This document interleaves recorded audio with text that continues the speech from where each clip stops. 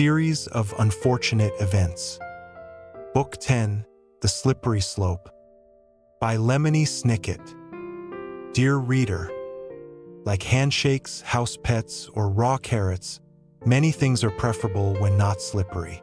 Unfortunately, in this miserable volume, I am afraid that Violet, Klaus, and Sonny Baudelaire run into more than their fair share of slipperiness during their harrowing journey up and down a range of strange and distressing mountains. In order to spare you any further repulsion, it would be best not to mention any of the unpleasant details of the story, particularly a secret message, a toboggan, a deceitful trap, a swarm of snow gnats, a scheming villain, a troupe of organized youngsters, a covered casserole dish, and a surprising survivor of a terrible fire. Unfortunately, I have dedicated my life to researching and recording the sad tale of the Baudelaire orphans. There is no reason for you to dedicate yourself to such things, and you might instead dedicate yourself to letting this slippery book slip from your hands into a nearby trash receptacle or deep pit. With all due respect, Lemony Snicket. For Beatrice, when we met, you were pretty and I was lonely. Now I am pretty lonely. Chapter 1. A man of my acquaintance once wrote a poem called The Road Less Traveled, describing a journey he took through the woods along a path most travelers never used. The poet found that the road less traveled was peaceful but quite lonely, and he was probably a bit nervous as he went along, because if anything happened on the road less traveled, the other travelers would be on the road more frequently traveled and so couldn't hear him as he cried for help. Sure enough, that poet is now dead. Like a dead poet, this book can be said to be on the road less traveled, because it begins with the three Baudelaire children on a path leading through the Mortmain Mountains, which is not a popular destination for travelers, and it ends in the churning waters of the stricken stream, which few travelers even go near. But this book is also on the road less traveled, because unlike books most people prefer, which provide comforting and entertaining tales about charming people and talking animals, the tale you are reading now is nothing but distressing and unnerving, and the people unfortunate enough to be in the story are far more desperate and frantic than charming, and I would prefer to not speak about the animals at all. For that reason, I can no more suggest the reading of this woeful book than I can recommend wandering around the woods by yourself, because like the road less traveled, this book is likely to make you feel lonely, miserable, and in need of help.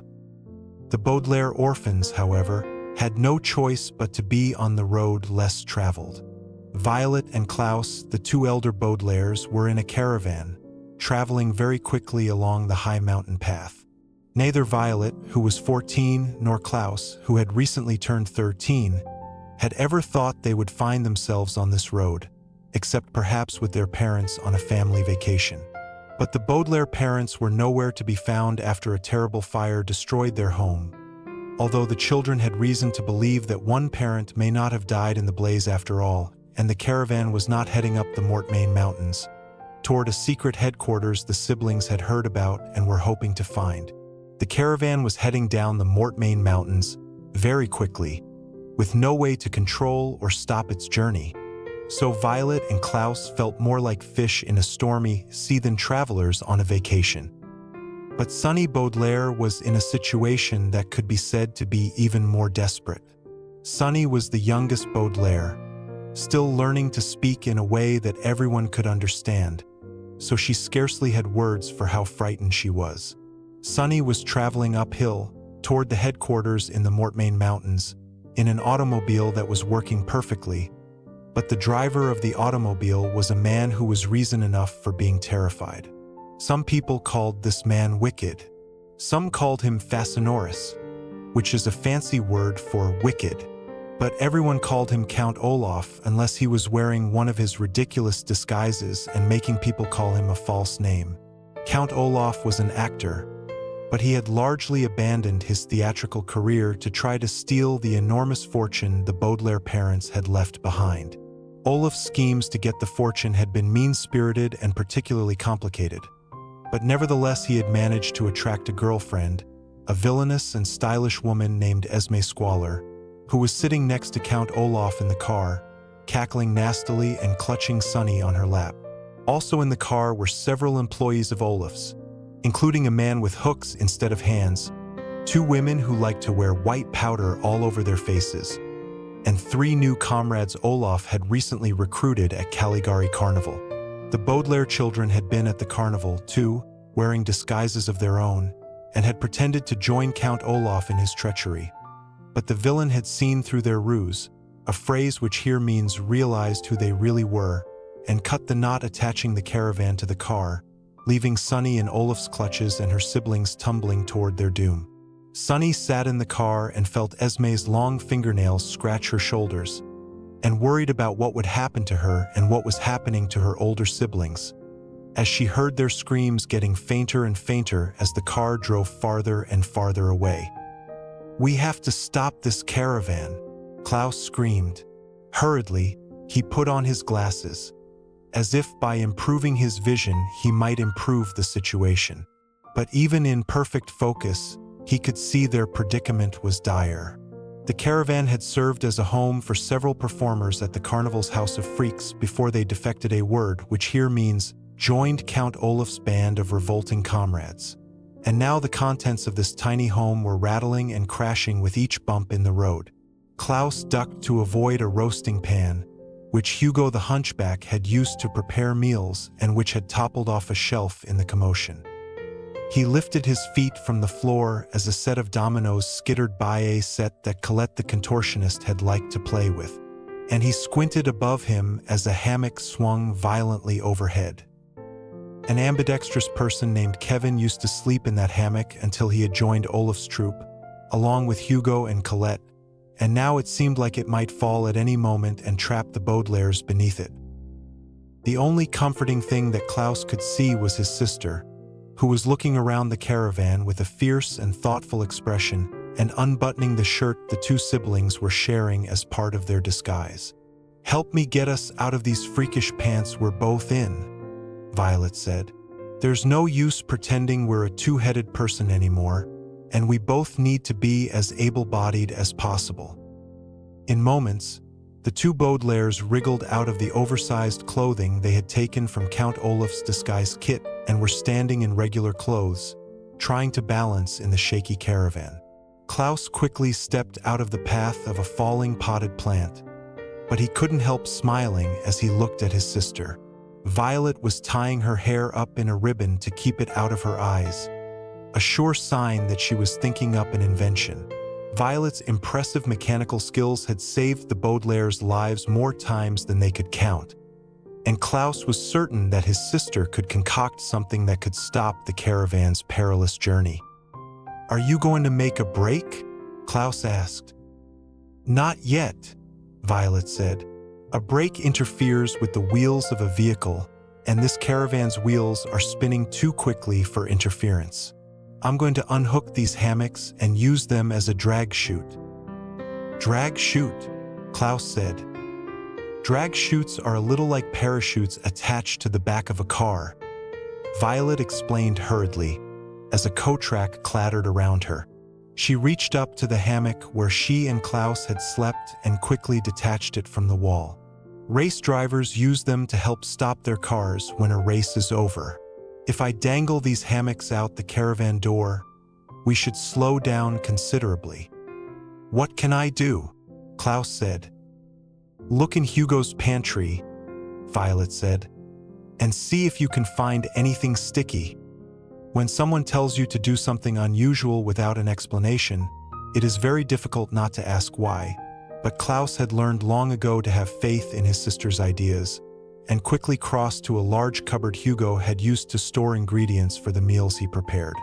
The door of the cupboard was swinging back and forth as if a ghost were fighting with it, but most of the items were still rattling around inside. Klaus looked at the cupboard and thought of his baby sister, who was getting farther and farther away from him. Even though Sunny was still quite young, she had recently shown an interest in cooking, and Klaus remembered how she had made up her own hot chocolate recipe and helped prepare a delicious soup the entire caravan had enjoyed. Klaus held the cupboard door open and peered inside, and hoped that his sister would survive to develop her culinary skills. "Klaus," Violet said firmly, taking down another hammock and tying it to the first one.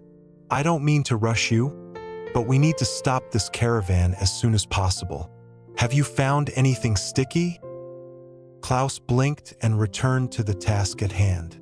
A ceramic pitcher rolled around his feet as he pushed through the bottles and jars of cooking materials.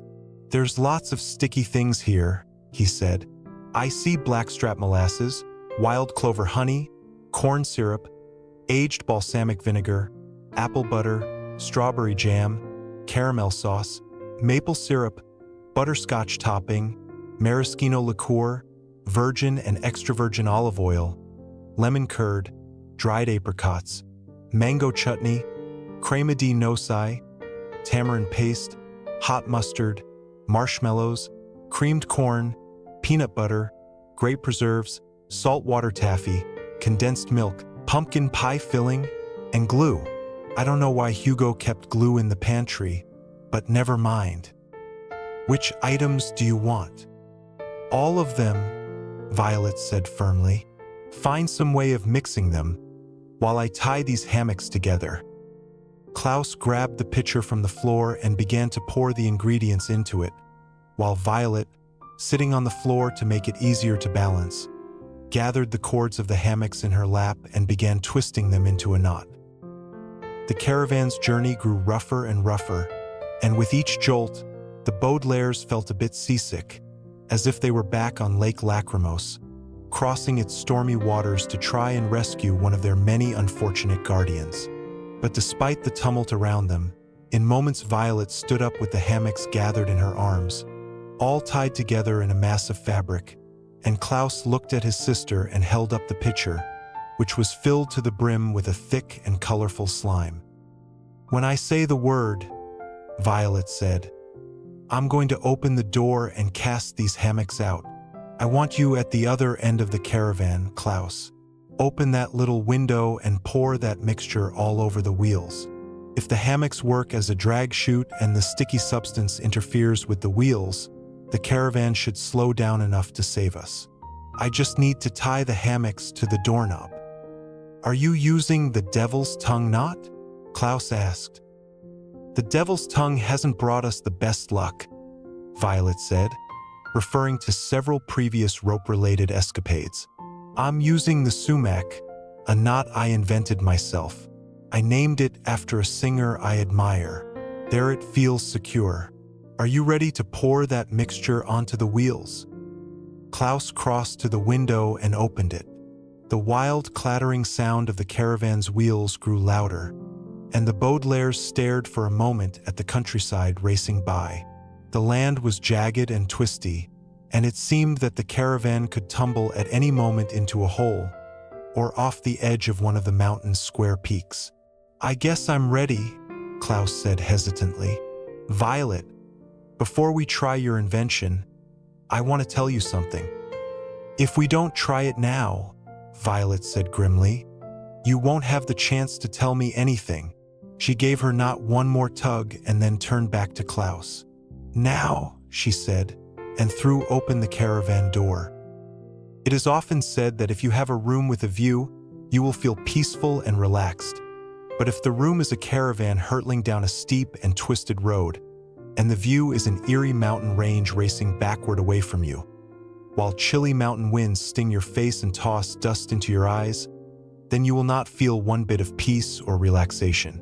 Instead, you will feel the horror and panic that the Baudelaires felt when Violet opened the door. For a moment, they could do nothing but stand still, feeling the wild tilting of the caravan, and looking up at the odd, square peaks of the Mortmain Mountains, and hearing the grinding of the caravan's wheels as they rolled over rocks and tree stumps. But then Violet shouted, "Now!" once more, and both siblings snapped into action.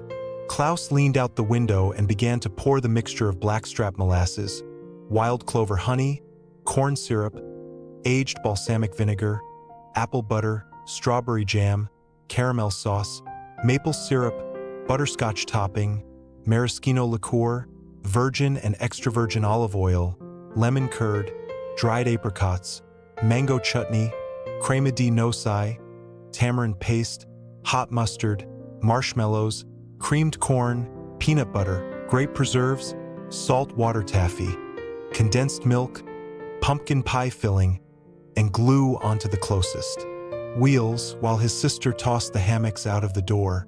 And if you have read anything of the Baudelaire orphans' lives, which I hope you have not, then you will not be surprised to read that Violet's invention worked perfectly. The hammocks immediately caught the rushing air and swelled out behind the caravan like enormous cloth balloons, which slowed the caravan down quite a bit, the way you would run much slower if you were dragging something behind you like a knapsack or a sheriff. The sticky mixture fell on the spinning wheels, which immediately began to move with less ferocity, the way you would run with less ferocity if you suddenly found yourself running in quicksand or through lasagna. The caravan slowed down, and the wheels spun less wildly, and within moments the two Baudelaires were traveling at a much more comfortable pace. "It's working," Klaus cried. "We're not done yet," Violet said, and walked over to a small table that had overturned in the confusion. When the Baudelaires were living at Caligari Carnival, the table had come in handy as a place to sit and make plans, but now in the Mortmain Mountains it would come in handy for a different reason. Violet dragged the table over to the open door. "Now that the wheels are slowing down," she said, "we can use this as a break." Klaus dumped the last of the mixture out of the pitcher and turned to his sister. "How?" he said, but Violet was already showing him how. Quickly she lay on the floor and, holding the table by its legs, dangled it out of the caravan so it dragged on the ground. Immediately there was a loud scraping sound, and the table began to shake roughly in Violet's hands. But she held fast, forcing the table to scrape against the rocky ground and slow the caravan down even more. The swaying of the caravan became gentler and gentler, and the fallen items owned by the carnival employees stopped crashing. And then, with one last whine, the wheels stopped altogether and everything was still. Violet leaned out of the door and stuck the table in front of one of the wheels so it couldn't start rolling again, and then stood up and looked at her brother. "We did it," Violet said. "You did it," Klaus said. "The entire plan was your idea." He put down the pitcher on the floor and wiped his hands on a fallen towel. "Don't put down that pitcher," Violet said, looking around the wreckage of the caravan. "We should gather up as many useful things as possible. We'll need to get this caravan moving uphill if we want to rescue Sonny." "And reach the headquarters," Klaus added. "Count Olaf has the map we found, but I remember that the headquarters are in the Valley of Four Drafts, near the source of the stricken stream. It'll be very cold there." "Well, there is plenty of clothing," Violet said, looking around. "Let's grab everything we can and organize it outside." Klaus nodded in agreement and picked up the pitcher again, along with several items of clothing that had fallen in a heap on top of a small hand mirror that belonged to Colette. Staggering from carrying so many things, he walked out of the caravan behind his sister, who was carrying a large bread knife, 3 heavy coats, and a ukulele that Hugo used to play sometimes on lazy afternoons. The floors of the caravan creaked as the Baudelaires stepped outside, into the misty and empty landscape, and realized how fortunate they had been. The caravan had stopped right at the edge of one of the odd, square peaks of the mountain range. The Mortmain Mountains looked like a staircase heading up into the clouds or down into a veil of thick, gray mist, and if the caravan had kept going in the same direction, the two Baudelaires would have toppled over the peak and fallen down through the mist to the next stair, far, far below.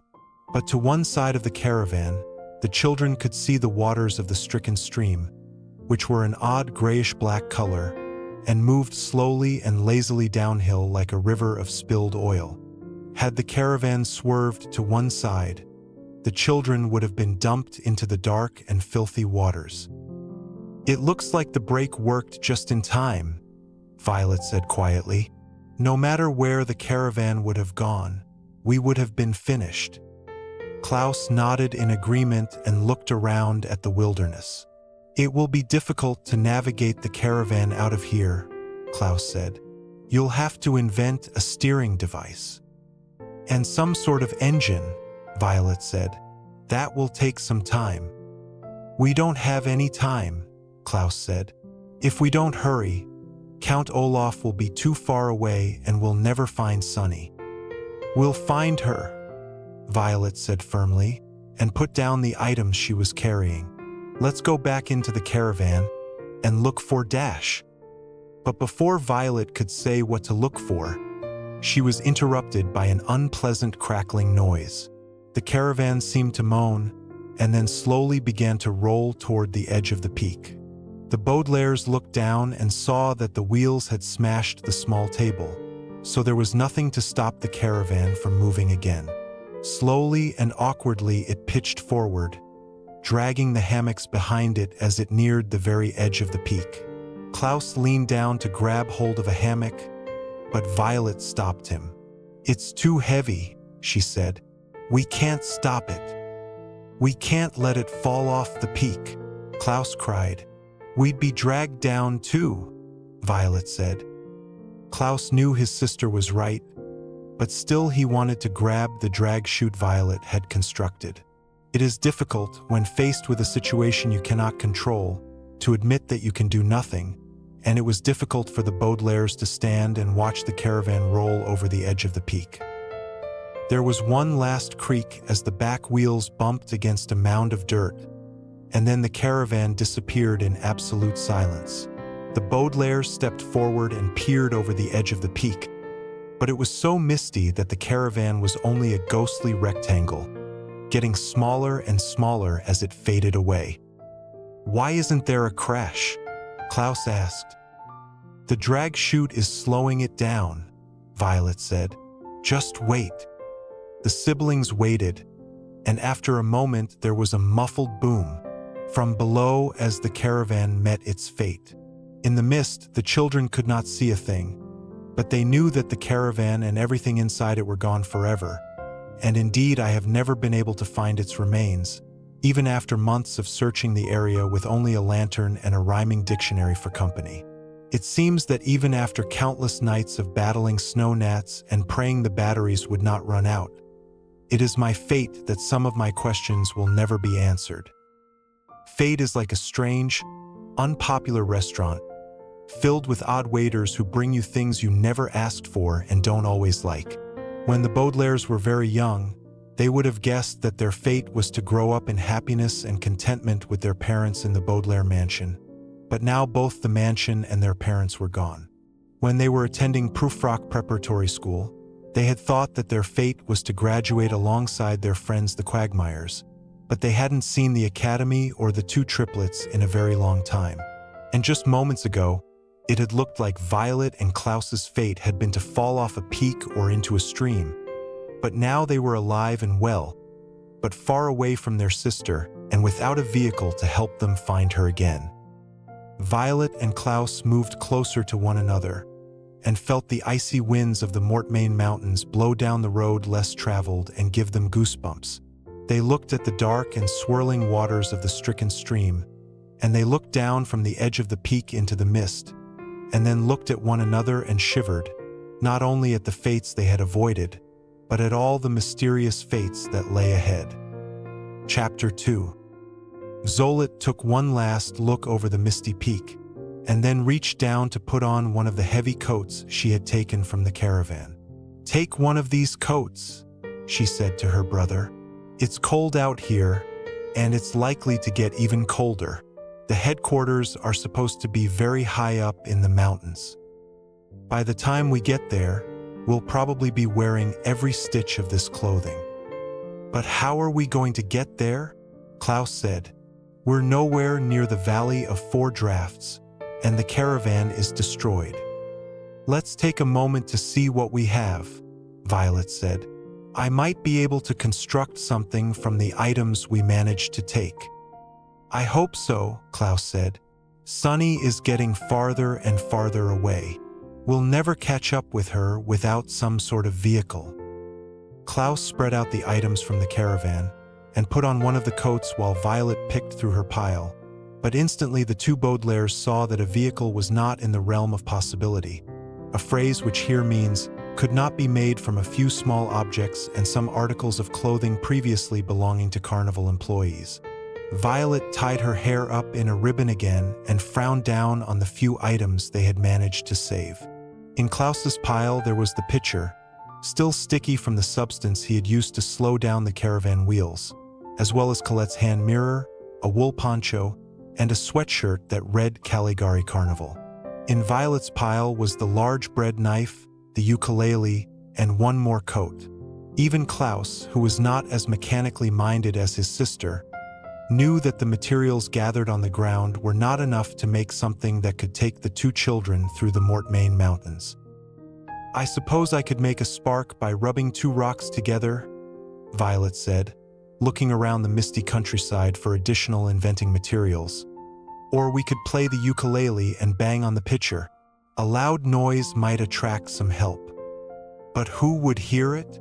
Klaus said, gazing at the gloomy mist. "We didn't see a sign of anyone else when we were in the caravan. The way through the Mortmain Mountains is like a poem I read once, about the road less traveled." "Did the poem have a happy ending?" Violet asked. "It was neither happy nor unhappy," Klaus said. "It was ambiguous. Well, let's gather up these materials and take them with us." "Take them with us?" Violet said. "We don't know where to go, and we don't know how to get there." "Sure we do," Klaus said. "The stricken stream starts at a source high in the mountains and winds its way down through the Valley of Four Drafts, where the headquarters are. It's probably not the quickest or easiest way to get there, but if we follow the stream up the mountains, it'll take us where we want to go." "But that could take days," Violet said. "We don't have a map, or any food or water for the journey, or tents or sleeping bags or any other camping equipment." "We can use all this clothing as blankets," Klaus said, "and we can sleep in any shelter we find." There were quite a few caves on the map that animals use for hibernation. The two Baudelaires looked at one another and shivered in the chilly breeze.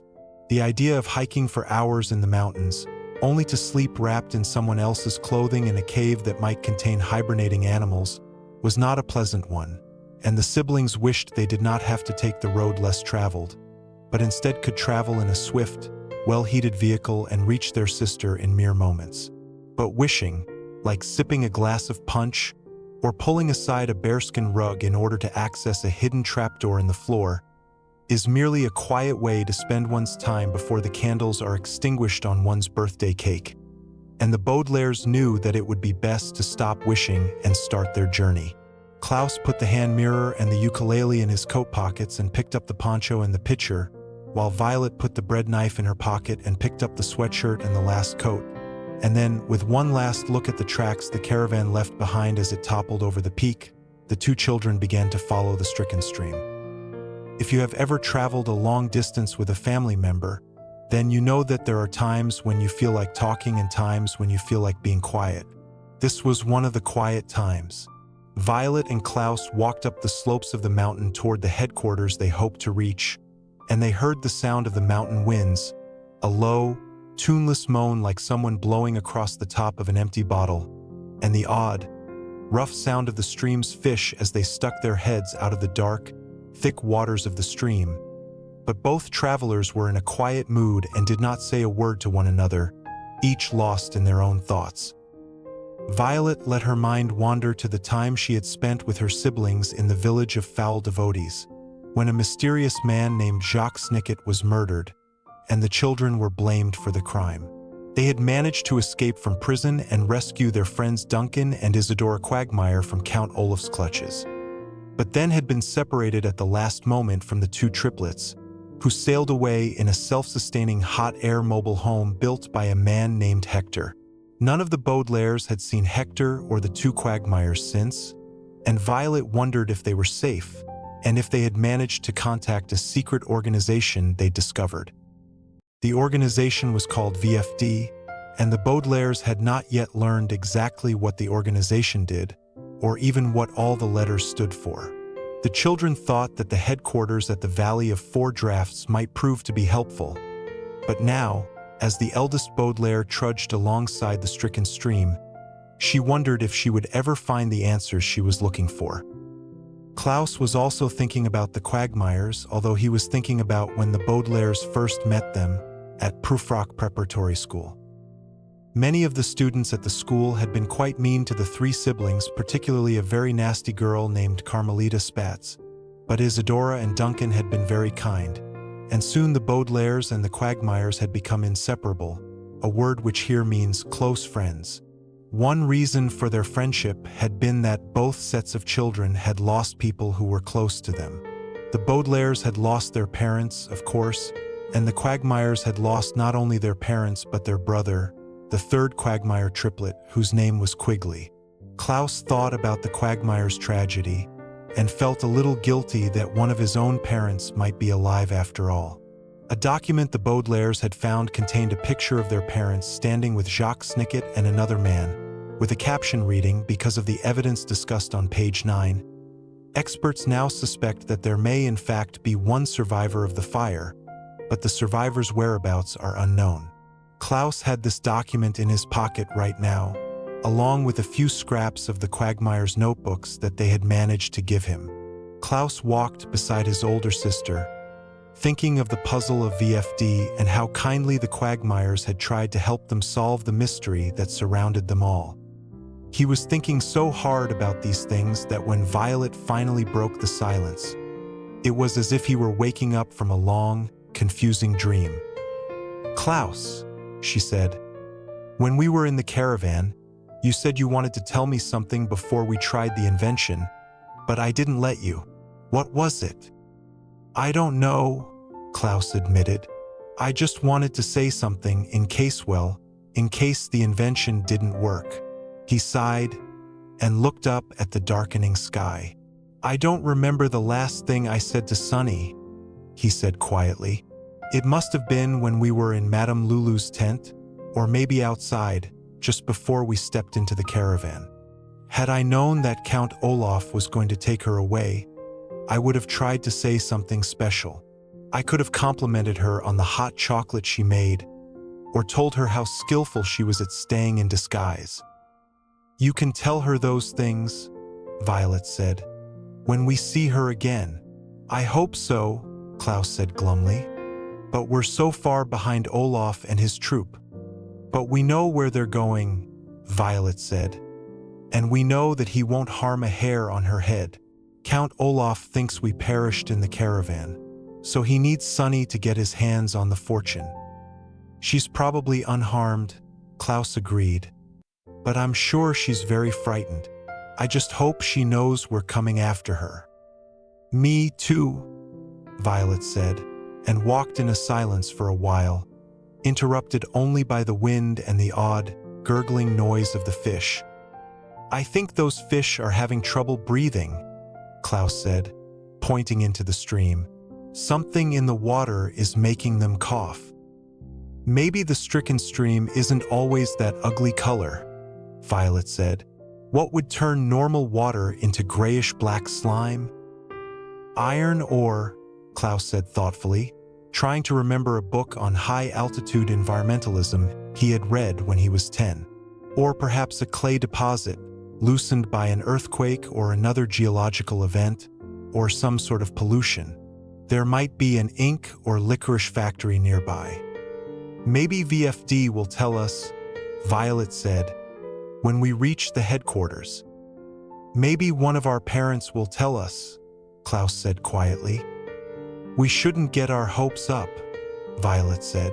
"Even if one of our parents really did survive the fire, and the V.F.D. headquarters really are at the Valley of Four Drafts, we still don't know that we will see them when we arrive." "I don't see the harm in getting our hopes up," Klaus said.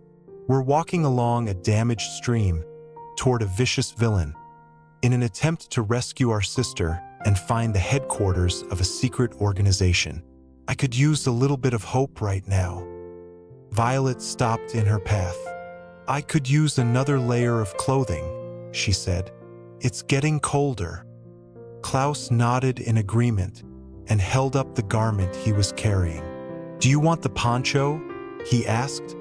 Or the sweatshirt? The poncho, if you don't mind, Violet said. After my experience in the House of Freaks, I don't wish to advertise the Caligari Carnival. Me neither, Klaus said, taking the lettered sweatshirt from his sister. I think I'll wear it inside out. Rather than take off their coats and expose themselves to the icy winds of the Mortmain Mountains, Klaus put on the inside-out sweatshirt over his coat, and Violet wore the poncho outside hers, where it hung awkwardly around her. The two elder Baudelaires looked at one another and had to smile at their ridiculous appearance. These are worse than the pinstripe suits Esme Squalor gave us, Violet said. Or those itchy sweaters we wore when we stayed with Mr. Poe, Klaus said, referring to a banker who was in charge of the Baudelaire fortune, with whom they had lost touch. But at least we'll keep warm. If it gets even colder, we can take turns wearing the extra coat. If one of our parents is at the headquarters, Violet said, he or she might not recognize us underneath all this clothing. We'll look like two large lumps.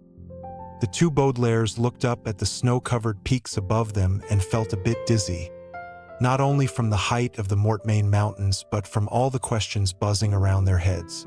Could they really reach the Valley of Four Drafts all by themselves? What would the headquarters look like? Would V.F.D be expecting the Baudelaires? Would Count Olaf have reached the headquarters ahead of them? Would they find Sonny? Would they find one of their parents? Violet and Klaus looked at one another in silence and shivered in their strange clothes, until finally Klaus broke the silence with one more question, which seemed the dizziest one of all. Which parent? He said. Do you think is the survivor? Violet opened her mouth to answer, but at that moment another question immediately occupied the minds of the elder Baudelaires. It is a dreadful question, and nearly everyone who has found themselves asking it has ended up wishing that they'd never brought up the subject. My brother asked the question once, and had nightmares about it for weeks. An associate of mine asked the question, and found himself falling through the air before he could hear the answer. It is a question I asked once, a very long time ago and in a very timid voice, and a woman replied by quickly putting a motorcycle helmet on her head and wrapping her body in a red silk cape. The question is, what in the world is that ominous-looking cloud of tiny, white buzzing objects coming toward us? And I'm sorry to tell you that the answer is a swarm of well-organized, ill-tempered insects known as snow gnats, who live in cold mountain areas and enjoy stinging people for no reason whatsoever. What in the world, Violet said, is that ominous-looking cloud of tiny, white buzzing objects coming toward us? Klaus looked in the direction his sister was pointing and frowned. I remember reading something in a book on mountainous insect life, he said, but I can't quite recall the details.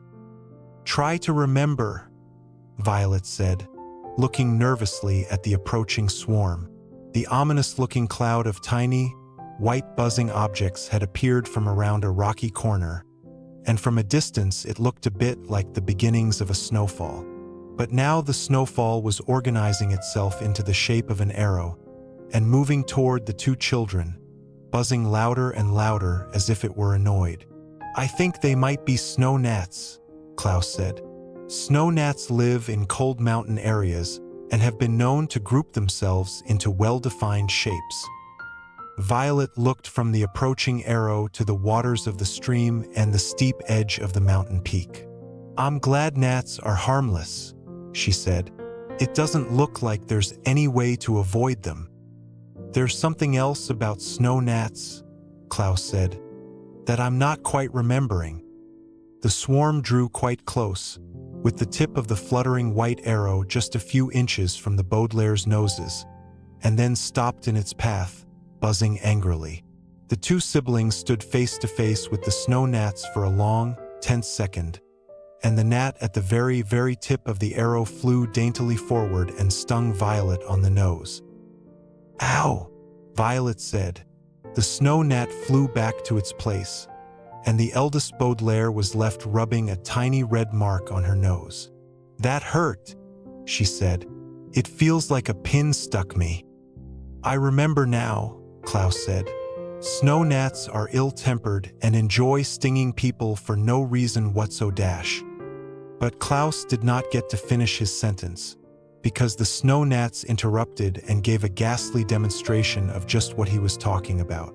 Curling lazily in the mountain winds, the arrow twisted and became a large buzzing circle, and the gnats began to spin around and around the two Baudelaires like a well-organized and ill-tempered hula hoop.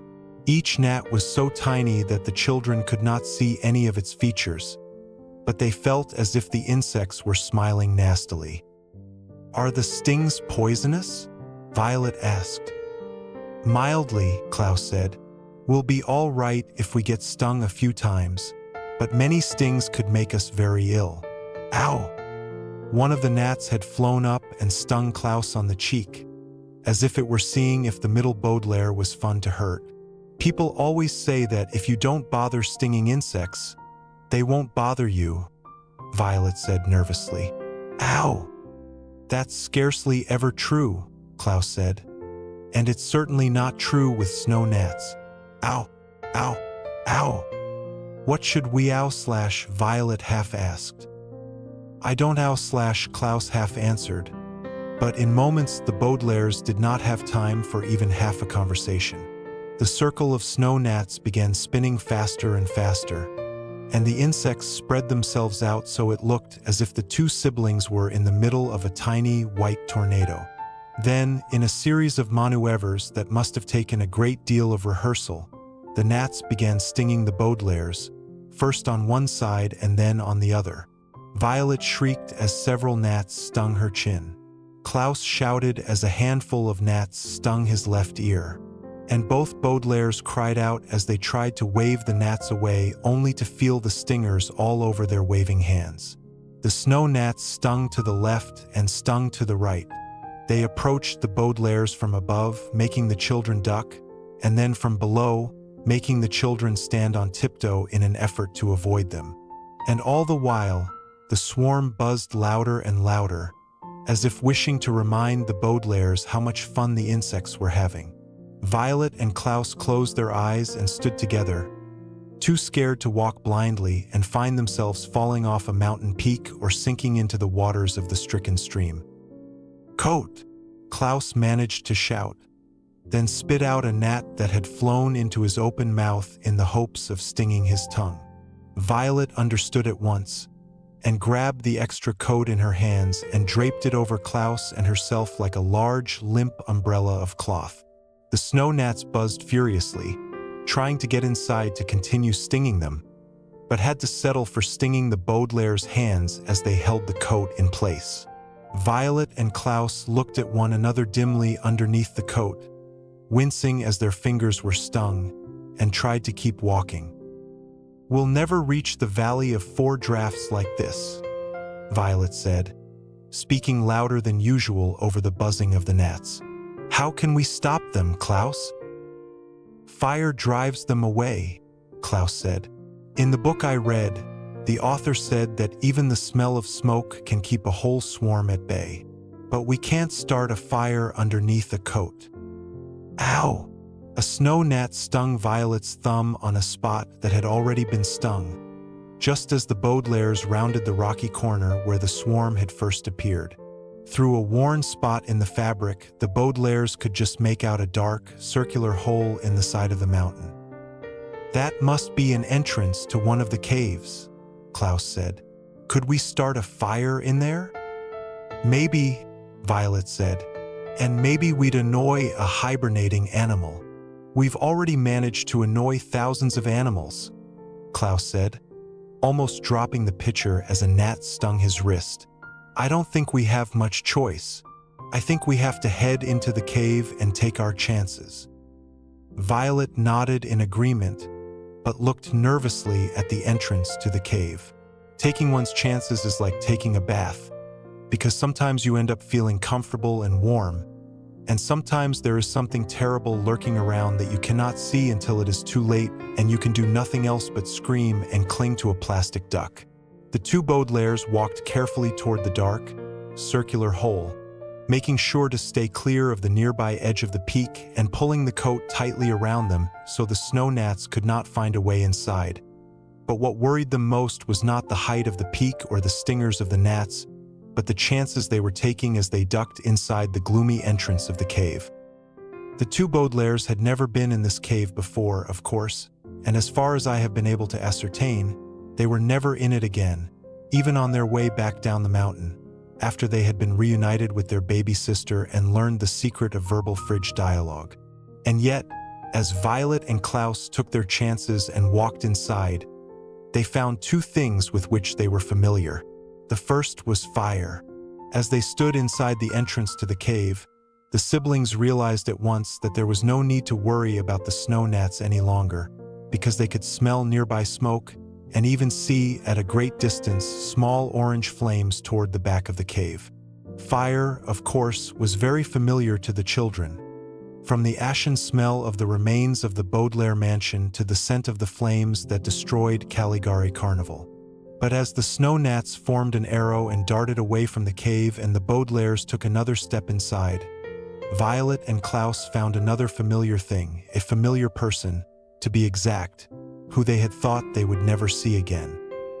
"Hey, you cake sniffers," said a voice from the back of the cave, and the sound was almost enough to make the two Baudelaires wish they had taken their chances someplace else.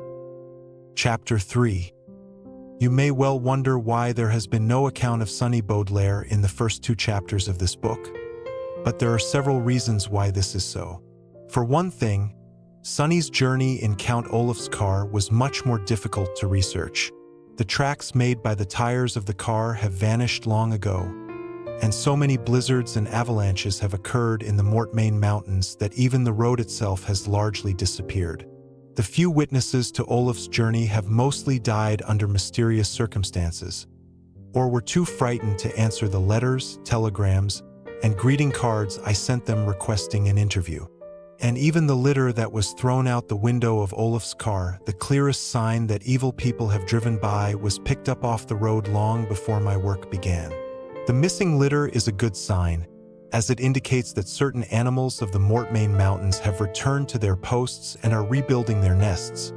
But it has made it very hard for me to write a complete account of Sonny's travels.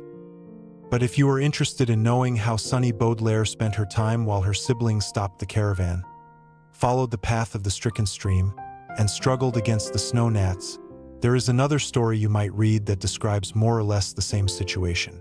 The story concerns a person named Cinderella. Cinderella was a young person who was placed in the care of various wicked people who teased her and forced her to do all the chores. Eventually, Cinderella was rescued by her fairy godmother, who magically created a special outfit for Cinderella to wear to a ball where she met a handsome prince, married him soon afterward, and lived happily ever after in a castle. If you substitute the name Cinderella with the name Sonny Baudelaire and eliminate the fairy godmother, the special outfit, the ball, the handsome prince, the marriage, and living happily ever after in a castle, you will have a clear idea of Sonny's predicament. "I wish the baby orphan would stop that irritating crying," Count Olaf said, wrinkling his one eyebrow as the car made another violent turn. "Nothing spoils a nice car trip like a whiny kidnapping victim.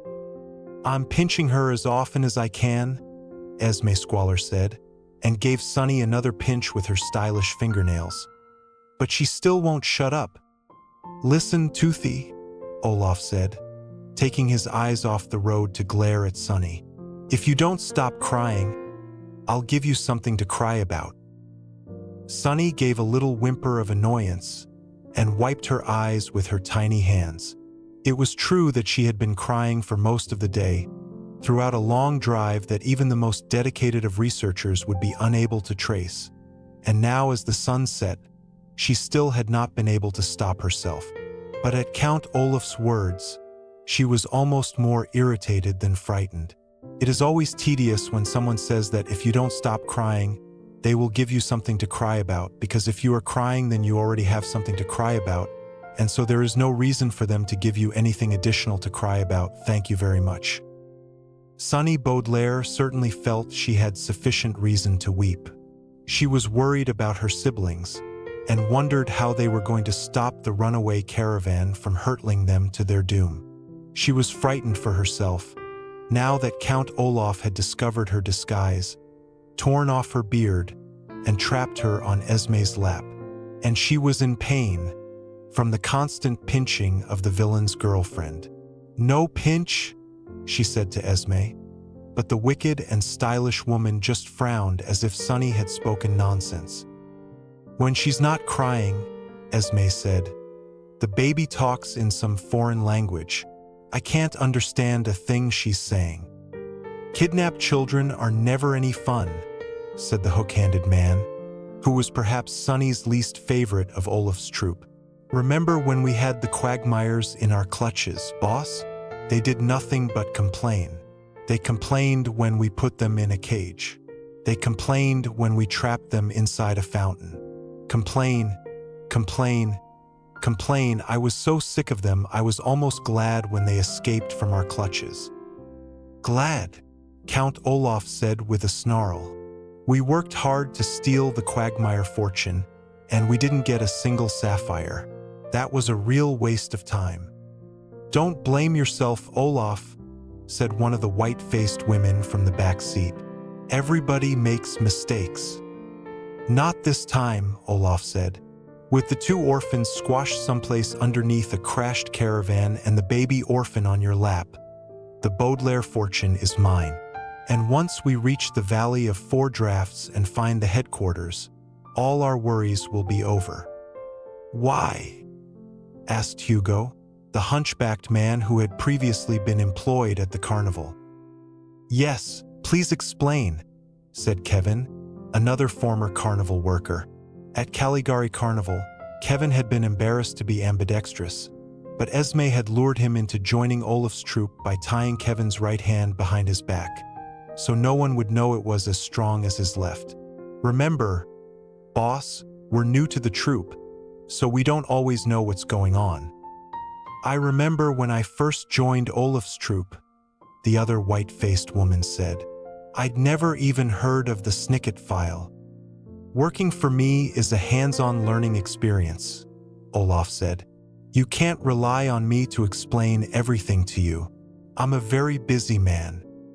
"I'll explain it, boss," said the hook-handed man.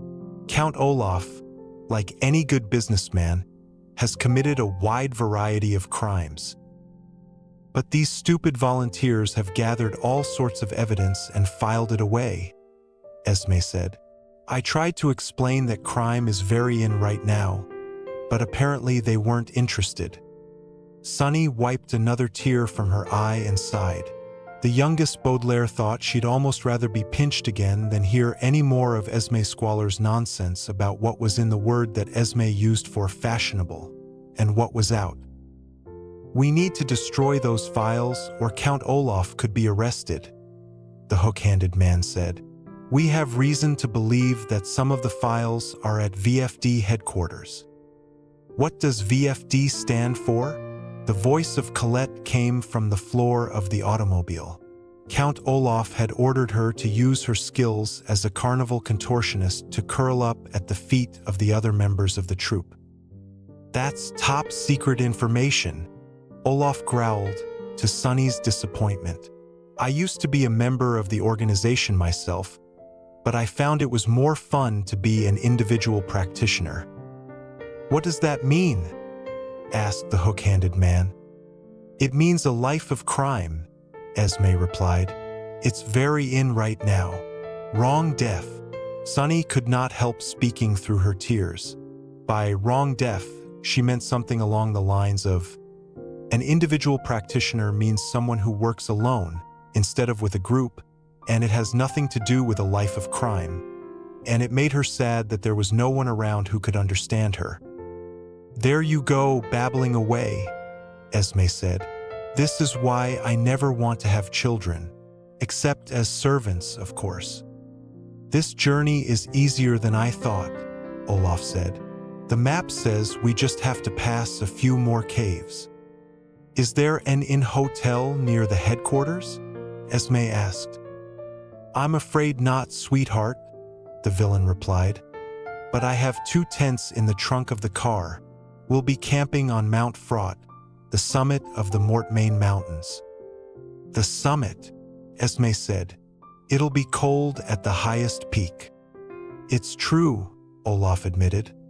But false spring is on its way, so before long it'll be a bit warmer. But what about tonight? Esme Squalor said. It is definitely not in for me to set up tents in the freezing cold. Count Olaf looked at his girlfriend and began to laugh, and Sonny could smell the foul breath of his nasty giggles. Don't be silly, the villain said finally. You're not going to set up the tents, Esme. You're going to stay nice and toasty in the car. The buck-toothed baby will set up the tents for us. Now Olaf's entire troop laughed, and the car filled with the stench of so many villains' bad breath. Sonny felt a few more tears roll down her face and turned to the window so no one would see. The car's windows were very dirty, but the youngest Baudelaire could see the strange, square peaks of the Mortmain Mountains and the dark waters of the stricken stream. By now the car had driven so high up in the mountains that the stream was mostly ice, and Sonny looked at the wide stripe of frozen blackness and wondered where her siblings were, and if they were coming to rescue her. She remembered the other time she had been in Count Olaf's clutches, when the villain had tied her up, locked her in a cage and dangled her outside his tower room as part of one of his schemes. It had been an absolutely terrifying experience for the youngest Baudelaire, and she often still had nightmares about the creaking of the cage and the distant sight of her 2 siblings looking up at her from Count Olaf's backyard. But Violet had built a grappling hook to rescue her, and Klaus had done some important legal research to defeat Olaf's scheme. As the car took Sonny farther and farther away from her siblings, and she stared out at the lonesome terrain, she knew that they could save her again. How long will we stay on Mount Fraught? Hugo asked. Until I say so, of course, Count Olaf replied. You'll soon find out that much of this job involves a lot of waiting around, the hook-handed man said. I usually keep something around to help pass the time, like a deck of cards or a large rock. It can be dull, admitted one of the white-faced women, and it can be dangerous. Several of our comrades have recently suffered terrible fates. It was worth it, Count Olaf said nonchalantly, a word which here means, in a tone of voice that indicated he didn't care one bit about his deceased employees. Sometimes a few people need to die in fires or get eaten by lions, if it's all for the greater good. What's the greater good? Asked Colette. Money, Esme cried in greedy glee. Money and personal satisfaction, and we're going to get both of those things out of this whimpering baby on my lap. Once we have our hands on the Baudelaire fortune, we'll have enough money to live a life of luxury and plan several more treacherous schemes. The entire troop cheered, and Count Olaf gave Sonny a filthy grin, but did not say anything more as the car raced up a steep, bumpy hill, and at last screeched to a halt, just as the last rays of the sun faded into the evening sky. We're here at last, Count Olaf said, and handed the car keys to Sonny. Get out, baby orphan. Unload everything from the trunk and set up the tents. And bring us some potato chips, Esme said, so we'll have something in to eat while we wait. Esme opened the door of the car, placed Sonny on the frozen ground, and slammed the door shut again. Instantly, the chilly mountain air surrounded the youngest Baudelaire and made her shiver. It was so bitterly cold at the highest peak of the Mortmain Mountains that her tears froze in their tracks, forming a tiny mask of ice all over her face. Unsteadily, Sonny rose to her feet and walked to the back of the car. She was tempted to keep walking and escape from Olaf while he waited in the car with his troop. But where could she go? Sunny looked around at her surroundings and could not see a place where a baby would be safe by herself. The summit of Mount Fraught was a small, flat square, and as Sunny walked to the trunk of the car, she gazed off each edge of the square, feeling a bit dizzy from the great height. From 3 of the edges, she could see the square and misty peaks of some of the other mountains, most of which were covered in snow, and twisting through the peaks were the strange, black waters of the stricken stream and the rocky path that the car had driven along. But from the 4th side of the square peak, Sunny saw something so strange it took her a moment to figure out what it was. Extending from the highest peak in the Mortmain Mountains was a glittering white strip, like an enormous piece of shiny paper folded downward, or the wing of some tremendous bird. Sunny watched the very last rays of the sunset reflect off this enormous surface and slowly realized what it was: the source of the stricken stream. Like many streams, the stricken stream originated within the rocks of the mountains, and in the warmer season, Sunny could see that it cascaded down from the highest peak in an enormous waterfall. But this was not a warm time of year, and just as Sunny's tears had frozen on her face, the waterfall had frozen solid into a long, slippery slope that disappeared into the darkness below. It was such an eerie sight that it took Sunny a moment to wonder why the ice was white, instead of black like the waters of the stricken stream. Honk! A loud blast from Count Olaf's horn made Sunny remember what she was supposed to be doing, and she hurriedly opened the trunk and found a bag of potato chips, which she brought back to the car. "That took a very long time, orphan," said Olaf, rather than "thank you.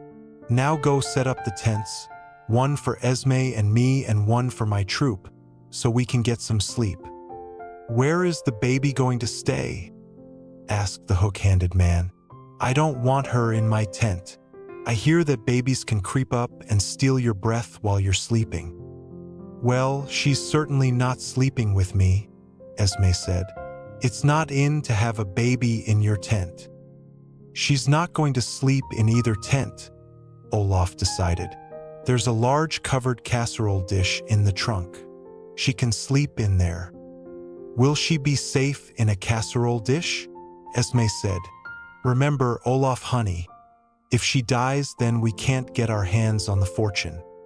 "There are a few holes in the top so she can breathe," Olaf said, "and the cover will protect her from the snow gnats." "Snow gnats?" asked Hugo. "Snow gnats are well-organized, ill-tempered insects," Count Olaf explained, "who live in cold mountain areas and enjoy stinging people for no reason whatsoever. I've always been fond of them." "Nonat," Sunny said, which meant, "I didn't notice any such insects outside." But no one paid any attention. "Won't she run away if no one's watching her?" asked Kevin. "She wouldn't dare," Count Olaf said. "And even if she tried to survive in the mountains by herself, we could see where she went. That's why we're staying here at the summit. We'll know if the brat escapes, or if anyone's coming after us, because we can see everything and everyone for miles and miles." "Eureka," Sunny said, before she could stop herself. She meant something along the lines of, "I've just realized something," but she had not meant to say it out loud. "Stop your babbling and get busy, you fanged brat," Esme Squalor said, and slammed the car door shut. Sunny could hear the laughing of the troupe and the crunching of potato chips as she walked slowly back to the trunk to find the tents. It is often quite frustrating to arrange all of the cloth and the poles so that a tent works correctly, which is why I have always preferred to stay in hotels or rented castles, which also have the added attractions of solid walls and maid service. Sunny, of course, had the extra disadvantages of trying to do it herself in the dark, when she was still fairly new at walking and was worried about her siblings. But the youngest Baudelaire had a history of performing Herculean tasks, a phrase which here means managing to do incredibly difficult things. As I'm sure you know, if you are ever forced to do something very difficult, it often helps to think of something inspiring to keep you going. When Sunny had engaged in a sword-and-tooth fight at Lucky Smell's lumber mill, for instance, She thought of how much she cared for her siblings, and it helped her defeat the evil Dr. Orwell. When Sunny climbed up an elevator shaft at 667 Dark Avenue, she had concentrated on her friends the Quagmires and how much she wanted to rescue them, and before too long she had reached the penthouse apartment. So, as Sunny dug a hole in the frozen ground with her teeth so the tent poles would stay in place, she thought of something that inspired her, and oddly enough it was something that Count Olaf had said about being able to see everything and everyone for miles and miles. As Sunny assembled the tents and gazed down every so often at the slippery slope of the frozen waterfall, she decided that she would not try to sneak away from Olaf and his troupe. She would not to try to sneak anywhere, because if you could see everything and everyone from Mount Fraught, that also meant everything and everyone, including Violet and Klaus Baudelaire, would be able to see her.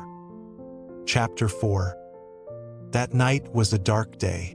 Of course, all nights are dark days, because night is simply a badly lit version of day, due to the fact that the earth travels around and around the sun, reminding everyone that it is time to get out of bed and start the day with a cup of coffee or a secret message folded up into a paper airplane that can sail out the barred window of a ranger station.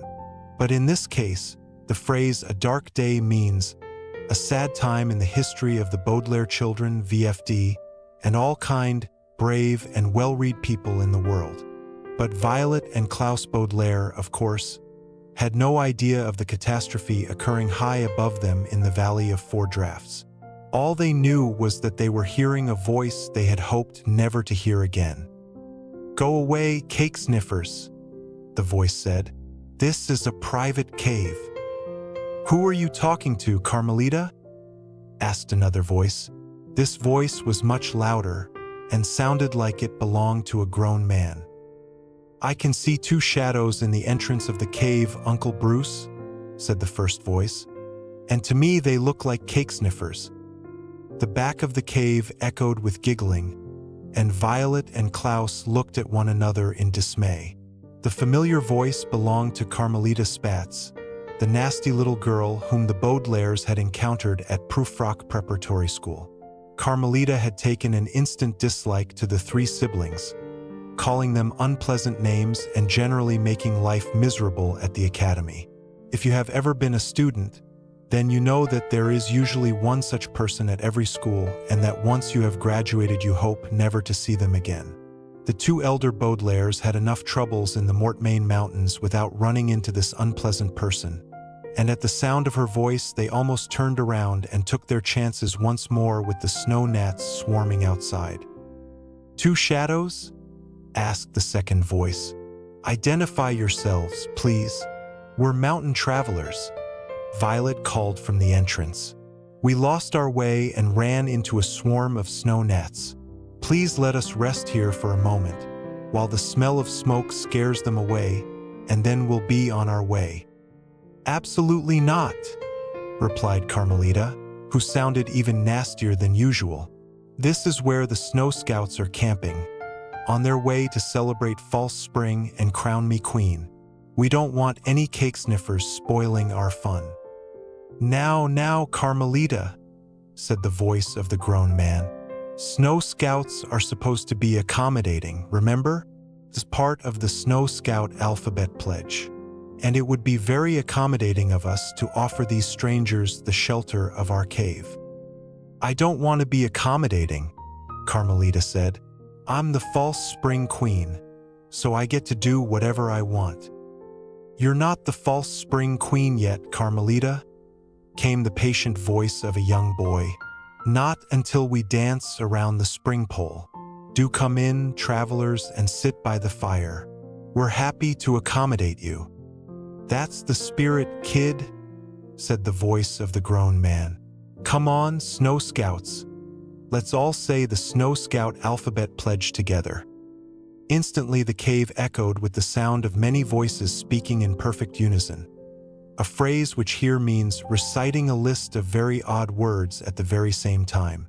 "Snow Scouts," recited the Snow Scouts, "are accommodating, basic, calm, darling, emblematic, frisky, grinning, human, innocent, jumping, kept, limited, meek, nap-loving, official, pretty, quarantined, recent, scheduled, tidy, understandable, victorious, wholesome, xylophone, young, and zippered every morning, every afternoon, every night, and all day long.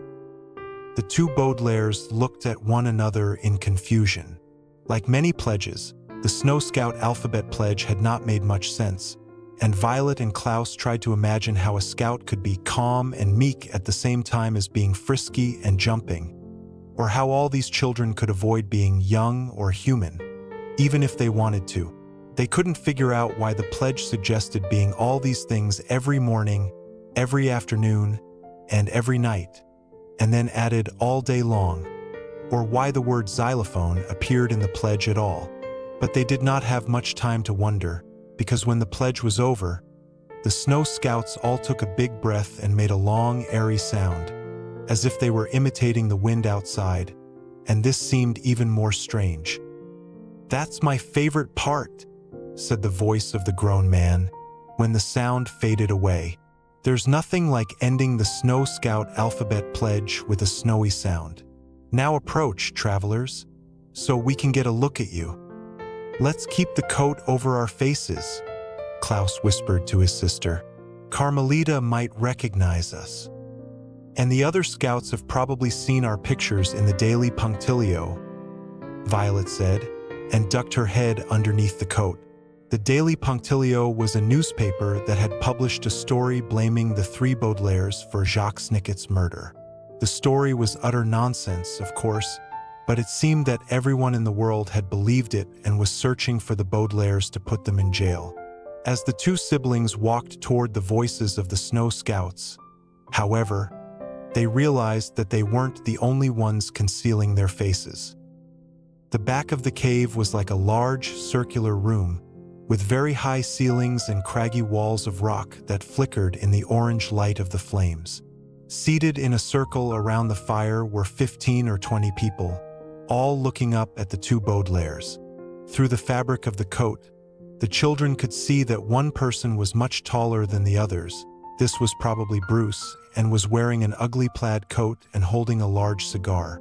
On the opposite side of the circle was someone wearing a thick wool sweater with several large pockets, and the rest of the Snow Scouts were wearing bright white uniforms with enormous zippers down the front and emblems of snowflakes, in all different sizes and shapes along the long, puffy sleeves. On the back of the uniforms, the Baudelaires could see the words of the Snow Scout alphabet pledge printed in large pink letters, and on the top of everyone's heads were white headbands with tiny plastic snowflakes sticking out of the top in all directions and the word BRR, written in icy script.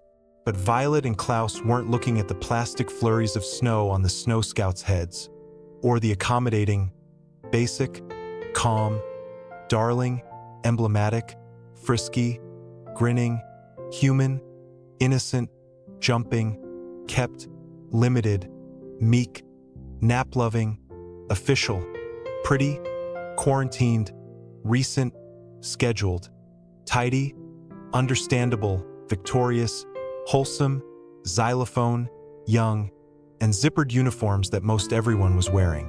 They were looking at the dark, round masks that were covering the scouts' faces.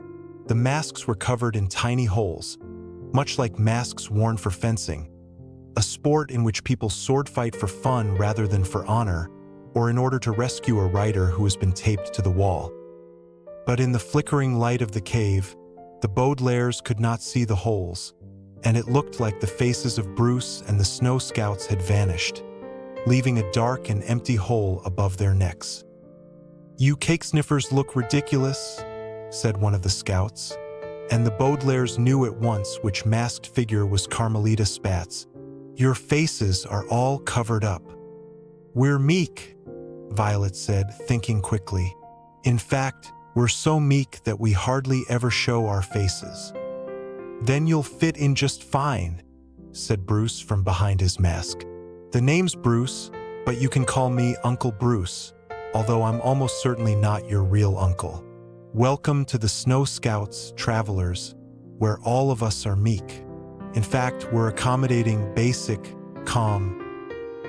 The other Snow Scouts all joined in the pledge, and the two elder Baudelaires stood through another rendition of the absurd list, while the scout in the sweater stood up and stepped toward them. "We have some spare masks over there," he murmured quietly, and gestured toward a large pile of equipment, stacked beside a very long wooden pole.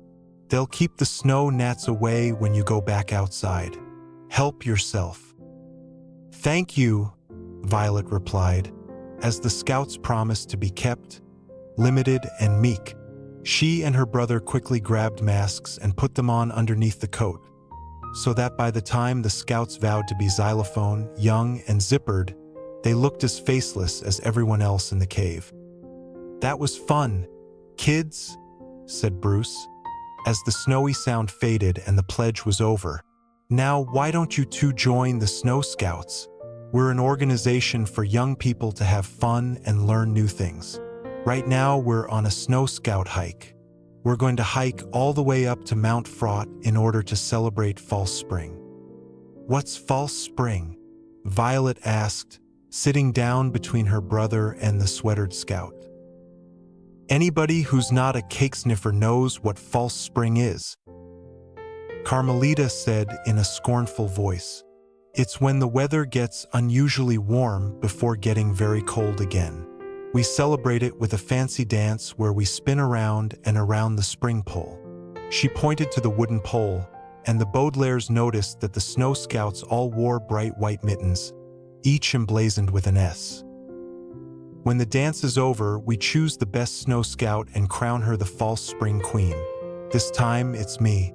In fact, it's always me." "That's because Uncle Bruce is really your uncle," said one of the other Snow Scouts. "No, it's not," Carmelita insisted.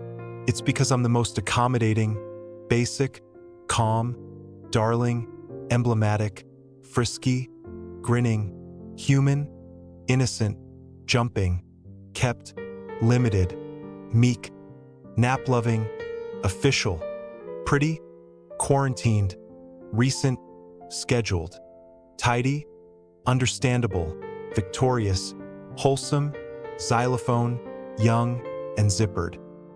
"How can anyone be xylophone?" Klaus couldn't help asking. "Xylophone isn't even an adjective." "Uncle Bruce couldn't think of another word that began with X," explained the sweatered Snow Scout, in a tone of voice indicating that he thought this wasn't a very good excuse. "How about xenial?" Klaus suggested. "It's a word that means dash." "You can't change the words of the Snow Scout alphabet pledge," Bruce interrupted, moving his cigar toward his face as if he were going to try to smoke it through the mask. "The whole point of the Snow Scouts is that you do the same thing over and over. We celebrate false spring over and over on Mount Fraught, at the source of the stricken stream. My niece Carmelita Spatz is false spring queen over and over. And over, we stop here in this cave for Snow Scout story time." "I read that the caves of the Mortmain Mountains contained hibernating animals," Klaus said. "Are you sure it's safe to stop here?" The Snow Scout, who was wearing a sweater instead of a uniform, turned his head quickly to the Baudelaires, as if he was going to speak, but Bruce answered first. "It's safe now, kid," he said.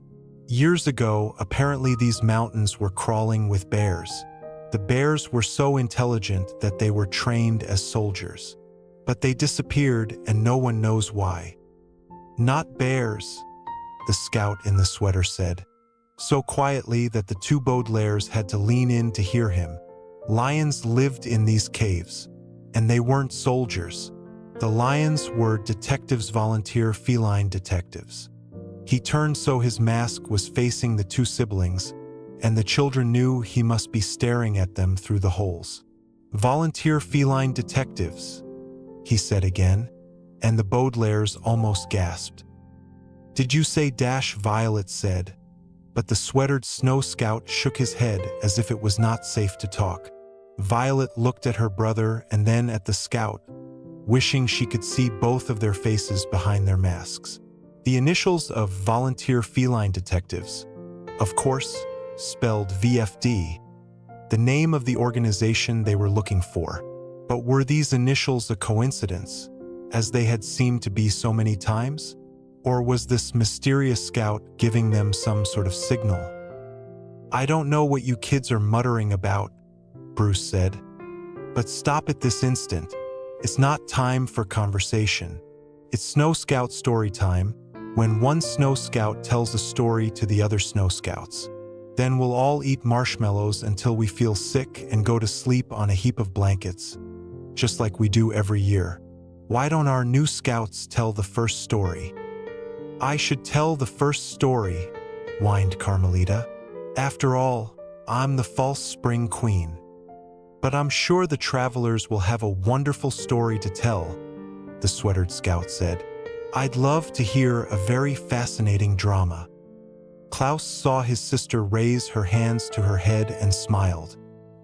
He knew Violet had instinctively begun to tie her hair up in a ribbon to help her think, but it was impossible to do so with a mask on. Both the Baudelaire minds were racing to figure out a way to communicate with this mysterious scout, and the children were so lost in thought that they scarcely heard Carmelita Spats insulting them. "Stop sitting around, cake sniffers," Carmelita said. "If you're going to tell us a story, get started." "I'm sorry for the delay," Violet said, choosing her words as carefully as she could. "We haven't had a very fun day, so it's difficult to think of a good story." "I didn't realize this was a sad occasion," said the sweatered scout. "Oh yes," Klaus said. "We've had nothing to eat all day except for some vinegar-flavored donuts." "And then there were the snow gnats," Violet said. "They behaved like violent frozen dragonflies." "When they form an arrow," Klaus said, "they're more like a voracious fierce dragon. Or a vain fat dictator, I imagine," the scout in the sweater said, and gave the Baudelaires a masked nod as if he had received their message. "This is the most boring story I have ever heard," Carmelita Spats said. "Uncle Bruce, tell these two that they're both cake sniffers." "Well, it wouldn't be very accommodating to say so," Bruce said. "But I must admit that the story you were telling was a little dull, kids. When Snow Scouts tell stories, they skip everything boring and only tell the interesting parts. That way, the story can be as accommodating, basic, calm, darling, emblematic, frisky, grinning, human, innocent, jumping, kept, limited, meek, nap-loving, official, pretty, quarantined, recent, scheduled, tidy, understandable, victorious, wholesome, xylophone, young, and zippered as possible. I'll show these cake sniffers how to tell an interesting story, Carmelita said. Once upon a time, I woke up and looked in the mirror, and there I saw the prettiest, smartest, most darling girl in the whole wide world. I put on a lovely pink dress to make myself look even prettier, and I skipped off to school where my teacher told me I looked more adorable than anyone she had ever seen in her entire life, and she gave me a lollipop as a special present. At this point, I will take a page from someone's book, a phrase which here means adopt an idea used by somebody else. If, for instance, a man told you that the best way to write thank you notes is to reward yourself with a cookie every time you finished one, you might take a page from his book and have a plate of cookies nearby after your birthday or some other gift-giving occasion. If a girl told you that the best way to sneak out of the house late at night is to make sure everyone else is sound asleep, you might take a page from her book and mix a sleeping potion into everyone else's after-dinner coffee before climbing down the ivy that grows outside your bedroom window. And if you have been reading this miserable story, then the next time you find yourself in a similar situation, you might take a page from The Slippery Slope and use a combination of sticky substances and a drag chute to slow down a racing caravan, and then retrieve several articles of heavy clothing in order to protect yourself from the cold, and find a cave full of snow scouts gathered around a fire when the snow gnats begin to swarm. But I will be taking a page from Bruce's book, when he suggested that a storyteller only tell the interesting parts of the story and skip everything boring. Certainly the two elder Baudelaires wished they could skip this boring part of their own story, as they were very eager to leave the cave and resume their search for their sister. But Violet and Klaus knew that they shouldn't leave the cave until they could talk to the mysterious boy in the sweater, and that they couldn't talk to the mysterious boy in the sweater in front of Bruce and the other Snow Scouts, and so they sat by the fire as Carmelita Spatz talked on and on about how pretty and smart and darling she was and how everyone she met told her that she was unbelievably adorable. Although the Baudelaires had to sit through these tedious portions of their story, there is no reason for you to do so, and so I will skip ahead, past the tiresome details of Carmelita's endless story, and the senseless pledge that Bruce made everyone say several more times, and the all-marshmallow meal that the Scouts shared with the two siblings. I will skip how irksome it was for Violet and Klaus to turn away from the Scouts, quickly lift their masks, and pop marshmallows into their mouths before covering their faces again so they would not be recognized. After their long, tiring journey, the children would have preferred a more substantial supper and a less complicated way of eating it. But the siblings could not skip these parts of their story, so they had to wait for the evening to pass and for all the other Snow Scouts to feel sick and arrange blankets into a large heap beside the spring pole. Even when Bruce led the Snow Scouts in one more alphabet pledge as a way of saying goodnight, Violet and Klaus dared not get up and talk to the sweatered scout for fear of being overheard, and they had to wait for hours, too curious and anxious to sleep, as the fire died down and the cave echoed with the sounds of Snow Scout snoring. But I will take a page from the book of the Snow Scout leader and skip ahead to the next interesting thing that happened, which was very, very late at night, when so many interesting parts of stories happen and so many people miss them because they are asleep in their beds or hiding in the broom closet of a mustard factory, disguised as a dustpan to fool the night watchwoman. It was very late at night. In fact, one might say that it was the darkest part of this dark day, and it was so late that the Baudelaires had almost given up on staying awake, particularly after such an exhausting day. But just as the two siblings were beginning to fall asleep, they each felt a hand touch them on the shoulder, and they quickly sat up and found themselves looking into the masked face of the sweatered scout.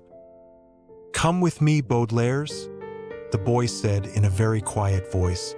"I know a shortcut to the headquarters." And this was an interesting part of the story indeed. Chapter 5.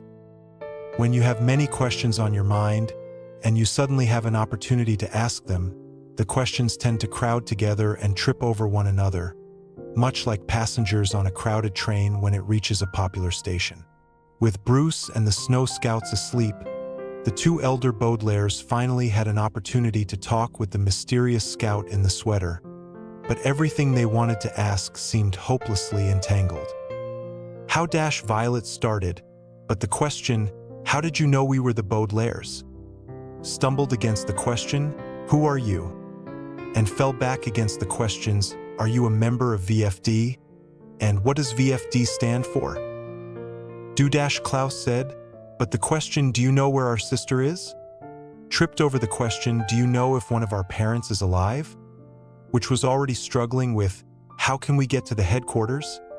and "Will my sisters and I ever find a safe place to live without constantly being threatened by Count Olaf and his troupe as they hatch plan after plan to steal the Baudelaire fortune?" Although the middle Baudelaire knew that his last question was unlikely to be answered at all. "I'm sure you have lots of questions," the boy whispered, "but we can't talk here. Bruce is a light sleeper, and he's caused V.F.D enough trouble already without learning another of our secrets. I promise all your questions will be answered, but first we've got to get to the headquarters. Come with me." Without another word, the sweatered scout turned around, and the Baudelaires saw he was wearing a backpack inscribed with an insignia they had seen at Caligari Carnival. At first glance, this insignia merely appeared to be an eye, but the children had discovered that if you looked closely you could see the initials V.F.D cleverly hidden in the drawing. The scout began to walk, and the two siblings got out of their blankets as quietly as they could and followed him. To their surprise, he did not lead them toward the cave entrance, but to the back of the cave, where the Snow Scouts' fire had been. Now it was nothing more than a pile of gray ashes, although it was still very warm, and the smell of smoke was still in the air.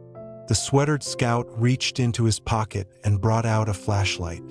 "I had to wait for the fire to die down before I showed you," he said, and with a nervous glance at the sleeping scouts, turned the flashlight on and shone it above them.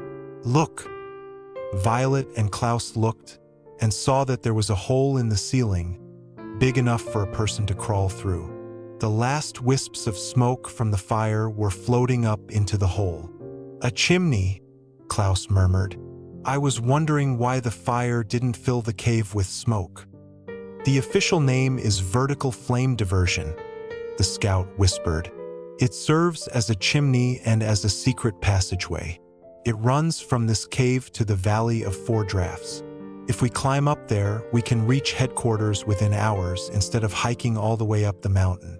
Years ago, there was a metal pole that ran down the center of the hole so people could slide down and hide in this cave in case of an emergency. The pole is gone now, but there should be carved toeholds in the sides to climb all the way up." He shone the flashlight on the cave wall, and sure enough, the Baudelaires could see 2 rows of small carved holes, perfect for sticking one's feet and hands into. "How do you know all this?" Violet asked. The scout looked at her for a moment, and it seemed to the Baudelaires that he was smiling behind his mask. "I read it," he said, "in a book called Remarkable Phenomena of the Mortmain Mountains." "That sounds familiar," Klaus said. "It should," the scout replied. "I borrowed it from Dr. Montgomery's library." Dr. Montgomery was one of the Baudelaire's first guardians, and at the mention of his name, Violet and Klaus found they had several more questions they wanted to ask. When Violet started. Why Klaus started. Carm another voice startled the Baudelaires and the scout, the voice of Bruce, waking up halfway at the sound of the conversation. All 3 children froze for a moment as Bruce turned over on his blanket and with a long sigh went back to sleep. "We'll talk when we reach the headquarters," the scout whispered. "The vertical flame diversion is very echoey, so we'll have to be absolutely silent as we climb, or the echoing noise will alert Bruce and the snow scouts. It'll be very dark inside, so you'll have to feel against the wall for the footholds, and the air will be smoky, but if you keep your masks on, they'll filter the air and make it easier to breathe. I'll go first and lead the way. Are you ready?" Violet and Klaus turned toward one another. Even though they could not see each other's faces through the masks, both siblings knew that they were not at all ready. Following a complete stranger into a secret passageway through the center of the mountains, toward a headquarters they could not even be sure existed, did not seem like a very safe thing to do. The last time they had agreed to take a risky journey, their baby sister had been snatched away from them. What would happen this time, when they were all alone with a mysterious masked figure in a dark and smoky hole? "I know it must be hard to trust me, Baudelaires," said the sweatered scout. "After so many people have done you wrong.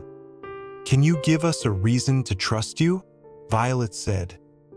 The scout looked down for a moment, and then turned his mask to face both Baudelaires. "One of you mentioned the word xenial," he said, "when you were talking with Bruce about that silly pledge. Xenial is a word which refers to the giving of gifts to a stranger." "He's right," Klaus murmured to his sister. "I know that having a good vocabulary doesn't guarantee that I'm a good person," the boy said, "but it does mean I've read a great deal, and in my experience, well-read people are less likely to be evil." Violet and Klaus looked at one another through their masks. Neither of them were entirely convinced by what the masked scout had said. There are, of course, plenty of evil people who have read a great many books, and plenty of very kind people who seem to have found some other method of spending their time. But the Baudelaires knew that there was a kind of truth to the boy's statement, and they had to admit that they preferred to take their chances with a stranger who knew what the word xenial meant, rather than exiting the cave and trying to find the headquarters all by themselves. So the siblings turned back to the scout, nodded their masks, and followed him to the footholds in the wall. making sure they still had all the items from the caravan with them. The footholds were surprisingly easy to use, and in a short time the Baudelaires were following the mysterious scout into the dark and smoky entrance of the passageway. The vertical flame diversion that connected the Mortmain Mountain headquarters to this particular volunteer feline detective's cave was once one of the most heavily guarded secrets in the world. Anyone who wanted to use it had to correctly answer a series of questions concerning the force of gravity, the habits of carnivorous beasts, and the central themes of Russian novels, so very few people even knew the passageway's exact whereabouts. Until the two Baudelaire's journey, the passageway had not been used for many years, ever since one of my comrades removed the pole in order to use it in the construction of a submarine. So it would be accurate to say that the vertical flame diversion was a road less traveled, even less traveled than the path through the Mortmain Mountains on which this book began. While the elder Baudelaires had a very good reason to be on the road less traveled, as they were in a great hurry to reach the headquarters and rescue their sister from the clutches of Count Olaf, there is no reason whatsoever why you should be on the road less traveled and choose to read the rest of this woeful chapter, which describes their dark and smoky journey. The ashen air from the snow scout's fire was difficult to breathe, even through the masks, and Violet and Klaus had to struggle not to cough, knowing that the coughing sound would echo down the passageway and wake up Bruce. But there is no reason for you to struggle through my dismal description of this problem. A number of spiders had noticed the footholds were not being used lately, and had moved in and converted them into spider condominiums, but you are under no obligation to read what happens when spiders are suddenly woken up by the sudden appearance of a climbing foot in their new homes. And as the Baudelaires followed the scout farther and farther up, the strong freezing winds from the top of the mountain would rush through the passageway, and all three youngsters would cling to the footholds with their very lives, hoping that the wind would not blow them back down to the cave floor. But although the Baudelaires found it necessary to keep climbing through the rest of the dark day so they could reach the headquarters as quickly as possible, and I find it necessary to finish describing it so my account of the Baudelaire case is as accurate and as complete as possible, it is not necessary for you to finish reading the rest of this chapter so you can be as miserable as possible. My description of the Baudelaire's journey up through the road less traveled begins on the next page, but I beg you not to travel along with them. Instead, you may take a page from Bruce's book and skip ahead to chapter 6, and find my report on Sonny Baudelaire's Tribulations, a word which here means opportunities to eavesdrop while cooking for a theater troupe, with Count Olaf, or you may skip ahead to chapter 7, when the elder Baudelaires arrive at the site of the V.F.D headquarters and unmask the stranger who led them there, or you may take the road very frequently traveled and skip away from this book altogether, and find something better to do with your time besides finishing this unhappy tale and becoming a weary, weeping, and well-read person. The Baudelaire's journey up the vertical flame diversion was so dark and treacherous that it is not enough to write. The Baudelaire's journey up the vertical flame diversion was so dark and treacherous that it is not enough to write. The Baudelaire's journey up the vertical flame diversion was so dark and treacherous that it is not enough to write. The Baudelaire's journey up the vertical flame diversion was so dark and treacherous that it is not enough to write. The Baudelaire's journey up the vertical flame diversion was so dark and treacherous that it is not enough to write, my dear sister. I am taking a great risk in hiding a letter to you inside one of my books, but I am certain that even the most melancholy and well-read people in the world have found my account of the lives of the three Baudelaire children even more wretched than I had promised. And so this book will stay on the shelves of libraries, utterly ignored, waiting for you to open it and find this message. As an additional precaution, I placed a warning that the rest of this chapter contains a description of the Baudelaire's miserable journey up the vertical flame diversion. So anyone who has the courage to read such a description is probably brave enough to read my letter to you. I have at last learned the whereabouts of the evidence that will exonerate me. A phrase which here means prove to the authorities that it is Count Olaf, and not me, who has started so many fires. Your suggestion so many years ago at that picnic, that a tea set would be a handy place to hide anything important and small in the event of a dark day, has turned out to be correct. Incidentally, your other picnic suggestion, that a simple combination of sliced mango, black beans, and chopped celery mixed with black pepper, lime juice, and olive oil would make a delicious chilled salad also turned out to be correct. I am on my way now to the Valley of Four Drafts in order to continue my research on the Baudelaire case. I hope also to retrieve the aforementioned evidence at last. It is too late to restore my happiness, of course, but at least I can clear my name. From the site of V.F.D headquarters, I will head straight for the Hotel Denouement. I should arrive by, well, it wouldn't be wise to type the date, but it should be easy for you to remember Beatrice's birthday. Meet me at the hotel. Try to get us a room without ugly curtains. With all due respect, Lemony Snicket. P.S. If you substitute the chopped celery with hearts of palm, it is equally delicious. Chapter 6. In the very early hours of the morning, while the two elder Baudelaires struggled to find their footing as they climbed up the vertical flame diversion, and I sincerely hope that you did not read the description of that journey, the youngest Baudelaire found herself struggling with a different sort of footing altogether. Sunny had not enjoyed the long, cold night on Mount Fraught. If you have ever slept in a covered casserole dish on the highest peak of a mountain range, then you know that it is an uncomfortable place to lay one's head, even if you find a dish towel inside it that can serve as a blanket. All night long, the chilly mountain winds blew through the tiny holes inside the top of the cover, making it so cold inside the dish that Sunny's enormous teeth chattered all night, giving her tiny cuts on her lips and making such a loud noise that it was impossible to sleep. Finally, when the first rays of the morning sun shone through the holes and made it warm enough to doze, Count Olaf left his tent and kicked open the cover of the dish to begin ordering Sunny around. "Wake up, you dentist's nightmare," he cried. Sunny opened one exhausted eye and found herself staring at the villain's footing, particularly the tattoo on Olaf's left ankle, a sight that was enough to make her wish her eyes were still closed. Tattooed on Olaf's ankle was the image of an eye, and it seemed to Sunny that this eye had been watching the Baudelaires throughout all of their troubles, from the day on Briny Beach when they learned of the terrible fire that destroyed their home. Time after time, Count Olaf had tried to hide this eye so the authorities would not recognize him. So the children were always uncovering it from behind his ridiculous disguises, and the Baudelaires had begun seeing the eye in other places, such as at the office of an evil hypnotist, on the side of a carnival tent, on Esme Squalor's purse, and on a necklace owned by a mysterious fortune-teller.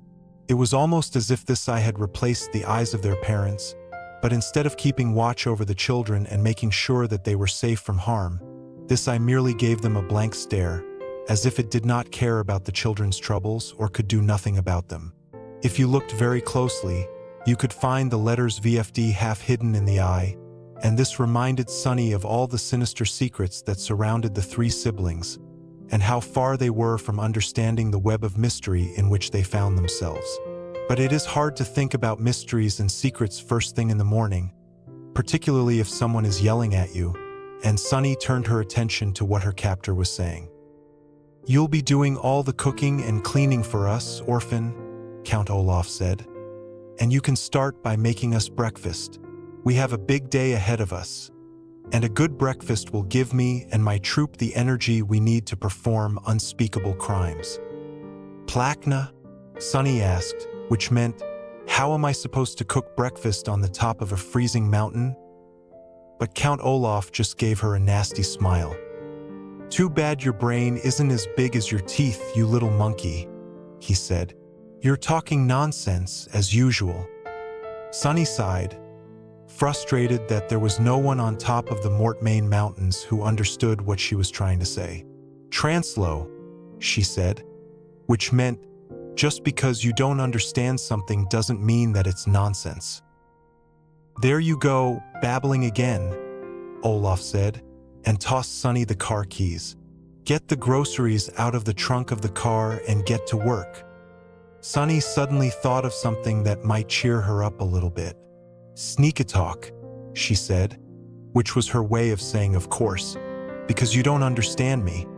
I can say anything I want to you, and you'll have no idea what I'm talking about. I'm getting quite tired of your ridiculous speech impediment, Count Olaf said. Brummel, Sonny said, which meant, in my opinion, you desperately need a bath, and your clothing is a shambles. Be quiet this instant, Olaf ordered. Bouchony, Sonny said, which meant something along the lines of, you're an evil man with no concern whatsoever for other people. Shut up, Count Olaf roared. Shut up and get cooking. Sonny got out of the casserole dish and stood up, looking down at the snowy ground so the villain would not see she was smiling. It is not nice to tease people, of course, but the youngest Baudelaire felt that it was all right to enjoy a joke at the expense of such a murderous and evil man, and she walked to Olaf's car with a spring in her step, a phrase which here means in a surprisingly cheerful manner considering she was in the clutches of a ruthless villain on top of a mountain so cold that even the nearby waterfall was frozen solid. But when Sonny Baudelaire opened the trunk of the car, her smile faded. Under normal circumstances, it is not safe to keep groceries in the trunk of a car for an extended period of time, because some foods will spoil without being refrigerated. But Sonny saw that the temperatures of the Mortmain Mountains had caused the groceries to become over-refrigerated. A thin layer of frost covered every item, and Sonny had to crawl inside and wipe the frost off with her bare hands to see what she might make for the troupe. There was a variety of well-chilled food that Olaf had stolen from the carnival, but none of it seemed like the makings of a good breakfast. There was a bag of coffee beans beneath a harpoon gun and a frozen hunk of spinach, but there was no way to grind the beans into tiny pieces to make coffee. Near a picnic basket and a large bag of mushrooms was a jug of orange juice, but it had been close to one of the bullet holes in the trunk, and so had frozen completely solid in the cold. And after Sonny moved aside 3 chunks of cold cheese, a large can of water chestnuts, and an eggplant as big as herself, she finally found a small jar of boysenberry jam and a loaf of bread she could use to make toast, although it was so cold it felt more like a log than a breakfast ingredient. Wake up! Sonny peeked out of the trunk and saw Count Olaf calling through the door of one of the tents she had assembled. Wake up and get dressed for breakfast. Can't we sleep 10 minutes more? Asked the whiny voice of the hook-handed man. I was having a lovely dream about sneezing without covering my nose and mouth, and giving everybody germs. Absolutely not, Olaf replied. I have lots of work for you to do. But Olaf, said Esme Squalor, emerging from the tent she had shared with Count Olaf. Her hair was in curlers and she was wearing a long robe and a pair of fuzzy slippers. I need a little while to choose what I'm going to wear. It's not in to burn down a headquarters without wearing a fashionable outfit. Sonny gasped in the trunk. She had known that Olaf was eager to reach the V.F.D headquarters as soon as possible, in order to get his hands on the rest of some crucial evidence, but it had not occurred to her that he would combine this evidence-grabbing with his usual pyromania, a word which here means a love of fire, usually the product of a deranged mind. I can't imagine why you need all this time, was Count Olaf's grumpy reply to his girlfriend. After all, I wear the same outfit for weeks at a time, except when I'm in disguise, and I look almost unbearably handsome. Well, I suppose you have a few minutes before breakfast is ready. Slow service is one of the disadvantages of having infants for slaves. Olaf strode over to the car and peered in at Sonny, who was still clutching the loaf of bread. Hurry up, big mouth, he growled at Sonny. I need a nice hot meal to take the chill out of the morning. Unfeezy, Sonny cried. By unfeezy she meant to make a hot meal without any electricity. I'd need a fire, and expecting a baby to start a fire all by herself on top of a snowy mountain is cruelly impossible and impossibly cruel. But Olaf merely frowned. Your baby talk is really beginning to annoy me, he said. Hygiene, Sonny said, to make herself feel better. She meant something along the lines of, additionally, you ought to be ashamed of yourself for wearing the same outfit for weeks at a time without washing. but Olaf merely scowled at her and walked back into his tent. Sunny looked at the cold ingredients and tried to think. Even if she had been old enough to start a fire by herself, Sunny had been nervous around flames since the fire that had destroyed the Baudelaire mansion. But as she thought of the fire that destroyed her own home, she remembered something her mother had told her once.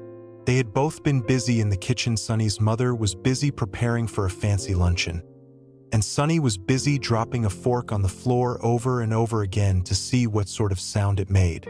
The luncheon was due to start any minute, and Sunny's mother was quickly mixing up a salad of sliced mango, black beans, and chopped celery mixed with black pepper, lime juice, and olive oil. "This isn't a very complicated recipe, Sunny," her mother had said. "But if I arrange the salad very nicely on fancy plates, people will think I've been cooking all day." Often, when cooking, the presentation of the food can be as important as the food itself. Thinking of what her mother had said, she opened the picnic basket in Olaf's trunk and found that it contained a set of elegant plates, each emblazoned with the familiar eye insignia, and a small tea set. Then she rolled up her sleeves, an expression which here means focused very hard on the task at hand, but did not actually roll up her sleeves because it was very cold on the highest peak of the Mortmain Mountains, and got to work as Count Olaf and his comrades started their day. "I'll use these blankets for a tablecloth," Sunny heard Olaf say in the tent, over the sound her own teeth were making. "Good idea," she heard Esme reply. "It's very in to dine al fresco." "What does that mean?" Olaf asked. "It means outside, of course," Esme explained. "It's fashionable to eat your meals in the fresh air." "I knew what it meant," Count Olaf replied. "I was just testing you." "Hey boss," Hugo called from the next tent. "Colette won't share the dental floss."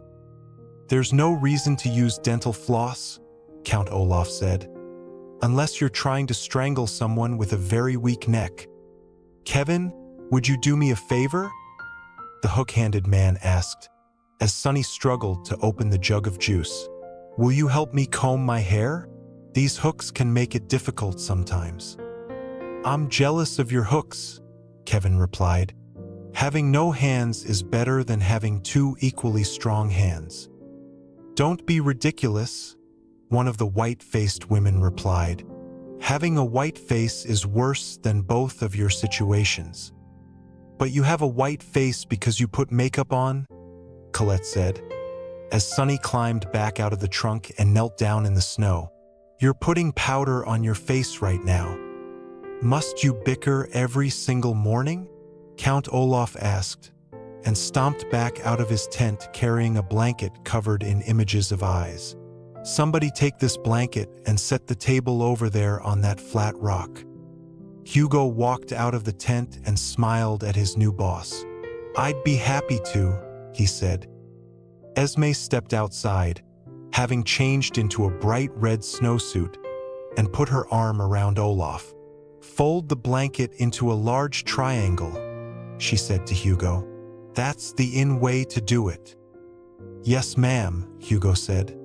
"And if you don't mind my saying so, that's a very handsome snowsuit you are wearing." The villainous girlfriend turned all the way around to show off her outfit from every angle.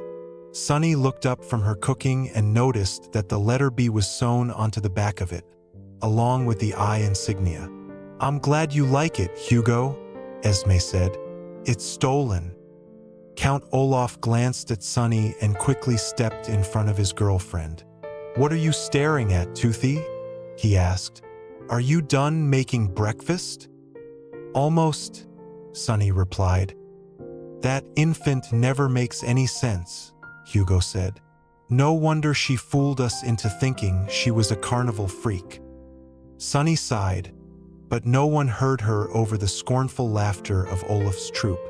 One by one, the villain's wretched employees emerged from the tent and strolled over to the flat rock where Hugo was laying out the blanket.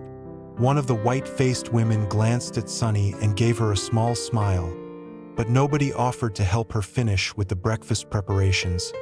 or even to set the table with the eye-patterned dishes.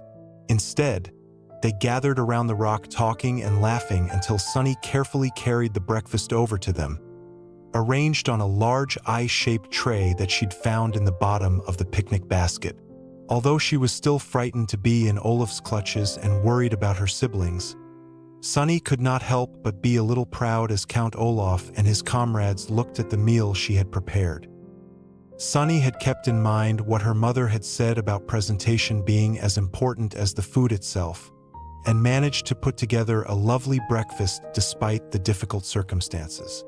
First, she had opened the jug of frozen orange juice and used a small spoon to chip away at the ice until she had a large heap of juice shavings, which she arranged into tiny piles on each plate to make orange granita, a cold and delicious concoction that is often served at fancy dinner parties and masked balls. Then, Sunny had rinsed her mouth out with melted snow so it would be as clean as possible, and chopped some of the coffee beans with her teeth. She placed a bit of the ground coffee inside each cup and combined it with more snow she had melted in her own hands to make iced coffee, a delicious beverage I first enjoyed when visiting Thailand to interview a taxi driver. Meanwhile, the youngest Baudelaire had put the chilled bread underneath her shirt to warm it up, and when it was warm enough to eat, she put one slice on each plate, and using a small spoon, spread some boysenberry jam on each piece of bread.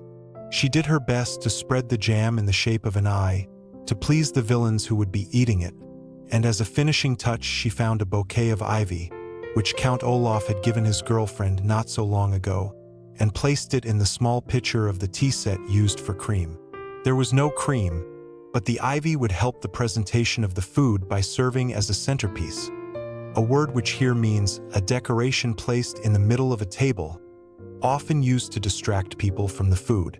Of course, orange granita and iced coffee are not often served at al fresco breakfasts on cold mountain peaks, and bread with jam is more traditionally prepared as toast, but without a source of heat or any other cooking equipment.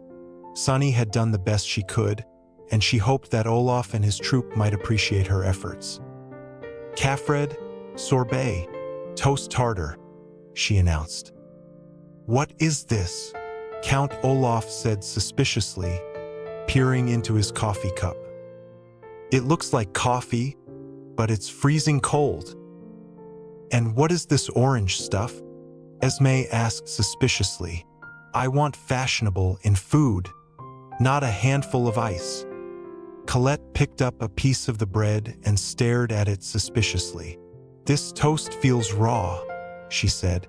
"Is it safe to eat raw toast?" "Of course not," Hugo said. "I bet that baby is trying to poison us." "Actually, the coffee isn't bad," one of the white-faced women said. "Even if it is a little bitter. Could someone pass the sugar, please?" "Sugar?" shrieked Count Olaf, erupting in anger. He stood up, grabbed one end of the blanket, and pulled as hard as he could, scattering all of Sunny's hard work. Food, beverages, and dishes fell everywhere, and Sunny had to duck to avoid getting hit on the head with a flying fork. "All the sugar in the world couldn't save this terrible breakfast," he roared, and then leaned down so that his shiny eyes stared right into Sunny's.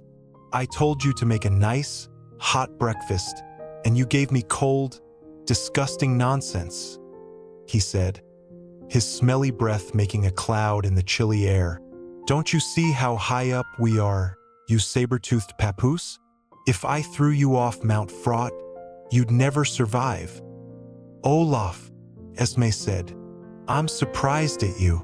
Surely you remember that we'll never get the Baudelaire fortune if we toss Sunny off the mountain. We have to keep Sunny alive for the greater good." Yes, Count Olaf said. "I remember. I'm not going to throw the orphan off the mountain. I just wanted to terrify her." He gave Sunny a cruel smirk, and then turned to the hook-handed man. "Walk over to that frozen waterfall," he said, "and crack a hole in the ice with your hook.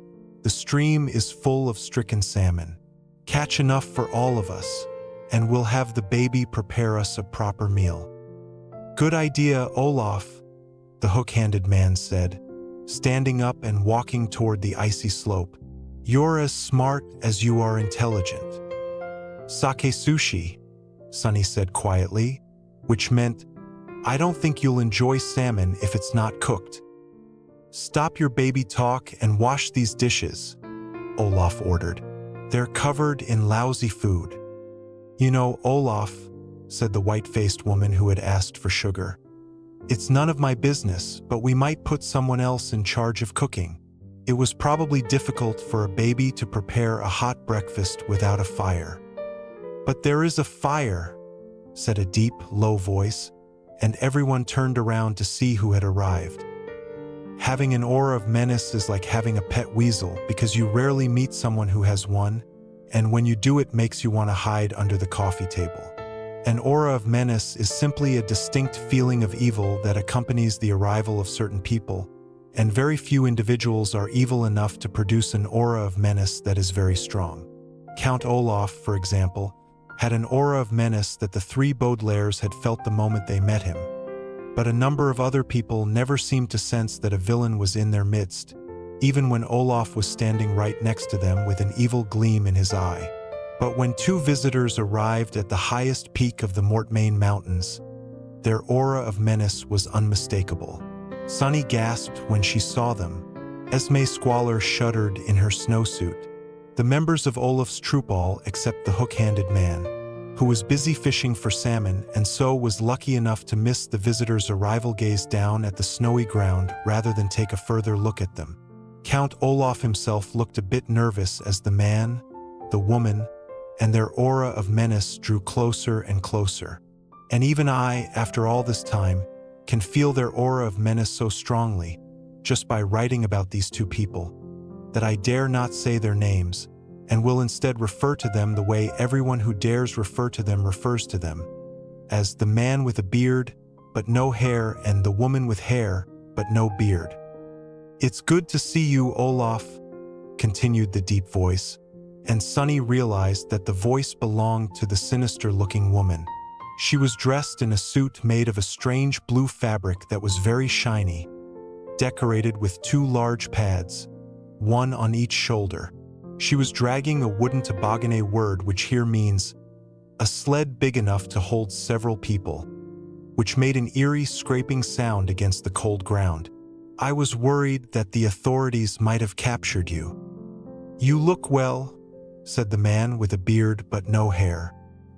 He was dressed identically to the woman with hair but no beard, but his voice was very hoarse, as if he had been screaming for hours and could hardly talk. It's been a long time since we've laid eyes on one another. The man gave Olaf a grin that made it seem even colder on the mountain peak, and then stopped and helped the woman lean the toboggan against the rock where Sunny had served breakfast. The youngest Baudelaire saw that the toboggan was painted with the familiar eye insignia and had a few long leather straps, presumably used for steering. Count Olaf coughed lightly into his hand, which is something people often do when they cannot think of what to say. Hello, he said, a bit nervously. Did I hear you say something about a fire? The man with a beard but no hair and the woman with hair but no beard looked at one another and shared a laugh that made Sunny cover her ears with her hands. Haven't you noticed, the woman said, that there are no snow gnats around? We had noticed that, Esme said. I thought maybe snow gnats were no longer in. Don't be ridiculous, Esme, said the man with a beard but no hair. He reached out and kissed Esme's hand, which Sunny could see was trembling. The gnats aren't around because they can smell the smoke. I don't smell anything, said Hugo. Well, if you were a tiny insect, you'd smell something, replied the woman with hair but no beard. If you were a snow gnat, you'd smell the smoke from the V.F.D headquarters. We did you a favor, Olaf, the man said. We burned the entire place down. No, Sunny cried before she could stop herself. By no, she meant, I certainly hope that isn't true, because my siblings and I hoped to reach V.F.D headquarters, solve the mysteries that surround us, and perhaps find one of our parents. But she had not planned to say it out loud. The two visitors looked down at the youngest Baudelaire, casting their aura of menace in her direction. "What is that?" asked the man with a beard but no hair. "That's the youngest Baudelaire," replied Esme. "We've eliminated the other two, but we're keeping this one around to do our bidding until we can finally steal the fortune." The woman with hair but no beard nodded. "Infant servants are so troublesome," she said. "I had an infant servant once a long time ago, before the schism." "Before the schism?" Olaf said, and Sonny wished Klaus were with her, because the baby did not know what the word schism meant. "That is a long time ago. That infant must be all grown up by now." "Not necessarily," the woman said, and laughed again, while her companion leaned down to gaze at Sonny. Sonny could not bear to look into the eyes of the man with a beard but no hair, and instead looked down at his shiny shoes. "So this is Sonny Baudelaire," he said in his strange, hoarse voice. "Well, well, well, I've heard so much about this little orphan. She's caused almost as many problems as her parents did." He stood up again and looked around at Olaf and his troupe. "But we know how to solve problems, don't we? Fire can solve any problem in the world." He began to laugh, and the woman with hair but no beard laughed along with him. Nervously, Count Olaf began to laugh too, and then glared at his troupe until they laughed along with him, and Sonny found herself surrounded by tall, laughing villains.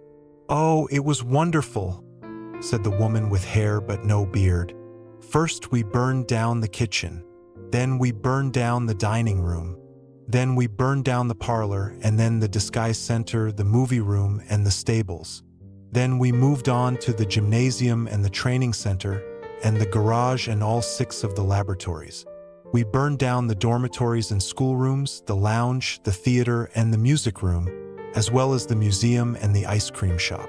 Then we burned down the rehearsal studios and the testing centers and the swimming pool, which was very hard to burn down. Then we burned down all the bathrooms, and then finally we burned down the V.F.D library last night. That was my favorite part. Books and books and books, all turned to ashes so no one could read them. You should have been there, Olaf. Every morning we lit fires, and every evening we celebrated with a bottle of wine and some finger puppets. We've been wearing these fireproof suits for almost a month. It's been a marvelous time." "Why did you burn it down gradually?" Count Olaf asked. "Whenever I burn something down, I do it all at once." "We couldn't have burned down the entire headquarters at once," said the man with a beard but no hair. "Someone would have spotted us. Remember, where there's smoke, there's fire." "But if you burned the headquarters down room by room," Esme said, "didn't all of the volunteers escape?" "They were gone already," said the man, and scratched his head where his hair might have been. "The entire headquarters were deserted. It was as if they knew we were coming. Oh well, you can't win them all. Maybe we'll find some of them when we burn down the carnival," said the woman in her deep, deep voice. "Carnival?" Olaf asked nervously. "Yes," the woman said, and scratched the place where her beard would have been if she had one. "There's an important piece of evidence that V.F.D has hidden in a figurine sold at Caligari Carnival, so we need to go burn it down." "I burned it down already," Count Olaf said. "The whole place?" the woman said in surprise. "The whole place?" Olaf said, giving her a nervous smile. "Congratulations," she said, in a deep purr. "You're better than I thought, Olaf." Count Olaf looked relieved, as if he had not been sure whether the woman was going to compliment him or kick him. "Well, it's all for the greater good," he said. "As a reward," the woman said, "I have a gift for you, Olaf." Sonny watched as the woman reached into the pocket of her shiny suit and drew out a stack of paper, tied together with thick rope. The paper looked very old and worn, as if it had been passed around to a variety of different people, hidden in a number of secret compartments, and perhaps even divided into different piles, driven around a city in horse-drawn carriages, and then put back together at midnight in the back room of a bookstore disguised as a cafe disguised as a sporting goods store. Count Olaf's eyes grew very wide and very shiny, and he reached his filthy hands toward it as if it were the Baudelaire fortune itself. "The Snicket file," he said, in a hushed whisper. "It's all here," the woman said. "Every chart, every map, and every photograph from the only file that could put us all in jail. It's complete except for page 13, of course," the man said. "We understand that the Baudelaires managed to steal that page from Heimlich Hospital." The two visitors glared down at Sonny Baudelaire, who couldn't help whimpering in fear. "Search me," she said. She meant something along the lines of, "I don't have it, my siblings do." But she did not need a translator. "The older orphans have it," Olaf said. "But I'm fairly certain they're dead." "Then all of our problems have gone up in smoke," said the woman with hair but no beard. Count Olaf grabbed the file and held it to his chest as if it were a newborn baby, although he was not the sort of person to treat a newborn baby very kindly. "This is the most wonderful gift in the world," he said. "I'm going to go read it right now." "We'll all read it together," said the woman with hair but no beard. "It contains secrets we all ought to know." "But first," said the man with a beard but no hair, "I have a gift for your girlfriend, Olaf." "For me?" Esme asked. "I found these in one of the rooms of headquarters," the man said. "I've never seen one before, but it has been quite some time since I was a volunteer." With a sly smile, he reached into his pocket and took out a small green tube. "What's that?" Esme asked. "I think it's a cigarette," the man said. "A cigarette," Esme said with a smile as big as Olaf's. "How in?" "I thought you'd enjoy them," the man said. "Here, try it. I happen to have quite a few matches right here." The man with a beard but no hair struck a match, lit the end of the green tube, and offered it to the wicked girlfriend, who grabbed it and held it to her mouth. A bitter smell, like that of burning vegetables, filled the air, and Esme Squalor began to cough. "What's the matter?" asked the woman in her deep voice. "I thought you liked things that are in." "I do," Esme said, and then coughed quite a bit more. Sonny was reminded of Mr. Poe, who was always coughing into a handkerchief, as Esme coughed and finally dropped the green tube to the ground where it spewed out a dark green smoke. "I love cigarettes," she explained to the man with a beard but no hair. "But I prefer to smoke them with a long holder because I don't like the smell or taste and because they're very bad for you." "Never mind that now," Count Olaf said impatiently. "Let's go into my tent and read the file." He started to walk toward the tent but stopped and glared at his comrades, who were beginning to follow him. "The rest of you stay out here," he said. "There are secrets in this file that I do not want you to know." The two sinister visitors began to laugh and followed Count Olaf and Esme into the tent, closing the flap behind them. Sonny stood with Hugo, Colette, Kevin, and the two white-faced women and stared after them in silence, waiting for the aura of menace to disappear. "Who were those people?" asked the hook-handed man, and everyone turned to see that he had returned from his fishing expedition, for salmon hung from each of his hooks, dripping with the waters of the stricken stream. "I don't know," said one of the white-faced women, "but they made me very nervous." "If they're friends of Count Olaf's," Kevin said, "how bad could they be?" The members of the troupe looked at one another, but no one answered the ambidextrous person's question. What did that man mean when he said, "Where there's smoke, there's fire"? Hugo asked. "I don't know," Colette said. A chilly wind blew, and Sunny watched her contort her body in the breeze until it looked almost as curvy as the smoke from the green tube Esme had dropped. "Forget those questions," the hook-handed man said. "My question is, how are you going to prepare this salmon, orphan?" Olaf's henchman was looking down at Sunny, but the youngest Baudelaire did not answer for a moment. Sunny was thinking, and her siblings would have been proud of her for the way she was thinking. Klaus would have been proud because she was thinking about the phrase, "Where there's smoke, there's fire," and what it might mean. And Violet would have been proud because she was thinking about the salmon that the hook-handed man was holding and what she might invent that would help her. Sunny stared at the hook-handed man and thought as hard as she could, and she felt almost as if both siblings were with her, Klaus helping her think about a phrase and Violet helping her think about an invention. "Answer me, baby," the hook-handed man growled. "What are you going to make for us out of this salmon?" "Lox," Sunny said, but it was as if all three of the Baudelaires had. Chapter 7. An associate of mine once wrote a novel called Corridors of Power, which told the story of various people discussing how the world has become a corrupt and dangerous place and whether or not there are enough people with the integrity and decency necessary to keep the entire planet from descending into despair. I have not read this novel in several years, because I participate in enough discussions on how the world has become a corrupt and dangerous place and whether or not there are enough people with the integrity and decency necessary to keep the entire planet from descending into despair without reading about it in my leisure time. But nevertheless, the phrase "corridors of power" has come to mean the hushed and often secret places where important matters are discussed. Whether or not they are actual corridors, the corridors of power tend to feel quiet and mysterious.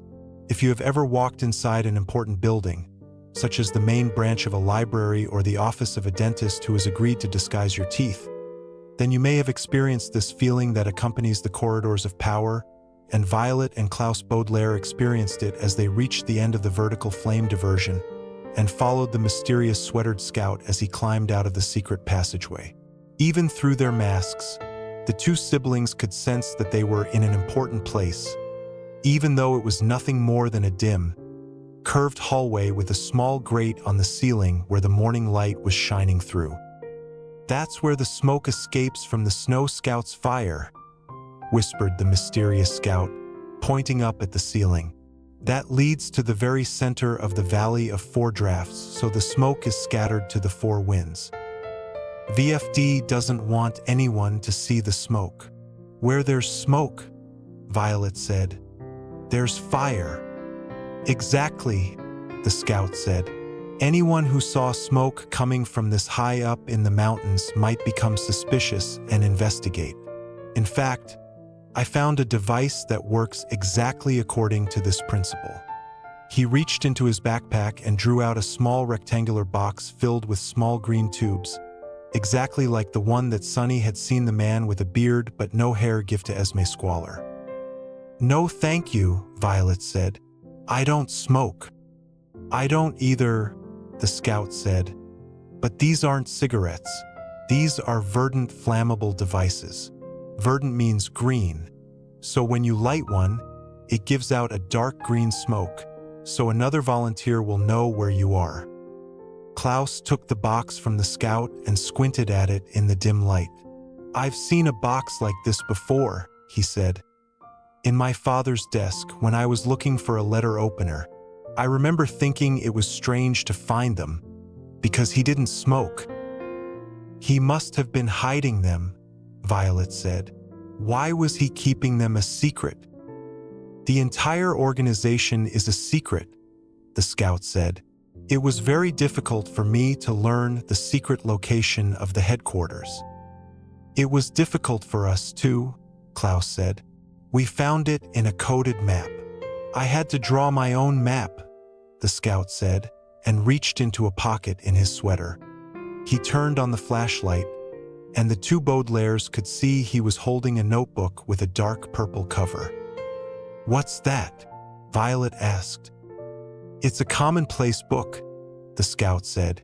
"Whenever I find something that seems important or interesting, I write it down." That way, all my important information is in one place. I should start one, Klaus said. My pockets are bulging with scraps of paper. From information I read in Dr. Montgomery's book and a few others, the scout said, I managed to draw a map of where to go from here. He opened the purple notebook and flipped a few pages until he reached a small but elegant rendering of the cave, the vertical flame diversion, and the hallway in which they were standing now. As you can see, he said, running his finger along the hallway, the passageway branches off in two directions. This is a very well-drawn map, Violet said. Thank you, the scout replied.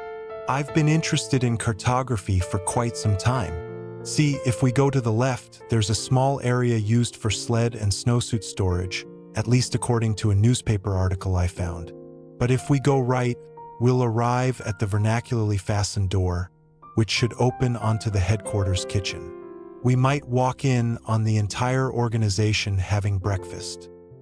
The two Baudelaires looked at one another through their masks, and Violet put a hand on her brother's shoulder. They did not dare to say out loud their hope that one of their parents might be just around the corner. Let's go, Violet whispered. The scout nodded silently in agreement and led the Baudelaires down the hallway, which seemed to get colder and colder with every step. By now they were so far from Bruce and the Snow Scouts that there was no need to whisper, but all three children kept quiet as they walked down the dim, curved hallway, hushed by the feeling of the corridors of power. At last they reached a large metal door with a strange device where the doorknob should have been. The device looked a bit like a spider with curly wires spreading out in all directions, but where the head of the spider might have been was the keyboard of a typewriter. Even in her excitement to see the headquarters, Violet's inventing mind was interested in such a device, and she leaned closer to see what it was. Wait, the sweatered scout said, reaching his arm out to stop her. This is a coded lock. If we don't operate it properly, we won't be able to get into the headquarters. How does it work? Violet said, shivering slightly in the cold. I'm not sure, the scout admitted, and took out his commonplace book again. It's called the Vernacularly Fastened Door, So it operates on language, Klaus finished. Vernacular is a word for a local language or dialect. Of course, Violet said. See how the wires are curled around the hinges of the door? They're locked in place unless you type in the right sequence of letters on that keyboard. There are more letters than numbers, so it would be more difficult for someone to guess the combination of the lock. That's what I read, the scout confirmed, looking at a page in his notebook. You're supposed to type in 3 specific phrases in a row. The phrases change every season, so volunteers need to have a lot of information at their fingertips to use this door. The first is the name of the scientist most widely credited with the discovery of gravity. That's easy, Violet said, and typed in SIRISAACNEWT0N, the name of a physicist she had always admired. When she was finished, there was a muted clicking sound from the typewriter keyboard, as if the device was warming up. The second is the Latin name for the volunteer feline detectives, the scout said. I found the answer in Remarkable Phenomena of the Mortmain Mountains. It's Panthera leo. He leaned forward and typed in PANTHERALE0. There was a very quiet buzzing sound, and the children saw that the wires near the hinges were shaking very slightly. It's beginning to unlock, Violet said. I hope I get a chance to study this invention. Let's get to the headquarters first, Klaus said. What's the third phrase? The scout sighed and turned a page in the commonplace book. I'm not sure, he admitted. Another volunteer told me that it's the central theme of Leo Tolstoy's novel Anna Karenina, but I haven't had a chance to read it yet. Violet knew that her brother was smiling, even though she could not see his face through the mask. She was remembering one summer very long ago, when Klaus was very young and Sonny was not even conceived.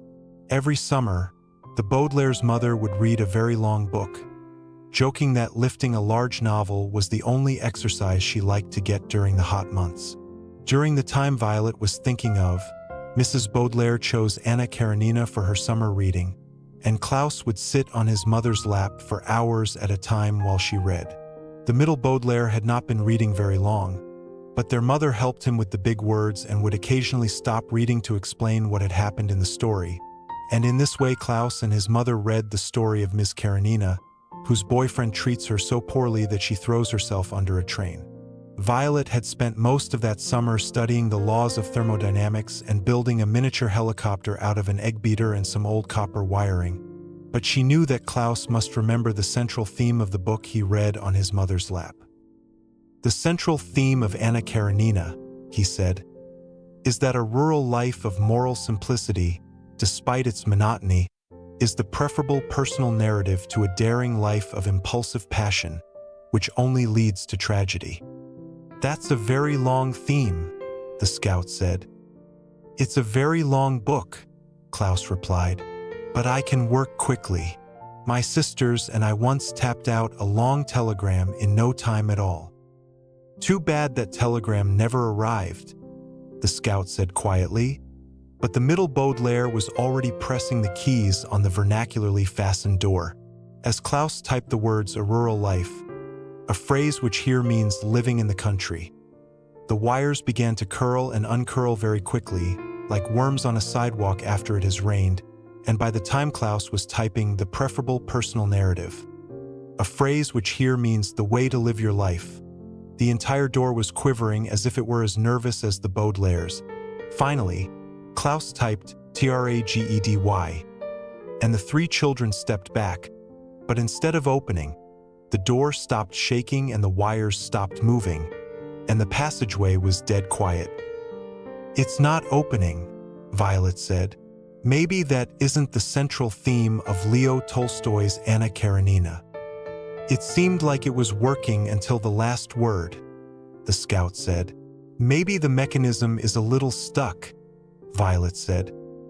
"Or maybe a daring life of impulsive passion only leads to something else," the scout said, and in some cases this mysterious person was right.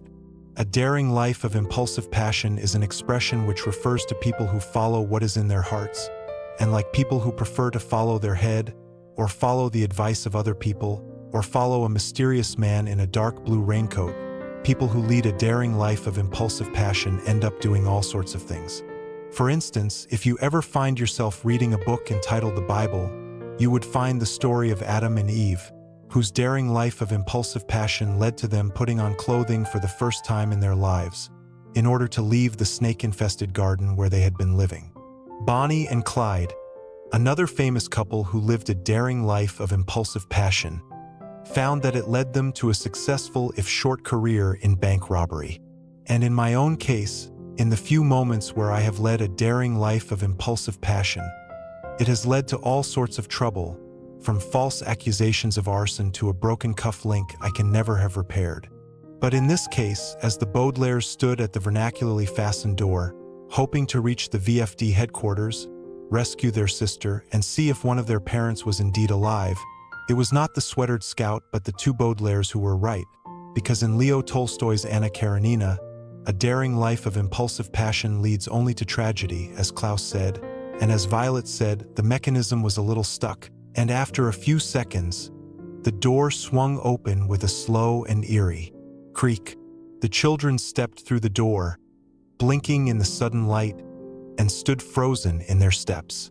If you have read this far in the Baudelaire's woeful story, then you will not be surprised to learn that the V.F.D headquarters in the Valley of Four Draughts in the Mortmain Mountains was no more, but Violet and Klaus, of course, were not reading their own story. They were in their own story, and this was the part of their story where they were sick with shock at what they saw. The vernacularly fastened door did not open onto a kitchen, not anymore. When the Baudelaires followed the mysterious scout through the doorway, They found themselves standing in what at first seemed to be a large field, growing a black and ruined harvest in a valley as cold and drafty as its name. But slowly, they saw the charred remains of the grand and impressive building that had stood where the three children were standing. Nearby was a handful of silverware that had survived the blaze, scattered in front of the remnants of a stove, and a refrigerator stood to one side, as if it were guarding the ashen remains of the rest of the kitchen. To one side was a pile of burnt wood that had probably once been a large dining table, with a half-melted candelabra sticking out of the top like a baby tree. Farther away, they could see the mysterious shapes of other objects that had survived the fire trombone, the pendulum of a grandfather clock, what looked like a periscope, or perhaps a spyglass, an ice cream scoop lying forlornly in a pile of ashes encrusted with burnt sugar, and an iron archway emblazoned with the words V.F.D. Library. But there was nothing beyond the archway but piles and piles of blackened remains. It was a devastating sight, and it made Violet and Klaus feel as if they were all alone in a world that had been completely ruined. The only thing they could see that seemed untouched by the fire was a sheer white wall beyond the refrigerator that rose up as far as two siblings could see. It took the Baudelaires a few moments to realize that it was a frozen waterfall, rising up in a slippery slope toward the source of the stricken stream on Mount Fraught, so shiny and white that it made the ruined headquarters look even darker. "It must have been beautiful," the sweatered scout said, in a quivering voice. He walked toward the waterfall, his feet churning up black dust with every step. "I read that there was a large window," he said, moving his gloved hand in the air as if it were still there. "When it was your turn to cook, you could look out at the waterfall while you were chopping vegetables or simmering a sauce. It was supposed to be very peaceful, and there was a mechanism just outside the window that turned some of the water from the pool into steam. The steam rose up and covered the headquarters, so it couldn't be seen through the blanket of mist." The Baudelaires walked to where the scout was standing and looked into the frozen pool at the bottom of the waterfall. The pool branched off into two tributaries, a word which here means divisions of a river or stream, each twisting off in a different direction past the ruins of the headquarters, and curving around the Mortmain Mountains until they disappeared from view. Violet and Klaus gazed sadly at the icy swirls of black and gray they had noticed when they were walking alongside the stricken stream. "It was ashes," Klaus said quietly. Ashes from the fire fell into the pool at the bottom of the waterfall, and the stream carried them down the river. Violet found that it was easier to discuss a small, specific matter than think about her immense disappointment. "But the pool is frozen solid," she said. "The stream couldn't have carried the ashes anywhere." "It wouldn't have been frozen when it happened," Klaus replied. "The heat from the fire would have thawed the pool." "It must have been awful to see," the sweatered scout said. Violet and Klaus stood with him, imagining the inferno, a word which here means enormous fire that destroyed a secret headquarters high in the mountains. They could almost hear the shattering of glass as the windows fell away, and the crackle of the fire as it consumed everything it could. They could almost smell the thick smoke as it floated upward and blackened the sky, and they could almost see the books in the library, falling from the burning shelves and tumbling into ashes. The only thing they could not picture was who might have been at the headquarters when the fire began, running out into the freezing cold to avoid the flames. "Do you think," Violet said, "any of the volunteers?" "There's no sign that anyone was here," the scout said quickly. "But how can we know for sure?" Klaus asked. "There could be a survivor someplace right now." "Hello," Violet called, looking around her at the rubble. "Hello." She found that her eyes were filling with tears as she called out for the people she knew in her heart were nowhere nearby. The eldest Baudelaire felt as if she had been calling for these people since that terrible day on the beach, and that if she called them enough they might appear before her. She thought of all the times she had called them, back when she lived with her siblings in the Baudelaire mansion. Sometimes she called them when she wanted them to see something she had invented. Sometimes she called them when she wanted them to know she had arrived home. And sometimes she called them just because she wanted to know where they were. Sometimes Violet just wanted to see them and feel that she was safe as long as they were around. "Mother," Violet Baudelaire called. "Father." There was no answer. "Mom," Klaus called. "Dad." The Baudelaires heard nothing but the rush of all four of the valley's drafts, and a long creak as the vernacularly fastened door blew shut. They saw that the door had been made to look just like the side of the mountain, so that they could scarcely see where they had come from or the way to get back. Now they were truly alone. "I know we were all hoping to find people at the headquarters," the sweatered scout said gently. "But I don't think anyone is here. I think we're all by ourselves." "That's impossible," Klaus cried, and Violet could hear that he was crying. He reached through his layers of clothing until he found his pocket and pulled out page 13 from the Snicket file, which he had been carrying with him since the Baudelaires had found it at Heimlich Hospital. The page had a photograph of their parents, standing with Jacques Snicket and another man the Baudelaires had been unable to identify, and above the photograph was a sentence Klaus had memorized from reading it so many times. "Because of the evidence discussed on page 9, he recited tearfully, experts now suspect that there may in fact be one survivor of the fire, but the survivor's whereabouts are unknown." He walked up to the scout and shook the page in his face. "We thought the survivor would be here," he said. "I think the survivor is here," the scout said quietly, and removed his mask to reveal his face at last. "I'm Quigley Quagmire," he said. "I survived the fire that destroyed my home, and I was hoping to find my brother and sister." Chapter 8. It is one of the peculiar truths of life that people often say things that they know full well are ridiculous. If someone asks you how you are, for example, you might automatically say, "Fine, thank you," when in fact you have just failed an examination or been trampled by an ox. A friend might tell you, "I've looked everywhere in the world for my keys," when you know that they have actually only looked in a few places in the immediate area. Once I said to a woman I loved very much, "I'm sure that this trouble will end soon, and you and I will spend the rest of our lives together in happiness and bliss," when I actually suspected that things were about to get much worse. And so it was with the two elder Baudelaires, when they stood face to face with Quigley Quagmire and found themselves to be saying things they knew were absurd. "You're dead," Violet said, and took off her mask to make sure she was seeing things clearly. But there was no mistaking Quigley, even though the Baudelaires had never seen him before. He looked so much like Duncan and Isadora that he could only be the third Quagmire triplet. "You perished in a fire along with your parents," Klaus said, but as he took off his mask he knew this wasn't so. Quigley was even giving the two Baudelaires a small smile that looked exactly like his siblings. "No," Quigley said, "I survived, and I've been looking for my siblings ever since." "But how did you survive?" Violet asked. "Duncan and Isadora said that the house burned to the ground." "It did," Quigley said sadly. He looked out at the frozen waterfall and sighed deeply. "I suppose I should start at the beginning.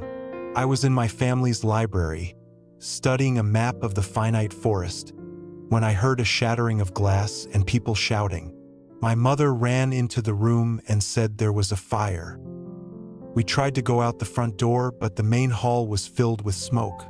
So she took me back into the library and lifted a corner of the rug. There was a secret door underneath. She told me to wait down below while she fetched my siblings, and she left me there in the dark. I remember hearing the house falling to pieces above me, and the sound of frantic footsteps, and my siblings screaming." Quigley put his mask down on the ground and looked at the two Baudelaires. "But she never came back," he said. "Nobody came back. And when I tried to open the door, something had fallen on top of it and it wouldn't budge. "How did you get out?" Klaus asked. "I walked," Quigley said. "When it became clear that no one was going to rescue me, I felt around in the dark and realized I was in a sort of passageway. There was nowhere else to go, so I started walking. I've never been so frightened in my life, walking alone in some dark passageway my parents had kept secret. I couldn't imagine where it would lead." The two Baudelaires looked at one another. They were thinking about the secret passageway they had discovered underneath their home, which they had discovered when they were under the care of Esme Squalor and her husband. "And where did it lead?" Violet said. "To the house of a herpetologist," Quigley said. At the end of the passageway was a secret door that opened into an enormous room, made entirely of glass.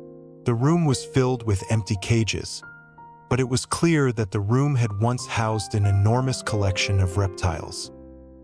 "We've been there," Klaus cried in amazement. "That's Uncle Monty's house. He was our guardian until Count Olaf arrived, disguised as Dash. As a lab assistant," Quigley finished. "I know." His suitcase was still there. "There was a secret passageway under our house, too," Violet said. "But we didn't discover it until we lived with Esme Squalor." "There are secrets everywhere," Quigley said. "I think everyone's parents have secrets. You just have to know where to look for them. But why would our parents and yours have tunnels underneath their homes leading to a fancy apartment building and a herpetologist's home?" Klaus said. "It doesn't make any sense." Quigley sighed and put his backpack on the ashen ground next to his mask. "There's a lot that doesn't make sense," he said. "I was hoping to find the answers here, but now I don't know if I'll ever find them." He took out his purple notebook and opened it to the first page. "All I can tell you is what I have here in this commonplace book." Klaus gave Quigley a small smile and reached into his pockets to retrieve all of the papers he had stored there. "You tell us what you know," he said, "and we'll tell you what we know. Perhaps together we can answer our own questions." Quigley nodded in agreement, and the three children sat in a circle on what was once the kitchen floor. Quigley opened his backpack and took out a bag of salted almonds, which he passed around. "You must be hungry from the climb up the vertical flame diversion," he said. "I know I am.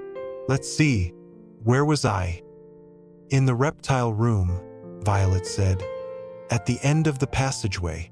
"Well, nothing happened for a while," Quigley said.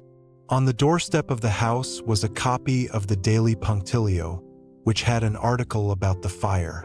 "That's how I learned that my parents were dead. I spent days and days there all by myself. I was so sad and so scared, and I didn't know what else to do. I suppose I was waiting for the herpetologist to show up for work and see if he was a friend of my parents and might be of some assistance. The kitchen was filled with food, so I had enough to eat, and every night I slept at the bottom of the stairs, so I could hear if anyone came in." The Baudelaires nodded sympathetically, and Violet put a comforting hand on Quigley's shoulder. "We were the same way," Violet said.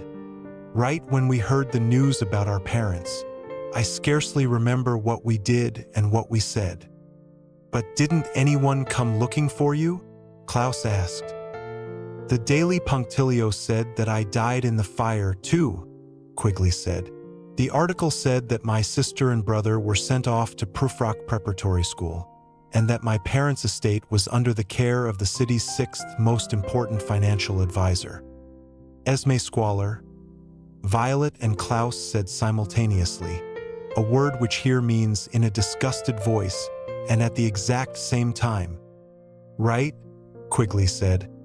"But I wasn't interested in that part of the story.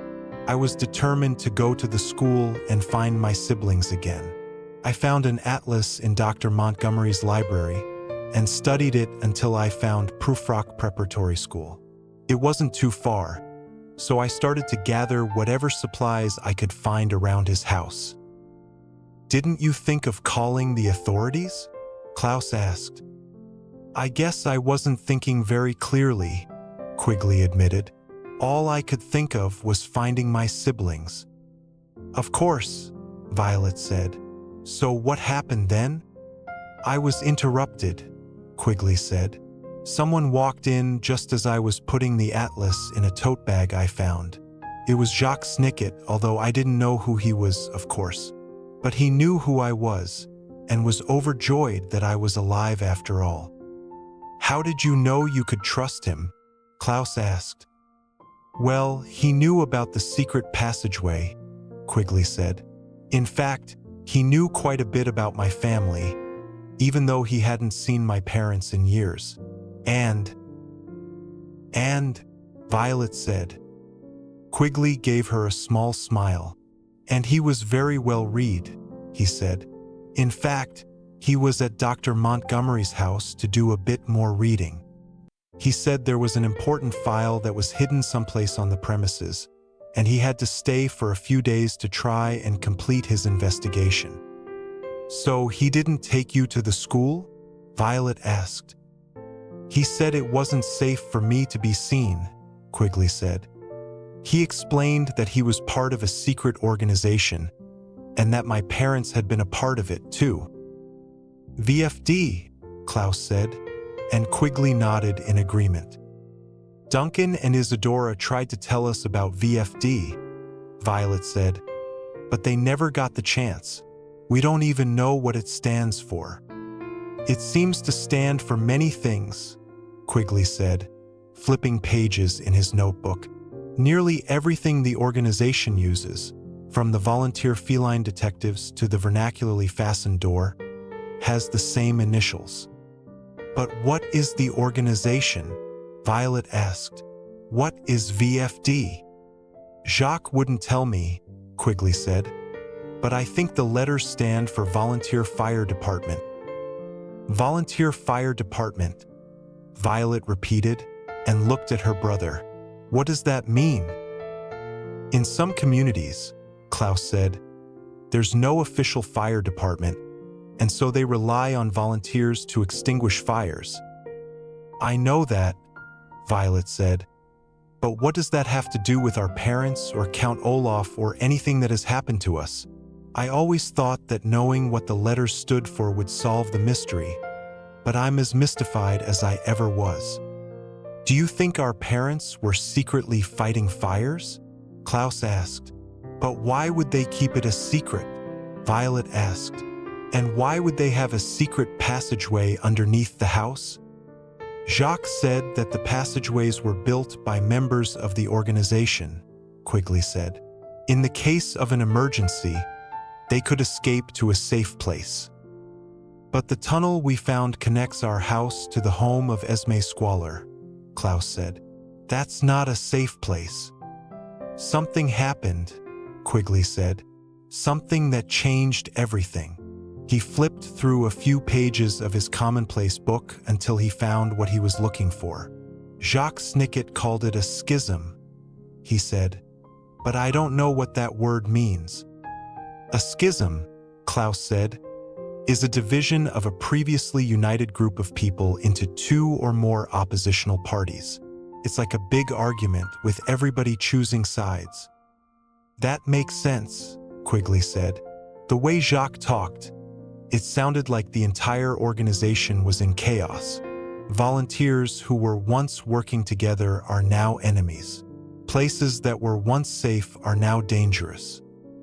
Both sides are using the same codes and the same disguises.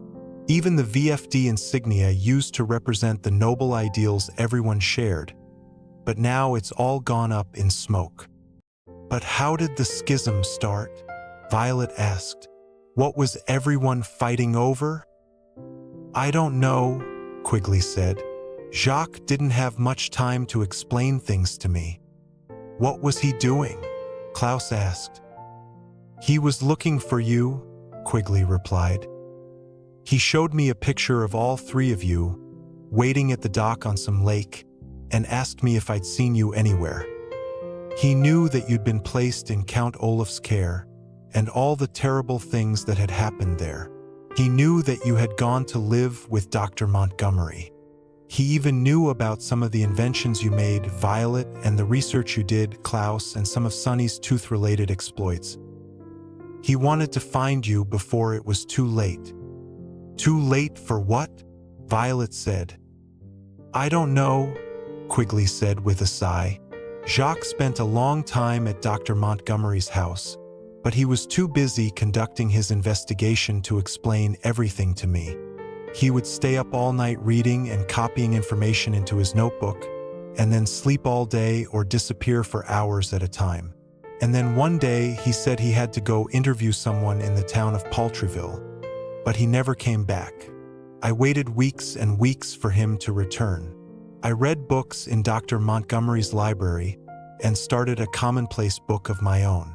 At first, it was difficult to find any information on V.F.D, but I took notes on anything I could find. I must have read hundreds of books, but Jacques never returned. Finally, one morning, two things happened that made me decide not to wait any longer. The first was an article in the Daily Punctilio saying that my siblings had been kidnapped from the school. I knew I had to do something. I couldn't wait for Jacques Snicket or for anyone else. The Baudelaires nodded in solemn agreement. What was the second thing? Violet asked. Quigley was silent for a moment, and he reached down to the ground and scooped up a handful of ashes, letting them fall from his gloved hands. I smelled smoke, he said, and when I opened the door of the reptile room, I saw that someone had thrown a torch through the glass of the ceiling, starting a fire in the library. Within minutes, the entire house was in flames. Oh, Violet said quietly. Oh is a word which usually means something along the lines of, I heard you and I'm not particularly interested. But in this case, of course, the eldest Baudelaire meant something entirely different, and it is something that is difficult to define. She meant, I am sad to hear that Uncle Monty's house burned down. But that is not all. By oh. Violet was also trying to describe her sadness about all of the fires that had brought Quigley and Klaus and herself here to the Mortmain Mountains, to huddle in a circle and try to solve the mystery that surrounded them. When Violet said, oh, she was not only thinking of the fire in the reptile room, but the fires that had destroyed the Baudelaire home and the Quagmire home and Heimlich Hospital and Caligari Carnival and the V.F.D headquarters, where the smell of smoke still lingered around where the children were sitting. Thinking of all those fires made Violet feel as if the entire world were going up in flames, and that she and her siblings and all the other decent people in the world might never find a place that was truly safe. Another fire? Klaus murmured, and Violet knew he was thinking the same thing. Where could you go, Quigley? The only place I could think of was Paltryville, Quigley said. The last time I saw Jacques, he'd said he was going there. I thought if I went there I might find him again, and see if he could help me rescue Duncan and Isadora. Dr. Montgomery's atlas showed me how to get there, but I had to go on foot, because I was afraid that anyone who might offer me a ride would be an enemy. It was a long time before I finally arrived, but as soon as I stepped into town, I saw a large building that matched the tattoo on Jacques Snicket's ankle. I thought it might be a safe place to go. Dr. Orwell's office, Klaus cried. That's not a safe place to go. Klaus was hypnotized there, Violet explained, and Count Olaf was disguised as Dash.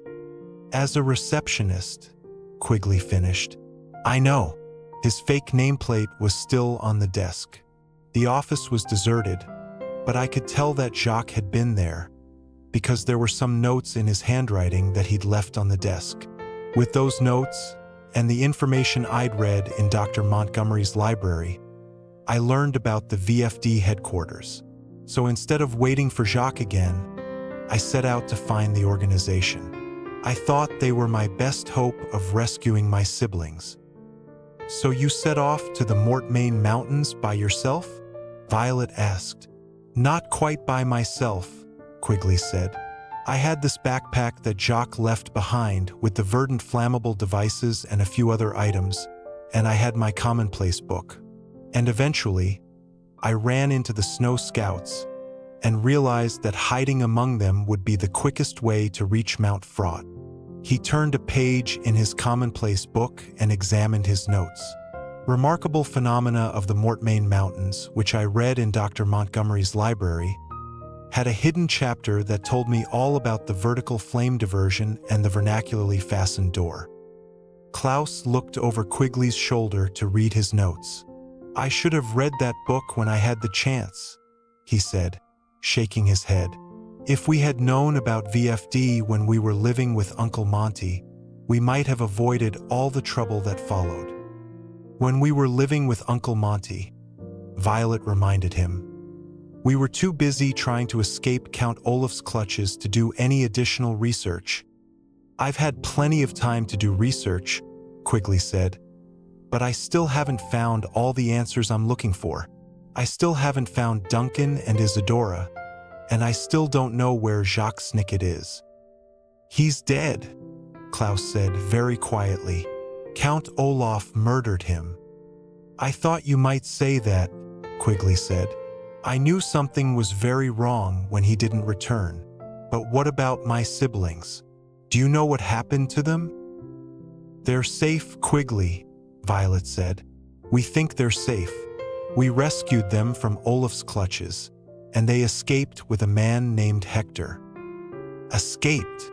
Quigley repeated. "Where did they go?" "We don't know," Klaus admitted. "Hector built a self-sustaining hot-air mobile home. It was like a flying house, kept in the air by a bunch of balloons, and Hector said it could stay up in the sky forever. We tried to climb aboard," Violet said, "but Count Olaf managed to stop us." "So you don't know where they are?" Quigley asked. "I'm afraid not," Violet said and patted his hand. "But Duncan and Isadora are intrepid people, Quigley. They survived for quite some time in Olaf's clutches, taking notes on his schemes and trying to pass on the information to us." "Violet's right," Klaus said. "I'm sure that wherever they are, they're continuing their research. Eventually, they'll find out you're alive, and they'll come looking for you, just like you went looking for them." The two Baudelaires looked at one another and shivered. They had been talking about Quigley's family, of course, but they felt as if they were talking about their own. "I'm sure that if your parents are alive, they're looking for you too," Quigley said, as if he'd read their minds. "And Sunny too. Do you know where she is?" "Someplace nearby," Violet said. "She's with Count Olaf, and Olaf wanted to find the headquarters too." "Maybe Olaf has already been here," Quigley said, looking around at the wreckage. "Maybe he's the one who burned this place down." "I don't think so," Klaus said. "He wouldn't have had time to burn this whole place down. We were right on his trail. Plus, I don't think this place burned down all at once." "Why not?" Quigley said. "It's too big," Klaus replied. "If the whole headquarters were burning, the sky would be covered in smoke." "That's true," Violet said. "That much smoke would arouse too much suspicion." "Where there's smoke," Quigley said, "there's fire." Violet and Klaus turned to their friend to agree, but Quigley was not looking at the two Baudelaires. He was looking past them, toward the frozen pool and the two frozen tributaries, where the enormous windows of the V.F.D. kitchen had once stood, and where I once chopped broccoli while the woman I loved mixed up a spicy peanut sauce to go with it, and he was pointing up toward the sky, where my associates and I used to watch the volunteer eagles who could spot smoke from a very great distance. That afternoon, there were no eagles in the skies over the Mortmain Mountains, but as Violet and Klaus stood up and looked in the direction Quigley was pointing, there was something in the sky that caught their attention. Because when Quigley Quagmire said, "Where there's smoke, there's fire," He was not referring to Klaus's theory about the destruction of V.F.D headquarters. He was talking about the sight of green smoke wafting up into the sky from the peak of Mount Fraught at the top of the slippery slope. Chapter 9. The two elder Baudelaires stood for a moment with Quigley, gazing up at the small plume, a word which here means mysterious cloud of green smoke.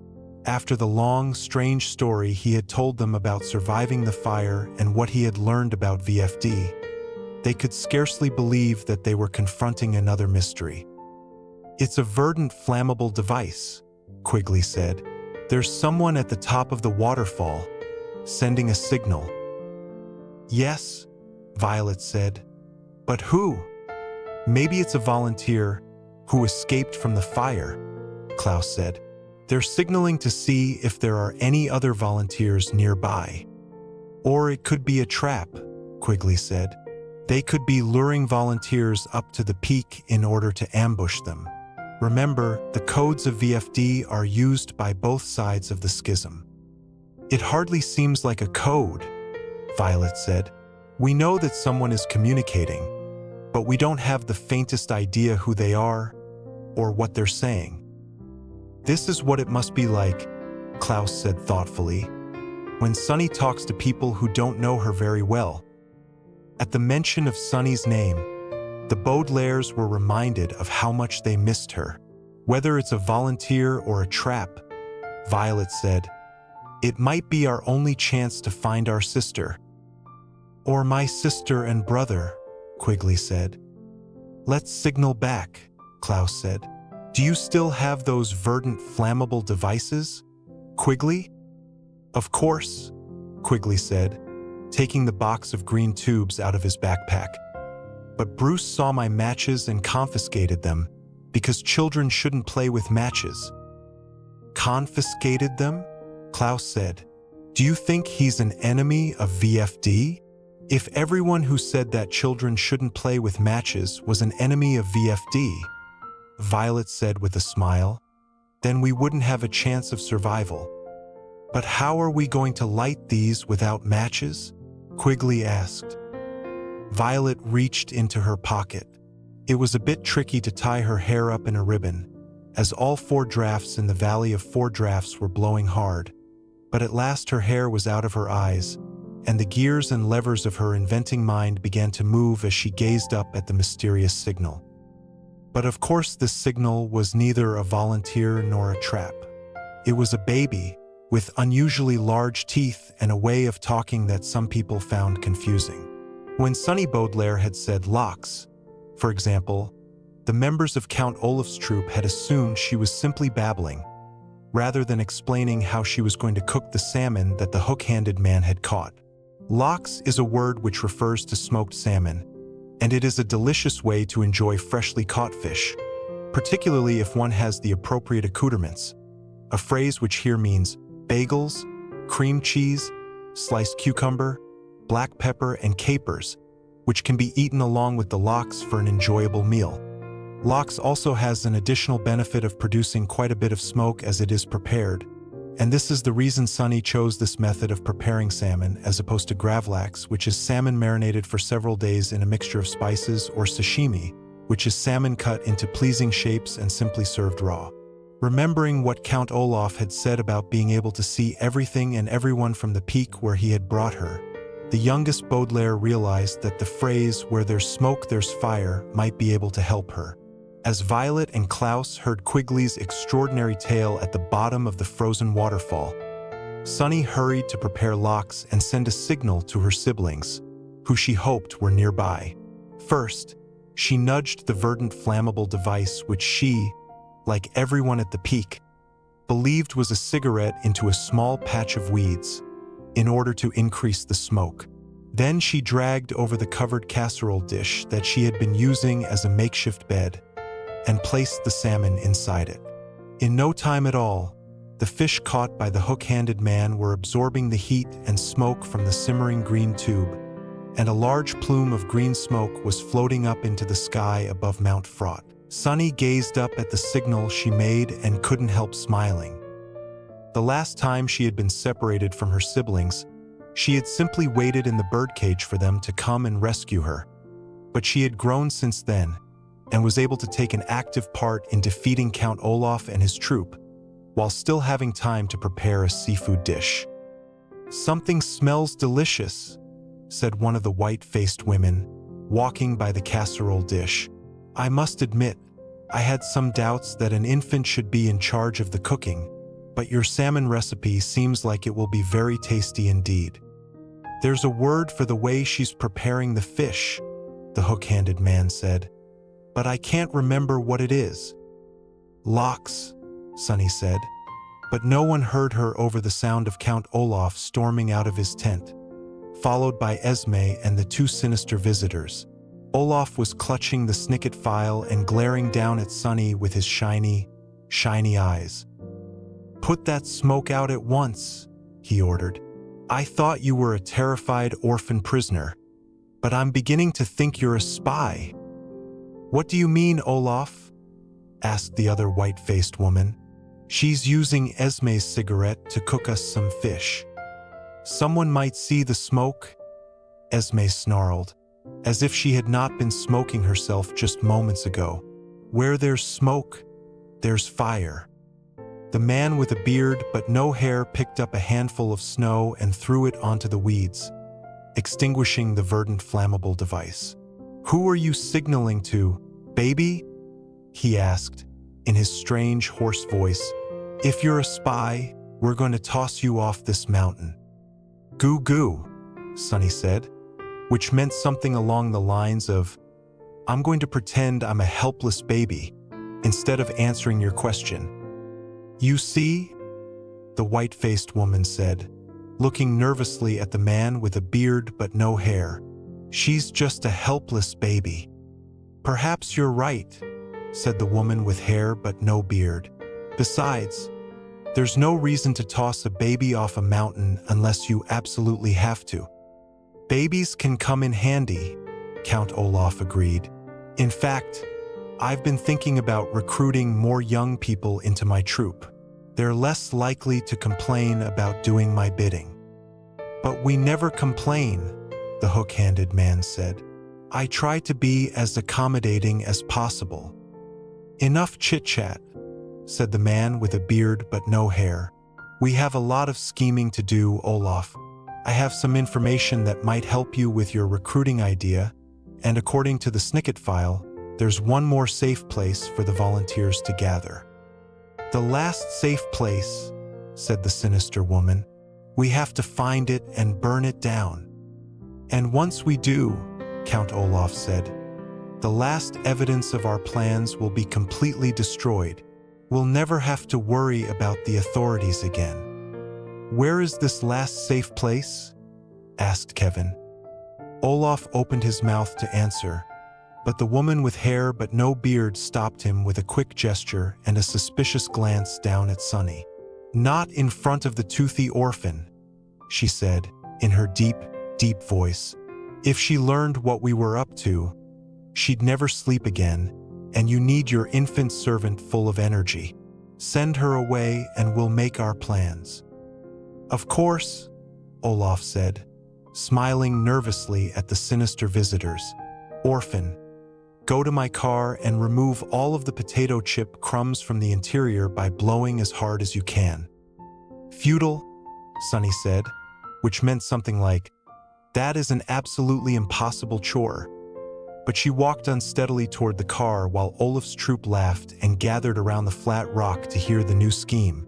Passing the extinguished fire and the covered casserole dish where she would sleep that night, Sonny sighed sadly, thinking that her signal plan must have failed.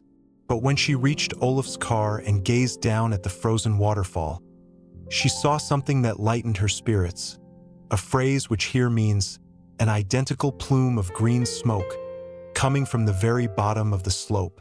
The youngest Baudelaire looked down at the smoke and smiled. "Sibling," she said to herself. Sonny, of course, could not be certain that it was Violet and Klaus who were signaling to her, but she could hope it was so, and hope was enough to cheer her up as she opened the door of the car and began blowing at the crumbs Olaf and his troupe had scattered all over the upholstery. But at the bottom of the frozen waterfall, the two elder Baudelaires did not feel nearly as hopeful as they stood with Quigley and watched the green smoke disappear from the highest peak. "Someone put out the verdant flammable device," Quigley said, holding the green tube to one side so he wouldn't smell the smoke. "What do you think that means?" "I don't know," Violet said and sighed. "This isn't working." "Of course it's working," Klaus said. "It's working perfectly. You noticed that the afternoon sun was reflecting off the frozen waterfall, and it gave you the idea to use the scientific principles of the convergence and refraction of light just like you did on Lake Lachrymose when we were battling the leeches. So you used Colette's hand mirror to catch the sun's rays and reflect them onto the end of the verdant flammable device, so we could light it and send a signal." "Klaus is right," Quigley said. "It couldn't have worked better." "Thank you," Violet said. "But that's not what I mean. I mean, this code isn't working. We still don't know who's up on the peak or why they were signaling us, and now the signal has stopped, but we still don't know what it means." "Maybe we should extinguish our verdant flammable device too," Klaus said. "Maybe," Violet agreed. "Or maybe we should go up to the top of the waterfall and see for ourselves who is there." Quigley frowned and took out his commonplace book. "The only way up to the highest peak," he said, "is the path that the snow scouts are taking.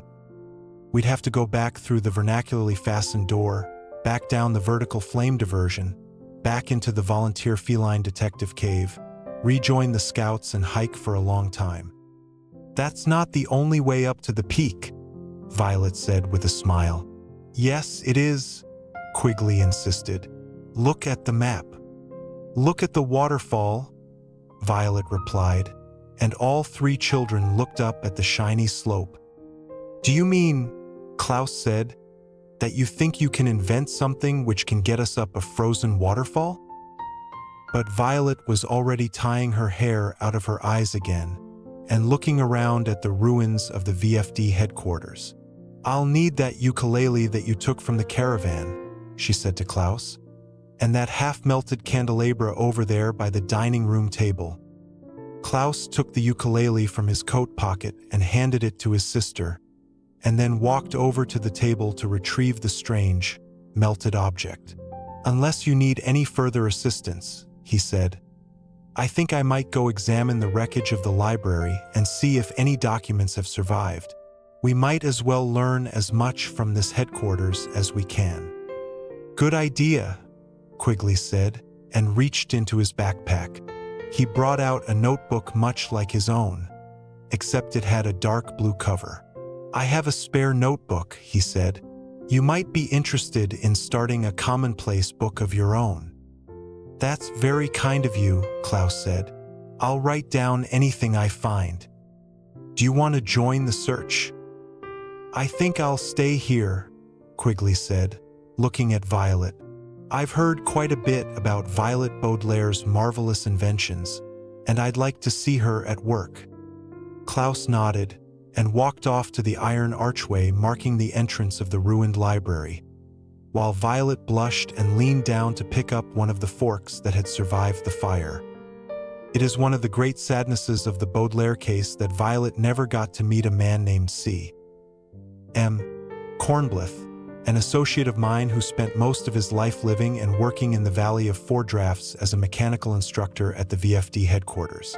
Mr. Cornblith was a quiet and secretive man, so secretive that no one ever knew who he was, where he came from, or even what the C or the M stood for, and he spent much of his time holed up in his dormitory room writing strange stories or gazing sadly out the windows of the kitchen.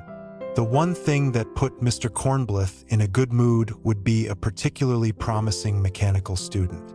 If a young man showed an interest in deep-sea radar, Mr. Cornblith would take off his glasses and smile. If a young woman brought him a staple gun she had built, Mr. Cornblith would clap his hands in excitement. And if a pair of twins asked him how to properly reroute some copper wiring, he would take a paper bag out of his pocket and offer some pistachio nuts to anyone who happened to be around. So, when I think of Violet Baudelaire standing in the wreckage of the V.F.D headquarters, carefully taking the strings off the ukulele and bending some of the forks in half, I can imagine Mr. Cornblythe, even though he and his pistachios are long gone, turning from the window, smiling at the Baudelaire inventor and saying, "Beatrice, come over here. Look at what this girl is making." "What are you making?" Quigley asked. "Something that will get us up that waterfall," Violet replied. "I only wish that Sunny were here. Her teeth would be perfect to slice these ukulele strings into halves." "I might have something that could help," Quigley said, looking through his backpack. "When I was in Dr. Orwell's office, I found these fake fingernails. They're a horrible shade of pink, but they're quite sharp." Violet took a fingernail from Quigley and looked at it carefully. "I think Count Olaf was wearing these," she said, "as part of his receptionist disguise. It's so strange that you have been following in our footsteps all this time, and yet we never even knew you were alive." "I knew you were alive," Quigley said. "Jacques Snicket told me all about you, Klaus, Sunny, and even your parents. He knew them quite well before you were born." "I thought so," Violet said, cutting the ukulele strings. "In the photograph we found, my parents are standing with Jacques Snicket and another man." "He's probably Jacques' brother," Quigley said. "Jacques told me that he was working closely with his two siblings on an important file." "The Snicket file," Violet said. "We were hoping to find it here." Quigley looked up at the frozen waterfall. "Maybe whoever signaled us will know where it is," he said. "We'll find out soon enough," Violet said. "Please take off your shoes." "My shoes?" Quigley asked. "The waterfall will be very slippery," Violet explained. "So I'm using the ukulele strings to tie these bent forks to the toe area to make fork-assisted climbing shoes. We'll hold 2 more forks in our hands. Tines of the forks are almost as sharp as Sunny's teeth, so the fork-assisted climbing shoes will easily dig into the ice with each step and enable us to keep our balance." "But what's the candelabra for?" Quigley asked, unlacing his shoes. "I'm going to use it as an ice tester," Violet said. "A moving body of water, such as a waterfall, is rarely completely frozen. There are probably places on that slope where there is only a thin layer of ice, particularly with false spring on its way. If we stuck our forks through the ice and hit water, we'd lose our grip and fall. So I'll tap on the ice with the candelabra before each step to find the solid places we should climb." "It sounds like a difficult journey," Quigley said. "No more difficult than climbing up the vertical flame diversion," Violet said, tying a fork onto Quigley's shoe. "I'm using the sumac knot so it should hold tight. Now all we need is Klaus's shoes and dash." "I'm sorry to interrupt, but I think this might be important," Klaus said, and Violet turned to see that her brother had returned. He was holding the dark blue notebook in one hand and a small, burnt piece of paper in the other. "I found this scrap of paper in a pile of ashes," he said. "It's from some kind of code book." "What does it say?" Violet asked. "In the flagration resulting in the destruction of a sane," Klaus read, "tears should avail themselves of verbal Friday dialogue, which is concealed accordingly." "That doesn't make any sense," Quigley said. "Do you think it's in code?" "Sort of," Klaus said. "Parts of the sentence are burned away, so you have to figure the sentence out as if it's encoded. Flagration is probably the last part of the word conflagration, a fancy word for fire, and sane is probably the beginning of the word sanctuary, which means a safe place. So the sentence probably began something like, "In the event of a conflagration resulting in the destruction of a sanctuary." Violet stood up and looked over his shoulder. "Tears," she said, "is probably volunteers, but I don't know what avail themselves means." "It means to make use of," Klaus said. Like you're availing yourself of the ukulele and those forks. Don't you see? This says that in case a safe place burns down, they'll leave some sort of message verbal Friday dialogue. But what could verbal Friday dialogue be? Quigley asked. Friends? Frisky. Frilly, Violet guessed. Frightening. But it says that it's concealed accordingly, Klaus pointed out. That means that the dialogue is hidden in a logical way. If it were verbal waterfall dialogue, it would be hidden in the waterfall. So none of those words can be right. Where would someone leave a message where fire couldn't destroy it? But fire destroys everything, Violet said. Look at the headquarters. Nothing is left standing except the library entrance and the refrigerator, Klaus finished. Or we might say the fridge. Verbal fridge dialogue, Quigley said. The volunteers left a message, said Klaus, who was already halfway to the refrigerator. In the only place they knew wouldn't be affected by the fire. And the one place their enemies wouldn't think of looking, Quigley said. After all, there's never anything terribly important in the refrigerator. What Quigley said, of course, is not entirely true. Like an envelope, a hollow figurine, and a coffin, a refrigerator can hold all sorts of things, and they may turn out to be very important depending on what kind of day you are having. A refrigerator may hold an ice pack, for example, which would be important if you had been wounded. A refrigerator may hold a bottle of water, which would be important if you were dying of thirst. And a refrigerator may hold a basket of strawberries, which would be important if a maniac said to you, "If you don't give me a basket of strawberries right now, I'm going to poke you with this large stick." But when the two elder Baudelaires and Quigley Quagmire opened the refrigerator, they found nothing that would help someone who was wounded, dying of thirst, or being threatened by a strawberry-crazed, stick-carrying maniac, or anything that looked important at all. The fridge was mostly empty, with just a few of the usual things people keep in their refrigerators and rarely use, including a jar of mustard, a container of olives, 3 jars of different kinds of jam, a bottle of lemon juice, and 1 lonely pickle in a small glass jug. "There's nothing here," Violet said. "Look in the crisper," Quigley said, pointing to a drawer in the refrigerator traditionally used for storing fruits and vegetables. Klaus opened the drawer and pulled out a few strands of a green plant with tiny, skinny leaves. "It smells like dill," Klaus said, "and it's quite crisp, as if it were picked yesterday." "Very fresh dill," Quigley said. "Another mystery," Violet said, and tears filled her eyes. "We have nothing but mysteries. We don't know where Sonny is. We don't know where Count Olaf is. We don't know who's signaling to us at the top of the waterfall or what they're trying to say. And now there's a mysterious message in a mysterious code in a mysterious refrigerator, and a bunch of mysterious herbs in the crisper. I'm tired of mysteries. I want someone to help us." "We can help each other," Klaus said. "We have your inventions and Quigley's maps and my research. And we're all very well read," Quigley said. "That should be enough to solve any mystery." Violet sighed and kicked at something that lay on the ashen ground. It was the small shell of a pistachio nut, blackened from the fire that destroyed the headquarters.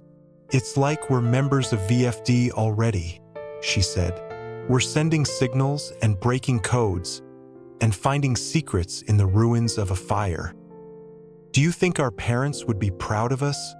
Klaus asked, "for following in their footsteps?" "I don't know," Violet said. "After all, they kept V.F.D. a secret." "Maybe they were going to tell us later," Klaus said. "Or maybe they hoped we would never find out," Violet said. "I keep wondering the same thing," Quigley said. "If I could travel back in time to the moment my mother showed me the secret passageway under the library, I would ask her why she was keeping these secrets." "That's one more mystery," Violet said sadly, and looked up at the slippery slope.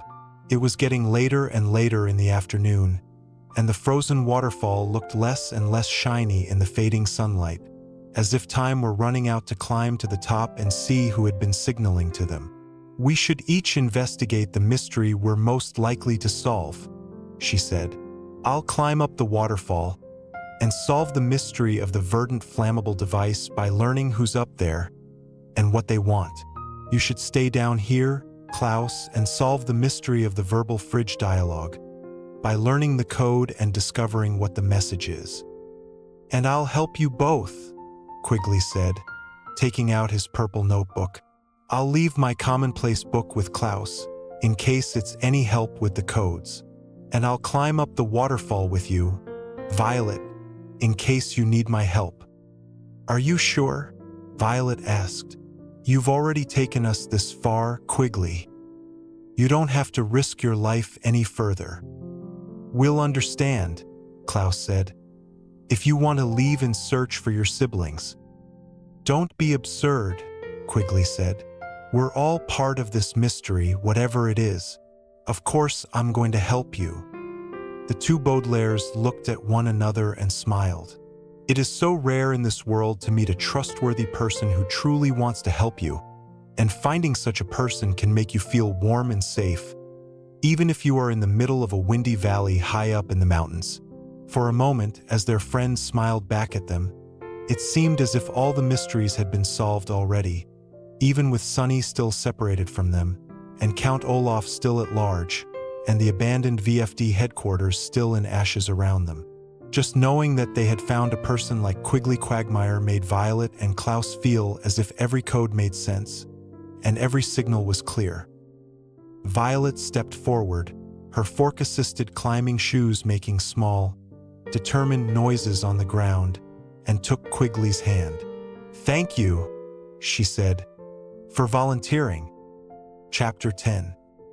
Violet and Quigley walked carefully across the frozen pool until they reached the bottom of the waterfall. "Good luck," Klaus called from the archway of the ruined library. He was polishing his glasses, as he often did before embarking on serious research.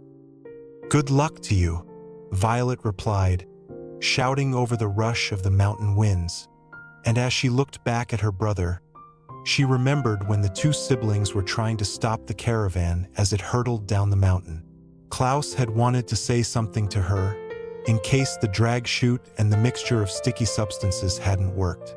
Violet had the same feeling now, as she prepared to climb the frozen waterfall and leave her brother behind at the ashy remains of the V.F.D headquarters. "Klaus dash," she said. Klaus put his glasses on and gave his sister his bravest smile. "Whatever you're thinking of saying," he said, "say it when you return." Violet nodded and tapped the candelabra against a spot on the ice. She heard a deep thunk, as if she were tapping something very solid. "We'll start here," she said to Quigley. "Brace yourself." The expression "brace yourself," as I'm sure you know, does not mean to take some metal wiring and rivets and other orthodontic materials and apply them to your own teeth in order to straighten them. The expression simply means get ready for something that will probably be difficult.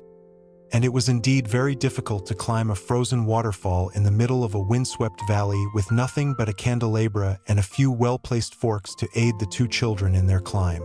It took a few moments for Violet and Quigley to work her invention properly, and push the forks into the ice just far enough to hold them there, but not so far that they would be permanently stuck, and once both of them were in position, Violet had to reach up as far as she could and tap the candelabra on the ice above them to find the next solid place to climb. For the first few steps, it seemed like ascending the icy slope in this manner would be impossible, but as time went on, and the two volunteers grew more and more skillful with the fork-tipped climbing shoes and the candelabra icediaster, it became clear that once again Violet's inventing skills would carry the day, a phrase which here means, enable Violet, Baudelaire, and Quigley Quagmire to climb up a frozen waterfall after bracing themselves for the difficult journey. "Your invention is working," Quigley called up to Violet.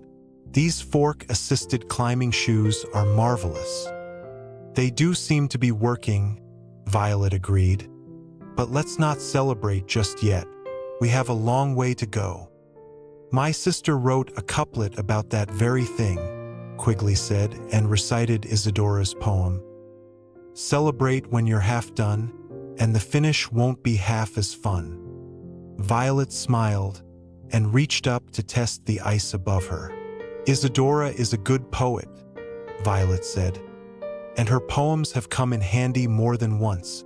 When we were at the village of fowl devotees, she led us to her location by hiding a secret message in a series of couplets.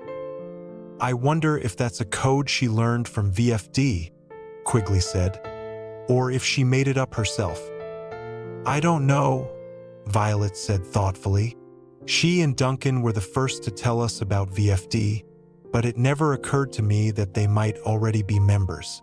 When I think about it, however, the code she used was similar to one that our Aunt Josephine used. They both hid a secret location within a note and waited for us to discover the hidden message.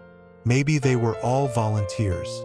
She removed her left fork-assisted climbing shoe from the ice and kicked it back in a few inches up to further her climb. Maybe all our guardians have been members of V.F.D on one side or the other of the schism.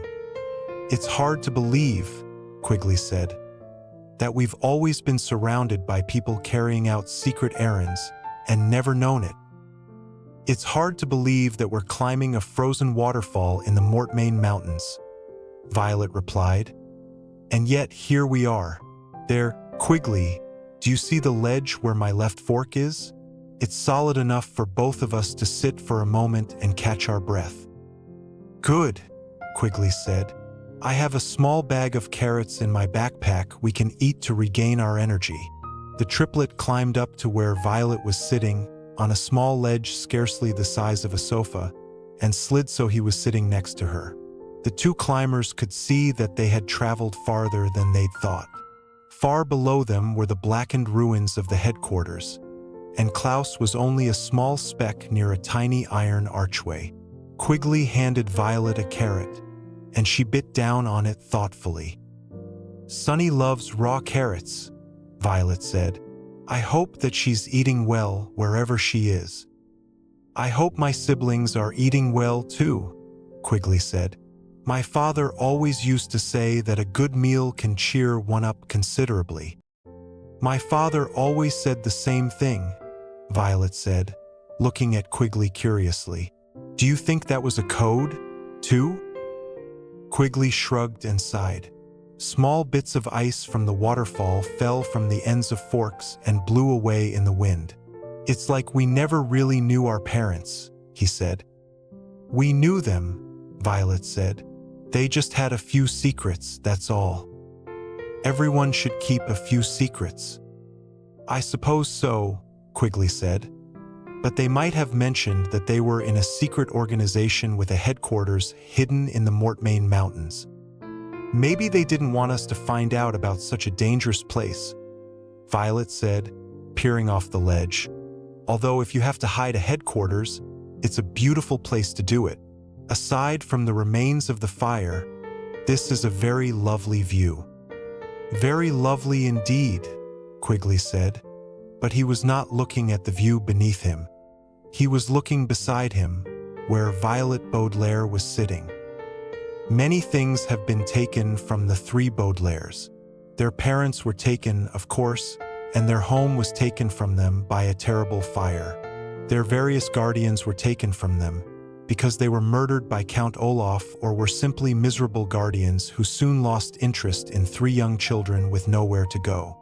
The Baudelaire's dignity was taken from them, on the occasions when the siblings were forced to wear absurd disguises, and recently they had been taken from one another, with the kidnapped Sunny doing chores at the top of the frozen waterfall while Violet and Klaus learned the secrets of V.F.D at the bottom.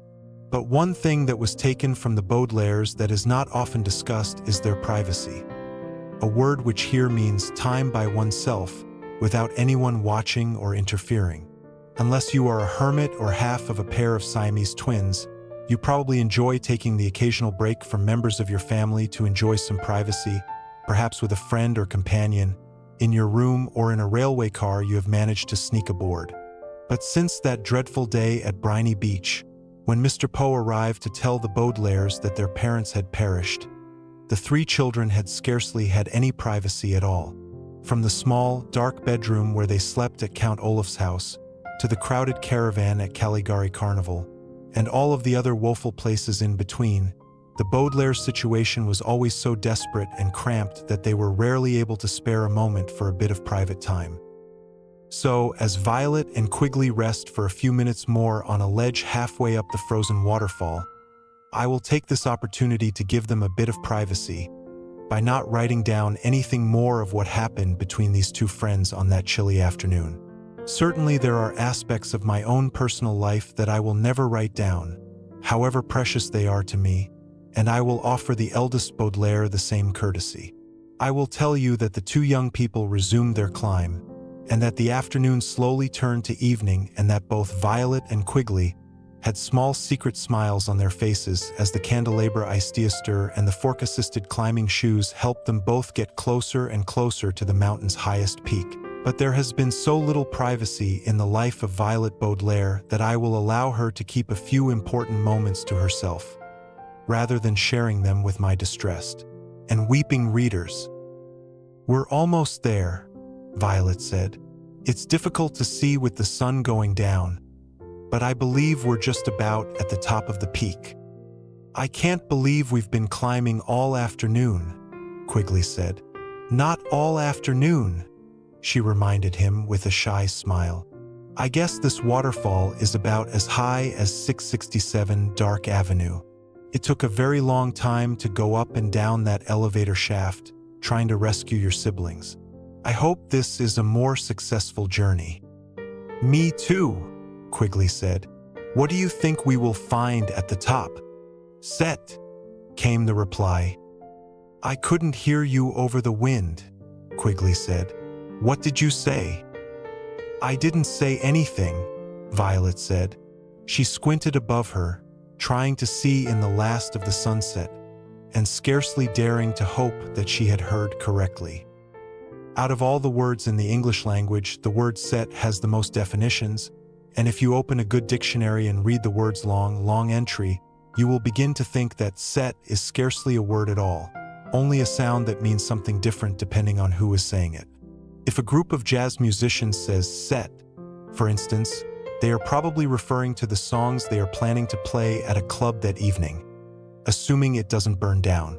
If the owner of a restaurant uses the word set, they might mean a group of matching wine glasses, or a bunch of waitresses who look exactly alike.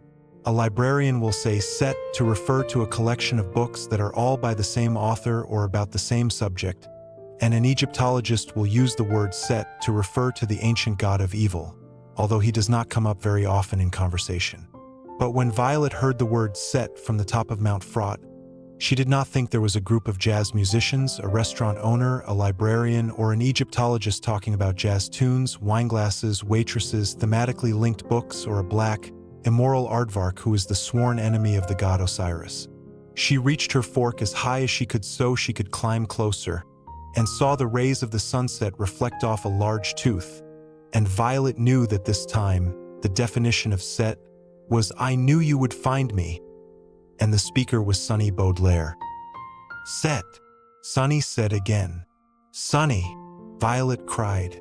"SSSH," Sonny said. "What is going on?" Quigley asked, several fork steps behind Violet. "It's Sonny," Violet said, and hoisted herself onto the peak to see her baby sister, standing next to Count Olaf's car and grinning from ear to ear. Without another word, the two Baudelaire sisters hugged fiercely, Violet taking care not to poke Sonny with one of the forks she was holding. By the time Quigley reached the top of the peak and pulled himself up to lean against one of the car's tires, the two Baudelaires were smiling at each other with tears in their eyes. "I knew we'd see you again, Sonny," Violet said. "I just knew it." "Klaus?" Sonny asked. "He's safe and nearby," Violet said. "He knew we could find you too." "Set," Sonny agreed. But then she noticed Quigley and her eyes grew wide. "Quagmire?" she asked in amazement. "Yes," Violet said. "This is Quigley Quagmire, Sonny. He survived the fire after all." Sonny walked unsteadily over to Quigley and shook his hand. "He led us to the headquarters, Sonny, with a map he drew himself." "Arigato," Sonny said, which meant something like, "I appreciate your help, Quigley." "Was it you who signaled us?" Quigley asked. "Yep," Sonny said. "Locks." "Count Olaf's been making you do the cooking?" Violet asked in amazement. "Vacuum," Sonny said. "Olaf even made her clean crumbs out of the car." Violet translated to Quigley, "By blowing as hard as she could." "That's ridiculous," Quigley said. "Cinderella," Sonny said. She meant something along the lines of, "I've had to do all of the chores while being humiliated at every turn." But Violet had no time to translate over the sound of Count Olaf's scratchy voice. "Where are you, Baudelaire?" he asked, adding an absurd nickname to his list of insults. "I've thought of more tasks for you to perform." The three children looked at one another in panic.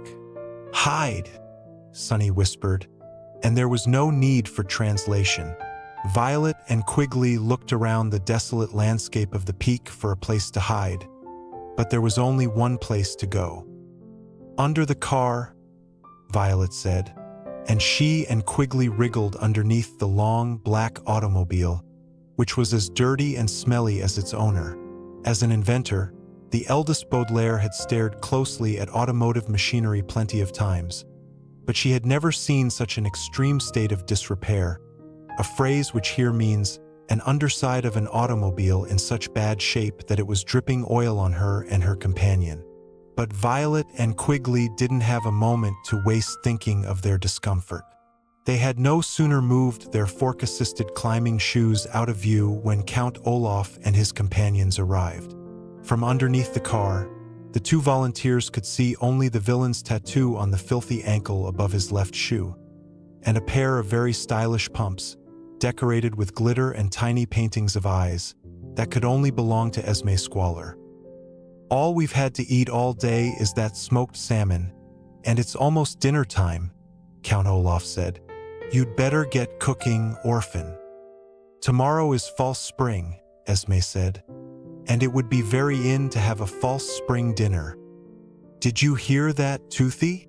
Olaf asked. "My girlfriend wants a stylish dinner. Get to work." "Olaf, we need you," said a very deep voice, and Violet and Quigley saw two pairs of sinister black shoes appear behind the villain and his girlfriend, whose shoes twitched nervously at the sight of them. All of a sudden, it seemed much colder underneath the car, and Violet had to push her legs against the tires, so they would not shiver against the mechanics of the underside and be heard. "Yes, Olaf," agreed the hoarse voice of the man with a beard but no hair, although Violet and Quigley could not see him. "Our recruitment plan will happen first thing in the morning, so we need you to help spread the net out on the ground." "Can't you ask one of our employees?" asked Esme. "There's the hook-handed man, the two white-faced women, and the three freaks we picked up at the carnival. That's 8 people if you include yourselves to spread out the net. Why should we do it?" The 4 black shoes stepped toward Esme's stylish pumps and Olaf's tattoo. "You'll do it," said the woman with hair but no beard. "Because I say so." There was a long, ominous pause, and then Count Olaf gave a little high-pitched laugh. "That's a good point," he said. "Come on, Esme. We've bossed around the baby, so there's nothing else to do around here anyway." "That's true," Esme agreed. "In fact, I was thinking about taking up smoking again, because I'm bored. Do you have any more of those green cigarettes?" "I'm afraid not," replied the man with a beard but no hair, leading the villains away from the car. "That's the only one I found." "That's too bad," Esme said. "I don't like the taste or the smell, and they're very bad for you. but cigarettes are very in and I'd like to smoke another one." "Maybe there's another one in the ruins of headquarters," said the woman with hair but no beard. "It's hard to find everything in all those ashes. We searched for days and couldn't find the sugar bowl." "Not in front of the baby," Olaf said quickly, and the 4 pairs of shoes walked away. Violet and Quigley stayed underneath the car until Sonny said, "Coast clear," which meant something like, "It's safe to come out now." "Those were terrible people," Quigley said with a shudder, brushing oil and grime off his coat. "They made me feel cold all over." "They certainly had an aura of menace," Violet agreed in a whisper. "The feet with the tattoo were Count Olaf, and those glittery shoes were Esme Squalor. But who were the other 2? Sonny?" "Anno Narcissus," Sonny murmured. She meant something along the lines of, "I don't know, but they burned down V.F.D headquarters." And Violet was quick to explain this to Quigley. "Klaus has found an important message that survived the fire," Violet said. "By the time we take you down the waterfall, I'm sure he'll have decoded the message. Come on." "No go," Sonny said, which meant, "I don't think I ought to accompany you." "Why on earth not?" Violet asked. "Anna sank," Sonny said. "Sonny says that the villains have mentioned one more safe place for volunteers to gather," Violet explained to Quigley. "Do you know where it is?" Quigley asked. Sonny shook her head. "Olaf file," she said. "But if Count Olaf has the Snicket file," Violet said, "how are you going to find out where this safe place is?" "Matahari," she said, which meant something like, "If I stay, I can spy on them and find out." "Absolutely not," Violet said after she had translated. "It's not safe for you to stay here, Sonny. It's bad enough that Olaf has made you do the cooking." "Lux," Sonny pointed out. "But what are you going to make for a false spring dinner?" Violet asked. Sonny gave her sister a smile and walked over to the trunk of the car. Violet and Quigley heard her rummaging around among the remaining groceries, but stayed put so Olaf or any of his associates wouldn't spot them. When Sonny returned, she had a triumphant smile on her face, and the frozen hunk of spinach, the large bag of mushrooms, the can of water chestnuts, and the enormous eggplant in her arms. "False spring rolls," she said, which meant something like, "An assortment of vegetables wrapped in spinach leaves, prepared in honor of false spring." "I'm surprised you can even carry that eggplant, let alone prepare it," Violet said. "It must weigh as much as you do." "Supportunity," Sonny said. She meant something like, "Serving the troop dinner will be a perfect chance to listen to their conversation." And Violet reluctantly translated. "It sounds dangerous," Quigley said. "Of course it's dangerous," Violet said. "If she's caught spying, who knows what they'll do?" "Gga goo goo," Sonny said, which meant, "I won't be caught, because they think I'm only a helpless baby." "I think your sister is right," Quigley said. "It wouldn't be safe to carry her down the waterfall, anyway. We need our hands and feet for the climb. Let Sonny investigate the mystery she's most likely to solve, while we work on an escape plan." Violet shook her head. "I don't want to leave my sister behind," she said. "The Baudelaires should never be separated." "Separate, Klaus," Sonny pointed out. "If there's another place where volunteers are gathering," Quigley said, "we need to know where it is. Sonny can find out for us, but only if she stays here." "I'm not going to leave my baby sister on top of a mountain," Violet said. Sonny dropped her vegetables on the ground and walked over to her sister and smiled. "I'm not a baby," Sonny said, and hugged her.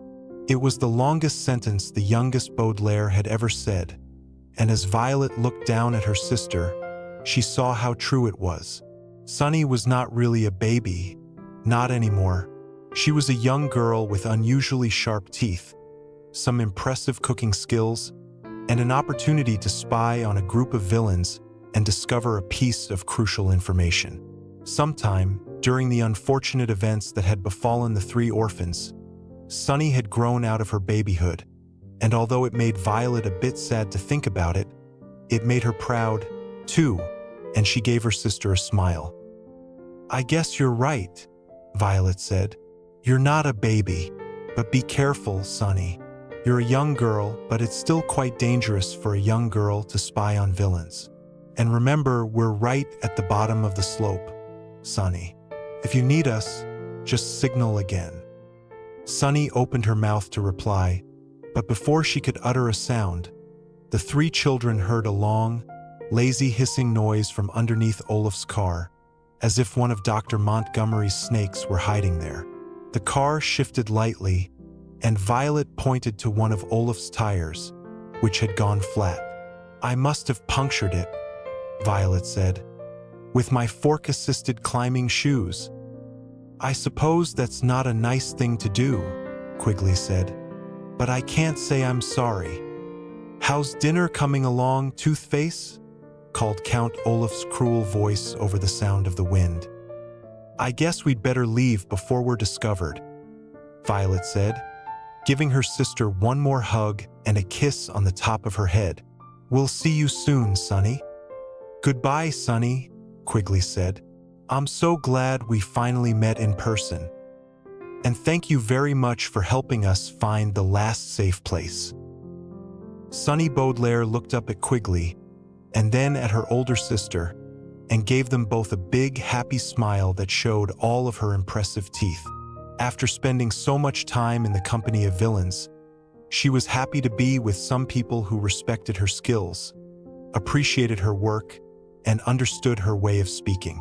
Even with Klaus still at the bottom of the waterfall, Sunny felt as if she had already been happily reunited with her family, and that her time in the Mortmain Mountains would have a happy ending.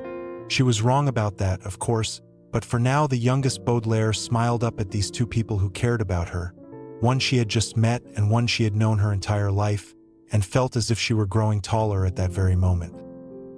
"Happy," said the young girl, and everyone who heard her knew what she was talking about. Chapter 11. If you ever look at a picture of someone who has just had an idea, you might notice a drawing of a light bulb over the person's head. Of course, there is not usually a light bulb hovering in the air when someone has an idea, but the image of a light bulb over someone's head has become a sort of symbol for thinking, just as the image of an eye, sadly, has become a symbol for crime and devious behavior rather than integrity, the prevention of fire, and being well-read. As Violet and Quigley climbed back down the slippery slope of the frozen waterfall, their fork-assisted climbing shoes poking into the ice with each step, they looked down and saw, by the last light of the setting sun, the figure of Klaus. He was holding a flashlight over his head to help the two climbers find their way down, but it looked as if he'd just had an idea. "He must have found a flashlight in the wreckage," Quigley said. "It looks like the one Jacques gave me. I hope he found enough information to decode verbal fridge dialogue," Violet said, and tapped the candelabra below her feet. "Be careful here, Quigley. The ice feels thin. We'll have to climb around it." "The ice has been less solid on our way down," Quigley said. "That's not surprising," Violet said. "We've poked a great deal of it with forks. By the time fall spring arrives, this whole slope will probably only be half frozen." "By the time fall spring arrives," Quigley said, "I hope we'll be on our way to the last safe place." "Me too," Violet said quietly, and the two climbers said no more until they reached the bottom of the waterfall and walked carefully across the frozen pool along the path Klaus shone with his flashlight. "I'm so glad you returned in one piece," Klaus said, shining his flashlight in the direction of the dining room remains. "It looked like a very slippery journey. It's getting cold, but if we sit behind the library entrance, we'll be away from much of the wind." But Violet was so eager to tell her brother, who they had found at the top of the peak, that she could not wait another moment. "It's Sunny," she said. "Sunny's at the top." It was her who was signaling us. "Sunny," Klaus said, his eyes as wide as his smile. "How did she get up there? Is she safe? Why didn't you bring her back?" "She's safe," Violet said. "She's with Count Olaf, but she's safe." "Has he harmed her?" Klaus asked. Violet shook her head. "No," she said. "He's making her do all the cooking and cleaning." "But she's a baby," Klaus said. "Not anymore," Violet said. "We haven't noticed, Klaus, but she's grown up quite a bit. She's really too young to be in charge of all the chores, of course. But sometime during all the hardship we've been through, she stopped being a baby." "She's old enough to eavesdrop," Quigley said. "She's already discovered who burned down the V.F.D headquarters. They're two terrible people, a man and a woman, who have quite an aura of menace," Violet said. "Even Count Olaf is a little afraid of them." "What are they all doing up there?" Klaus asked. "They're having some sort of villainous meeting," Quigley said. "We heard them mention something about a recruitment plan and a large net." "That doesn't sound pleasant," Klaus said. "There's more, Klaus," Violet said. "Count Olaf has the Snicket file, and he found out about some secret location, the last safe place where the V.F.D can gather. That's why Sunny stayed up there. If she overhears where the place is, we'll know where to go to meet up with the rest of the volunteers." "I hope she manages to find out," Klaus said. "Without that piece of information, all that I've discovered is useless." "What have you discovered?" Quigley asked. "I'll show you," Klaus said, and led the way to the ruins of the library, where Violet could see he'd been working. His dark blue notebook was open, and she could see that several pages were filled with notes.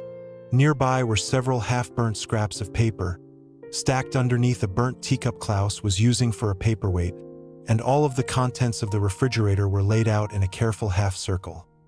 The jar of mustard, the container of olives, 3 jars of jam, and the very fresh dill. The small glass jug, containing 1 pickle, and the bottle of lemon juice were off to one side. "This is some of the most difficult research I've ever done," Klaus said, sitting down next to his notebook. Justice Strauss's legal library was confusing, and Aunt Josephine's grammatical library was dull. But the ruined V.F.D library is a much bigger challenge. Even if I know what book I'm looking for, it may be nothing but ashes. "Did you find anything about verbal fridge dialogue?" Quigley asked, sitting beside him. "Not at first," Klaus said. "The scrap of paper that led us to the refrigerator was in a large pile of ashes, and it took a while to sift through it.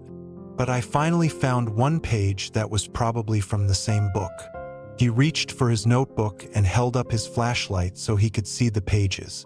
"The page was so delicate," he said, "that I immediately copied it into my commonplace book. It explains how the whole code works." "Read it to us," Violet said, and Klaus complied.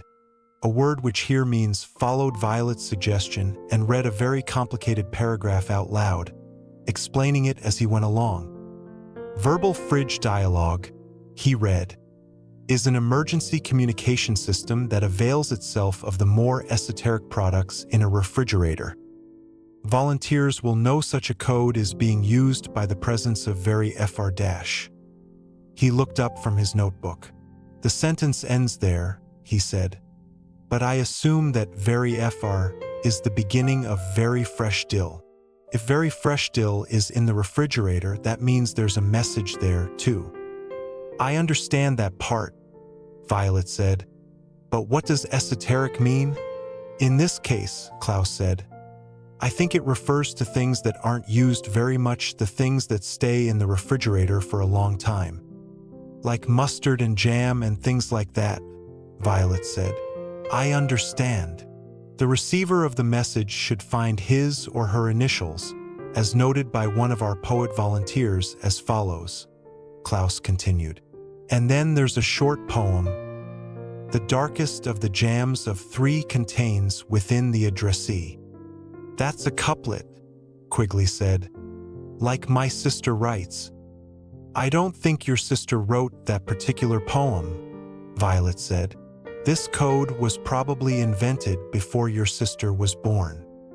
That's what I thought, Klaus said. But it made me wonder who taught Isadora about couplets. They might have been a volunteer. She had a poetry teacher when we were young, Quigley said. But I never met him. I always had cartography class. And your map-making skills, Violet said, led us to the headquarters. And your inventing skills, Klaus said, allowed you to climb up to Mount Fraught. And your researching skills are helping us now, Violet said. It's as if we were being trained for all this, and we didn't even know it. I never thought of learning about maps as training, Quigley said. I just liked it. Well, I haven't had much training in poetry, Klaus said. But the couplet seems to say that inside the darkest jar of jam is the name of the person who's supposed to get the message. Violet looked down at the 3 jars of jam. There's apricot, strawberry, and boysenberry, she said. Boysenberry's the darkest. Klaus nodded and unscrewed the cap from the jar of boysenberry jam. Look inside, he said, and shined the flashlight so Violet and Quigley could see. Someone had taken a knife and written 2 letters in the surface of the jam. J and S. JS, Quigley said. Jacques Snicket. The message can't be for Jacques Snicket, Violet said. He's dead. Maybe whoever wrote this message doesn't know that, Klaus said, and continued to read from the commonplace book. If necessary, the dialogue uses a cured, fruit-based calendar for days of the week in order to announce a gathering. Sunday is represented by a lone dash. Here it's cut off again. But I think that means that these olives are an encoded way of communicating which day of the week a gathering will take place, with Sunday being 1 olive, Monday being 2, and so on. How many olives are in that container? Quigley asked. 5, Klaus said, wrinkling his nose. I didn't like counting them. Ever since the squallers fixed us aqueous martinis, the taste of olives hasn't really appealed to me. 5 olives means Thursday, Violet said. Today's Friday, Quigley said. The gathering of the volunteers is less than a week away. The 2 Baudelaires nodded in agreement, and Klaus opened his notebook again. Any spice-based condiment, he read, should have a coded label referring volunteers to encoded poems. I don't think I understand, Quigley said. Klaus sighed and reached for the jar of mustard. This is where it really gets complicated. Mustard is a spice-based condiment, and according to the code, it should refer us to a poem of some sort. How can mustard refer us to a poem? Violet asked. Klaus smiled. I was puzzled for a long time, he said, but I finally thought to look at the list of ingredients. Listen to this. Vinegar, mustard seed, salt, turmeric, the final quatrain of the 11th stanza of The Garden of Proserpine by Algernon Charles Swinburne, and calcium disodium, an allegedly natural preservative. A quatrain is 4 lines of a poem, and a stanza is another word for a verse. They hid a reference to a poem in the list of ingredients. It's the perfect place to hide something, Violet said. No one ever reads those lists very carefully. But did you find the poem? Klaus frowned and lifted the teacup. Under a burnt wooden sign marked poetry, I found a pile of papers that were burned practically beyond recognition, he said. But here's the one surviving scrap, and it's the last quatrain of the 11th stanza of The Garden of Proserpine by Algernon Charles Swinburne. That's convenient, Quigley said. A little too convenient, Klaus said. The entire library was destroyed, and the one poem that survived is the one we need. It can't be a coincidence." He held out the scrap of paper so Violet and Quigley could see it. "It's as if someone knew we'd be looking for this." "What does the quatrain say?" Violet asked. "It's not very cheerful," Klaus said, and tilted the flashlight so he could read it.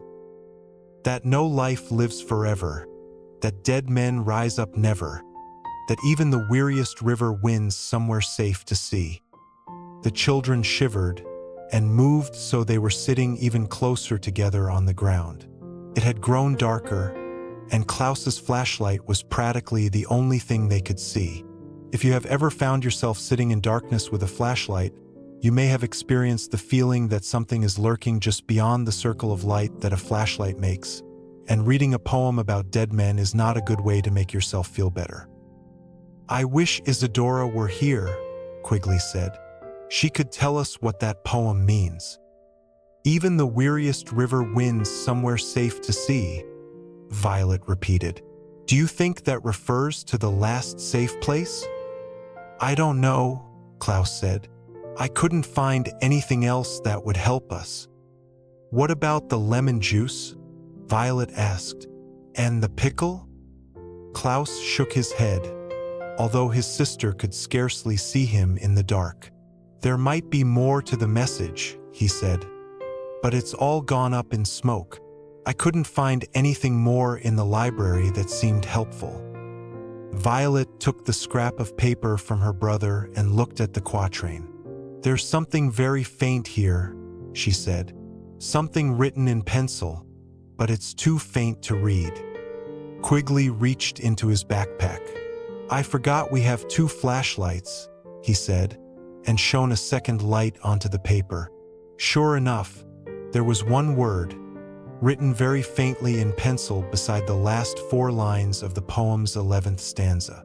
Violet, Klaus, and Quigley leaned in as far as they could to see what it was. The night winds rustled the fragile paper and made the children shiver, shaking the flashlights. But at last the light shone on the quatrain and they could see what words were there. "Sugar bowl," they said in unison, and looked at one another. "What could that mean?" Klaus asked. Violet sighed. "When we were hiding underneath the car," she said to Quigley. "One of those villains said something about searching for a sugar bowl, remember?" Quigley nodded and took out his purple notebook. "Jacques Snicket mentioned a sugar bowl once," he said. "When we were in Dr. Montgomery's library, he said it was very important to find it. I wrote it down on the top of a page in my commonplace book, so I could add any information I learned about its whereabouts." He held up the page so the 2 Baudelaires could see that it was blank. "I never learned anything more," he said. Klaus sighed. "It seems that the more we learn, the more mysteries we find. We reached V.F.D headquarters and decoded a message, and all we know is that there's one last safe place, and volunteers are gathering there on Thursday." "That might be enough," Violet said. "If Sonny finds out where the safe place is." "But how are we going to get Sonny away from Count Olaf?" Klaus asked. "With your fork-assisted climbing shoes," Quigley said. "We can climb up there again and sneak away with Sonny." Violet shook her head. "The moment they noticed Sonny was gone," she said, "they would find us. From Mount Fraught, they can see everything and everyone for miles and miles, and we're hopelessly outnumbered." "That's true," Quigley admitted. "There are 10 villains up there and only 4 of us. Then how are we going to rescue her?" "Olaf has someone we love," Klaus said thoughtfully. "If we had something he loves, we could trade it for Sonny's return." "What does Count Olaf love?"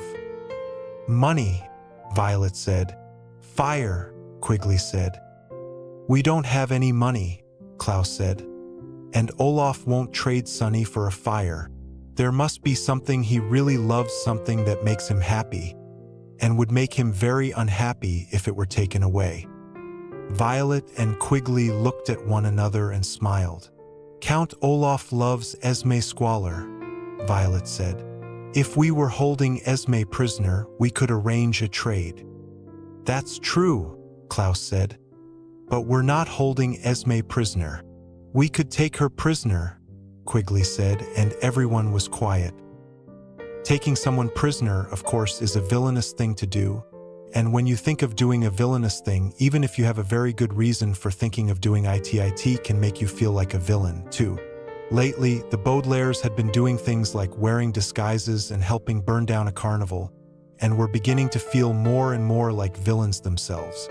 But Violet and Klaus had never done anything as villainous as taking somebody prisoner, and as they looked at Quigley, they could tell that he felt just as uncomfortable, sitting in the dark and thinking up a villainous plan. "How would we do it?" Klaus asked quietly. "We could lure her to us," Violet said, "and trap her." Quigley wrote something down in his commonplace book. "We could use the verdant flammable devices," he said. "Esme thinks they're cigarettes, and she thinks cigarettes are in. If we lit some of them, she might smell the smoke and come down here." "But then what?" Klaus asked. Violet shivered in the cold and reached into her pocket. Her fingers bumped up against the large bread knife, which she had almost forgotten was there, and then found what she was looking for. She took the ribbon out of her pocket and tied her hair up to keep it out of her eyes. The eldest Baudelaire could scarcely believe she was using her inventing skills to think up a trap. "The easiest trap to build," she said, "is a pit. We could dig a deep hole and cover it up with some of this half-burned wood so Esme couldn't see it. The wood has been weakened by the fire, so when she steps on it." Violet did not finish her sentence, but by the glow of the flashlights, she could see that Klaus and Quigley were both nodding. "Hunters have used traps like that for centuries," Klaus said, "to capture wild animals." "That doesn't make me feel any better," Violet said. "How could we dig such a pit?" Quigley said. "Well," Violet said, "we don't really have any tools, so we probably have to use our hands. As the pit got deeper, we'd have to use something to carry the dirt away." "I still have that pitcher," Klaus said. "And we'd need a way to make sure that we wouldn't get trapped ourselves," Violet said. "I have a rope," Quigley said. "In my backpack. We could tie one end to the archway and use it to climb out." Violet reached her hand down to the ground.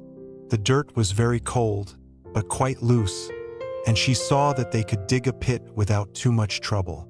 "Is this the right thing to do?" Violet asked. "Do you think this is what our parents would do?" "Our parents aren't here," Klaus said. "They might have been here once, but they're not here now." The children were quiet again and tried to think as best they could in the cold and the dark. Deciding on the right thing to do in a situation is a bit like deciding on the right thing to wear to a party.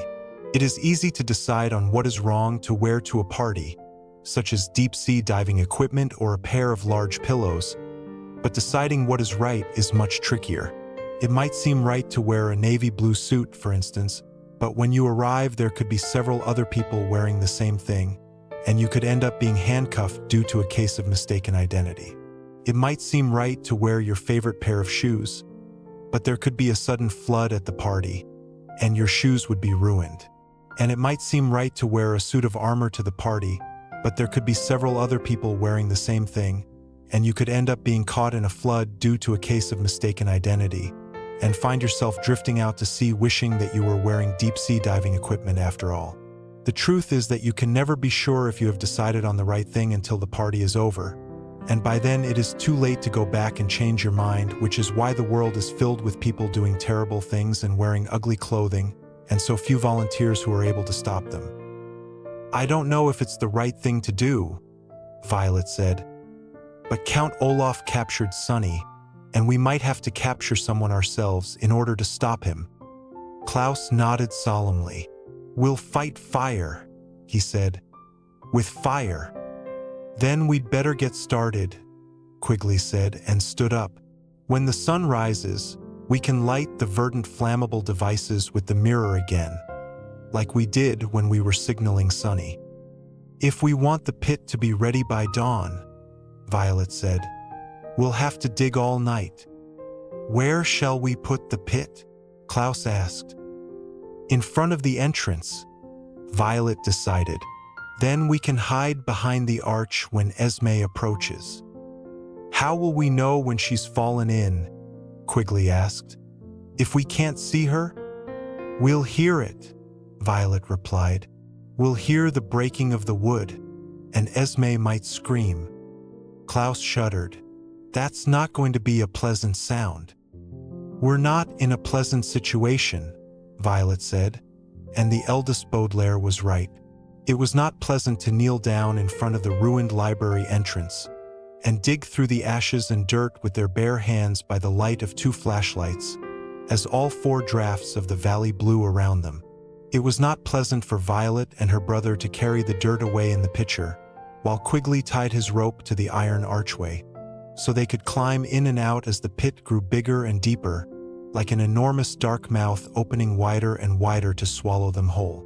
It was not even pleasant to pause and eat a carrot to keep up their energy, or to gaze at the shiny white shape of the frozen waterfall as it glinted in the moonlight, imagining Esme Squalor, lured by the smoke of the verdant flammable devices, approaching the ruined headquarters to become their prisoner.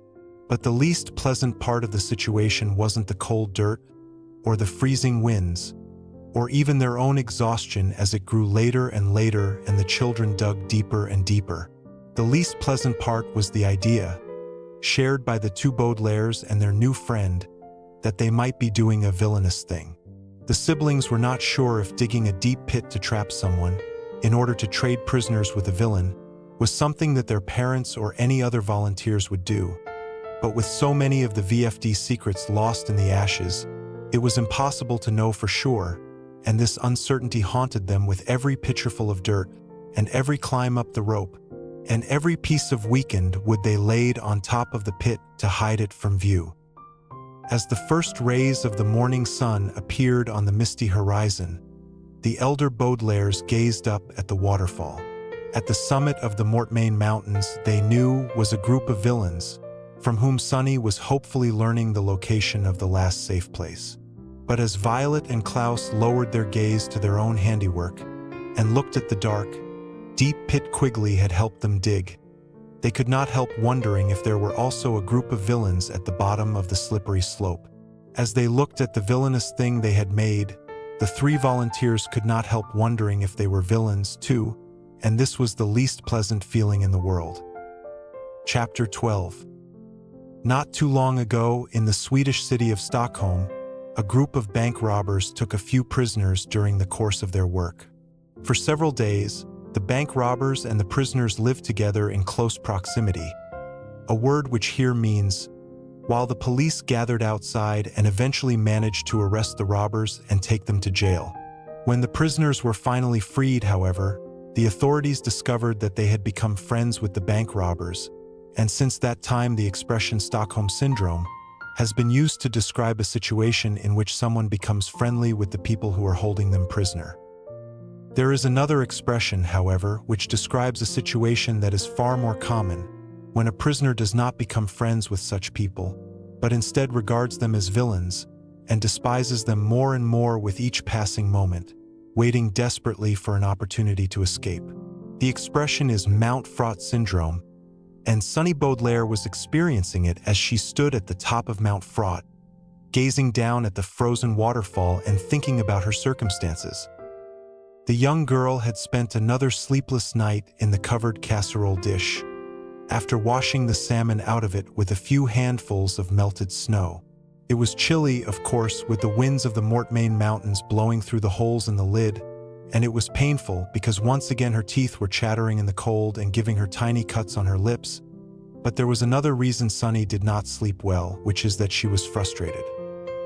Despite her best spying attempts, The youngest Baudelaire had been unable to eavesdrop on the villain's conversation and learn the location of the last safe place where V.F.D would be gathering, or learn any more about the dreadful recruitment scheme planned by the man with a beard but no hair and the woman with hair but no beard. When the troupe gathered around the flat rock for dinner, they discussed these things, but every time Sunny tried to get close enough to hear what they were saying, they glared at her and quickly changed the subject. It seemed to Sunny that the only thing she had accomplished all evening was preparing a meal that the troupe enjoyed. When she had presented her platter of false spring rolls, no one had complained, and every single villainous person had taken second helpings. But something crucial had escaped the attention of Count Olaf and his comrades during the meal, and for that Sunny was very grateful. As she had told her siblings, the youngest Baudelaire had prepared an assortment of vegetables wrapped in spinach leaves, in honor of false spring. Her recipe had required the bag of mushrooms, the can of water chestnuts, and the frozen hunk of spinach, which she had thawed by holding it underneath her shirt, as she had when preparing toast tartar. But Sunny had decided at the last minute that she would not use the enormous eggplant. When Violet mentioned that the eggplant must weigh as much as Sunny did, the youngest Baudelaire had an idea, and rather than chopping the eggplant into small strips with her teeth, she hid it behind the flat tire of Count Olaf's car. And now, as the sun rose and the group of villains began their usual morning bickering, she was retrieving the eggplant and rolling it to the casserole dish.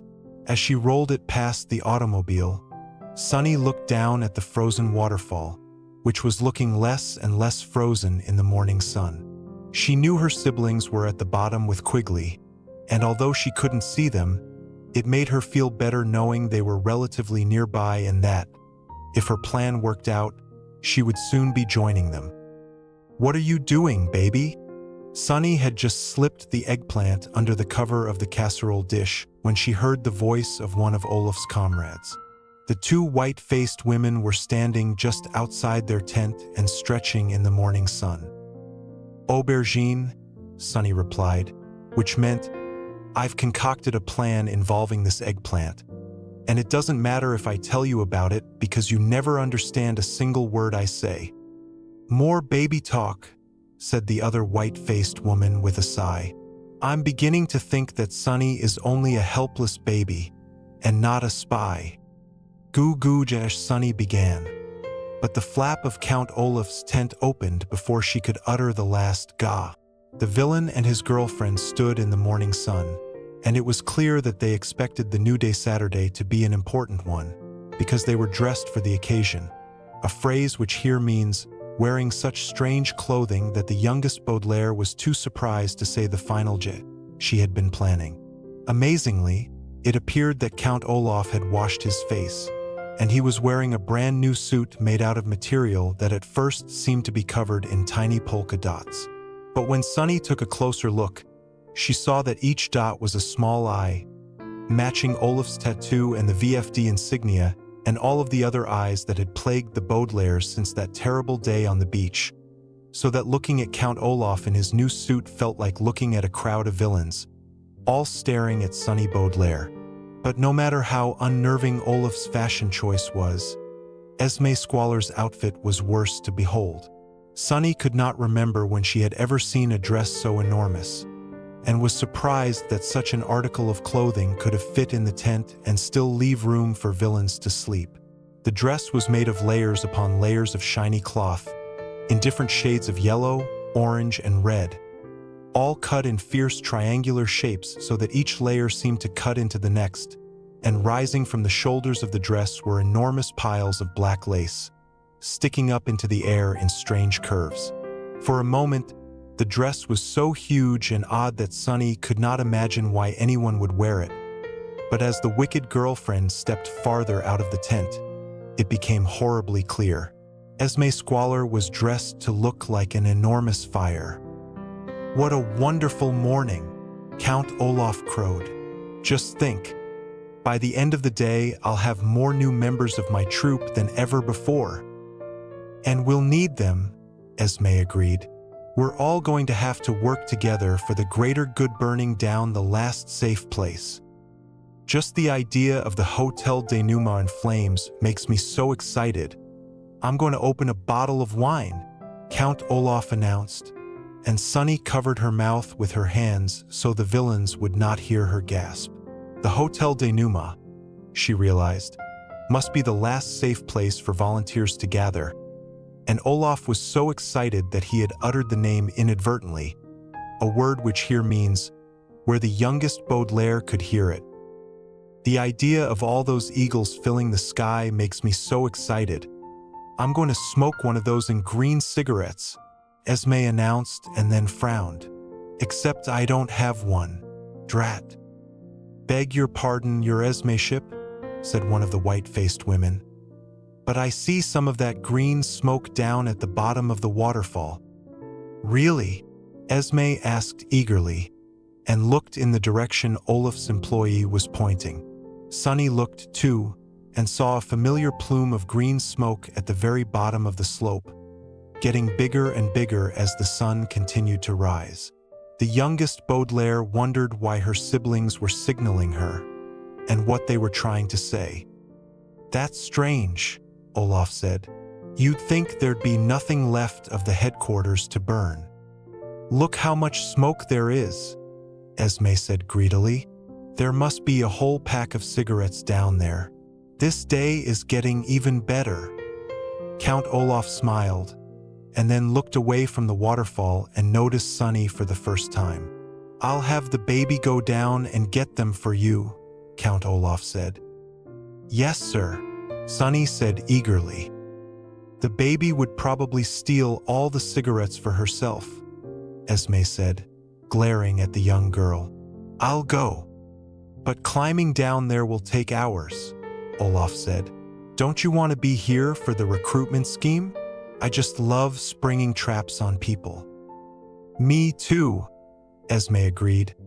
But don't worry, Olaf. I'll be back in moments. I'm not going to climb. I'll take one of the toboggans and sled down the waterfall before anyone else even notices I'm gone. Drat, Sunny couldn't help saying. She meant something along the lines of, that is exactly what I was planning on doing. But once again, no one understood. Shut up, Toothy, Esme said, and get out of my way. She flounced past the youngest Baudelaire, and Sunny realized that there was something sewn to the bottom of the dress that made it make a crackling noise as she walked, so that the wicked girlfriend sounded as much like a fire as she looked like one. Blowing a kiss to Count Olaf, she grabbed the toboggan belonging to sinister villains. I'll be right back, darling, Esme said. Tell that baby to take a nap so she won't see what we're up to. Esme's right, Olaf said, giving Sunny a cruel smile. Get in the casserole dish. You're such an ugly, helpless creature. I can scarcely stand to look at you. You said it, handsome, Esme said, and chuckled meanly as she sat at the top of the waterfall. The two white-faced women scurried to help and gave the toboggan a big push as Sunny did as she was told, and disappeared from Olaf's sight. As you may imagine, the sight of a grown woman in an enormous flame-imitating dress tobogganing down from the source of the stricken stream to the two tributaries and the half-frozen pool at the bottom of the waterfall is not the sort of thing to pass unnoticed, even from far away. Violet was the first to see the colorful blur heading quickly down the slope, and she lowered Colette's hand mirror, which she had used once again to catch the rays of the rising sun and reflect them onto the verdant flammable devices, which she had put in a pile in front of the pit. Wrinkling her nose from the bitter smell of the smoke, she turned to Klaus and Quigley, who were putting one last piece of weekend wood across the pit, so their trap would be hidden from view. Look, Violet said, and pointed to the descending shape. Do you think it's Esme? Klaus asked. Violet squinted up at the tobogganing figure. I think so, she said. Nobody but Esme Squalor would wear an outfit like that. We'd better hide behind the archway, Quigley said, before she spots us. The two Baudelaires nodded in agreement and walked carefully to the library entrance, making sure to step around the hole they had dug. "I'm happy that we can't see the pit anymore," Klaus said. "Looking into that blackness reminded me of that terrible passageway at 667 Dark Avenue. First Esme trapped your siblings there," Violet said to Quigley, "and then she trapped us. And now we're fighting fire with fire and trapping her," Quigley said uncomfortably. "It's best not to think about it," Violet said, although she had not stopped thinking about the trap since the first handful of ashes and earth. "Soon we'll have Sonny back, and that's what's important." "Maybe this is important too," Klaus said, and pointed up at the archway. "I never noticed it until now." Violet and Quigley looked up to see what he was referring to, and saw 4 tiny words etched over their heads, right underneath the large letters spelling V.F.D. Library. "The world is quiet here," Quigley read. "What do you think it means?" "It looks like a motto," Klaus said. "At Prufrock Preparatory School, they had a motto carved near the entrance, so everyone would remember it when they entered the academy." Violet shook her head. "That's not what I'm thinking of," she said. "I'm remembering something about that phrase, but just barely." "The world certainly feels quiet around here," Klaus said. "We haven't heard a single snow gnat since we arrived."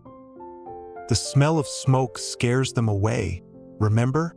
Quigley asked. "Of course," Klaus said, and peered around the archway to check on Esme's progress. The colorful blur was about halfway down the waterfall, heading straight for the trap they had built. "There's been so much smoke here at headquarters. The gnats might never come back." "Without snow gnats," Quigley said, "the salmon of the stricken stream will go hungry. They feed on snow gnats." He reached into his pocket and opened his commonplace book. "And without salmon," he said, "the Mortmain Mountain eagles will go hungry. The destruction of V.F.D. headquarters has caused even more damage than I thought." Klaus nodded in agreement. "When we were walking along the stricken stream," he said, "the fish were coughing from all the ashes in the water. Remember, Violet?" He turned to his sister, but Violet was only half listening. She was still gazing at the words on the archway and trying to remember where she heard them before. "I can just hear those words," she said. "The world is quiet here." She closed her eyes. "I think it was a very long time ago, before you were born, Klaus." "Maybe someone said them to you," Quigley said. Violet tried to remember as far back as she could, but everything seemed as misty as it did in the mountains. She could see the face of her mother, and her father standing behind her, wearing a suit as black as the ashes of V.F.D. headquarters. Their mouths were open, but Violet could not remember what they were saying. No matter how hard she tried, the memory was as silent as the grave. "Nobody said them to me," she said finally. "Someone sang them. I think my parents sang the words 'The world is quiet here' a long time ago, but I don't know why." She opened her eyes and faced her brother and her friend. "I think we might be doing the wrong thing," she said. "But we agreed," Quigley said, "to fight fire with fire." Violet nodded and stuck her hands in her pocket, bumping up against the bread knife again. She thought of the darkness of the pit and the scream Esme would make as she fell into it. "I know we agreed," Violet said, "but if V.F.D. really stands for Volunteer Fire Department, then they're an organization that stops fire. If everyone fought fire with fire, the entire world would go up in smoke." "I see what you mean," Quigley said. "If the V.F.D. motto is 'The world is quiet here,' we ought to be doing something less noisy and violent than trapping someone, no matter how wicked they are." "When I was looking into the pit," Klaus said quietly, "I was remembering something I read in a book by a famous philosopher. He said, Whoever fights monsters should see to it that in the process he does not become a monster. And when you look long into an abyss, the abyss also looks into you." Klaus looked at his sister, and then at the sight of Esme approaching, and then at the weakened wood that the three children had placed on the ground. "Abyss is a fancy word for pit," he said. "We built an abyss for Esme to fall into. That's something a monster might do." Quigley was copying Klaus's words into his commonplace book. "What happened to that philosopher?" he asked. "He's dead," Klaus replied. "I think you're right, Violet. We don't want to be as villainous and monstrous as Count Olaf." "But what are we going to do?" Quigley asked. "Sonny is still Olaf's prisoner, and Esme will be here at any moment. If we don't think of the right thing right now, it'll be too late." As soon as the triplet finished his sentence, however, the three children heard something that made them realize it might already be too late. From behind the archway, Violet, Klaus, and Quigley heard a rough, scraping sound as the toboggan reached the bottom of the waterfall and slid to a halt, and then a triumphant giggle from the mouth of Esme Squalor. The three volunteers peeked around the archway and saw the treacherous girlfriend step off the toboggan with a greedy smile on her face. But when Esme adjusted her enormous flame-imitating dress and took a step toward the smoking verdant flammable devices, Violet was not looking at her anymore. Violet was looking down at the ground, just a few steps from where she was standing. Three dark, round masks were sitting in a pile, where Violet, Klaus, and Quigley had left them upon arriving at the ruins of headquarters. They had assumed that they would not need them again, but the eldest Baudelaire realized they had been wrong. As Esme took another step closer to the trap, Violet dashed over to the masks, put one on, and stepped out of her hiding place as her brother and her friend looked on. "Stop, Esme!" she cried. "It's a trap!" Esme stopped in her tracks and gave Violet a curious look. "Who are you?" she asked. "You shouldn't sneak up on people like that. It's a villainous thing to do." "I'm a volunteer," Violet said. Esme's mouth, heavy with orange lipstick that matched her dress, curled into a sneer. "There are no volunteers here," she said. "The entire headquarters are destroyed." Klaus was the next to grab a mask and confront Olaf's treacherous romantic companion. "Our headquarters might be destroyed," he said, "but the V.F.D is as strong as ever." Esme frowned at the two siblings as if she couldn't decide whether to be frightened or not. "You may be strong," she said nervously, "but you're also very short." Her dress crackled as she started to take another step toward the pit. "When I get my hands on you, dash."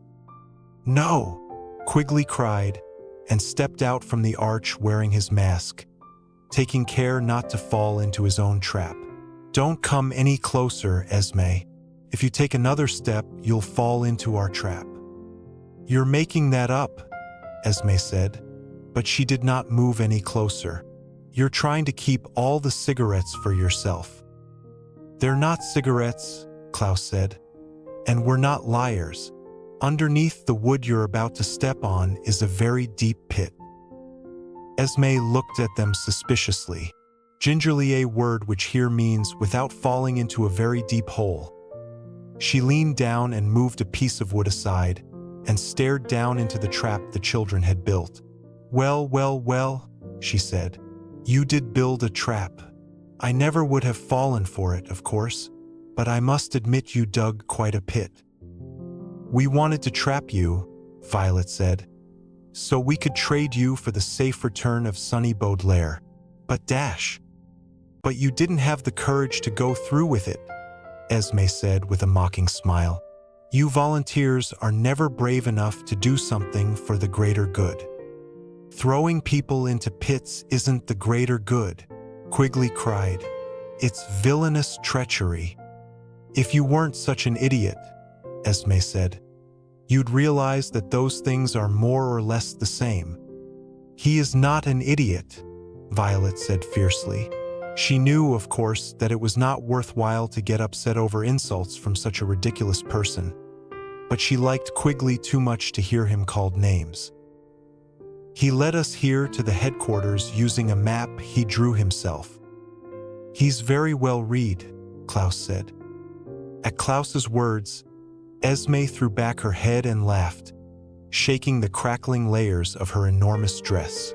Well read, she repeated in a particularly nasty tone of voice. Being well read won't help you in this world. Many years ago, I was supposed to waste my entire summer reading Anna Karenina, but I knew that silly book would never help me, so I threw it into the fireplace. She reached down and picked up a few more pieces of wood, which she tossed aside with a snicker.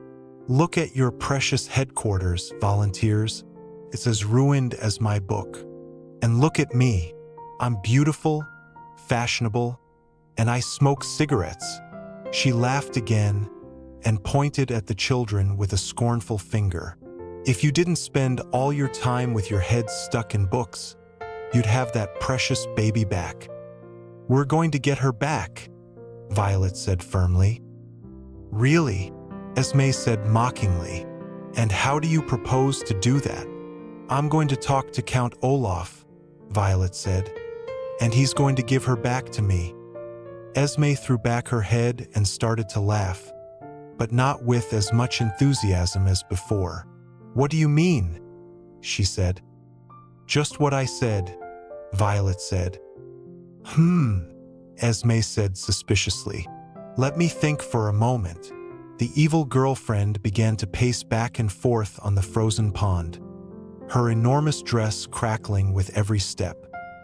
Klaus leaned in to whisper to his sister. What are you doing? He asked. Do you honestly think that we can get Sonny back from Count Olaf with a simple conversation?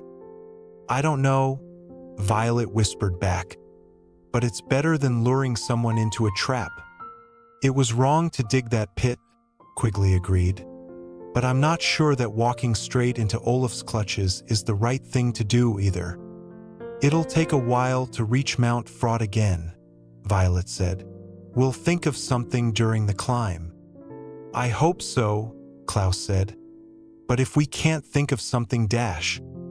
Klaus did not get a chance to say what might happen if they couldn't think of something, because Esme clapped her hands together to get the children's attention.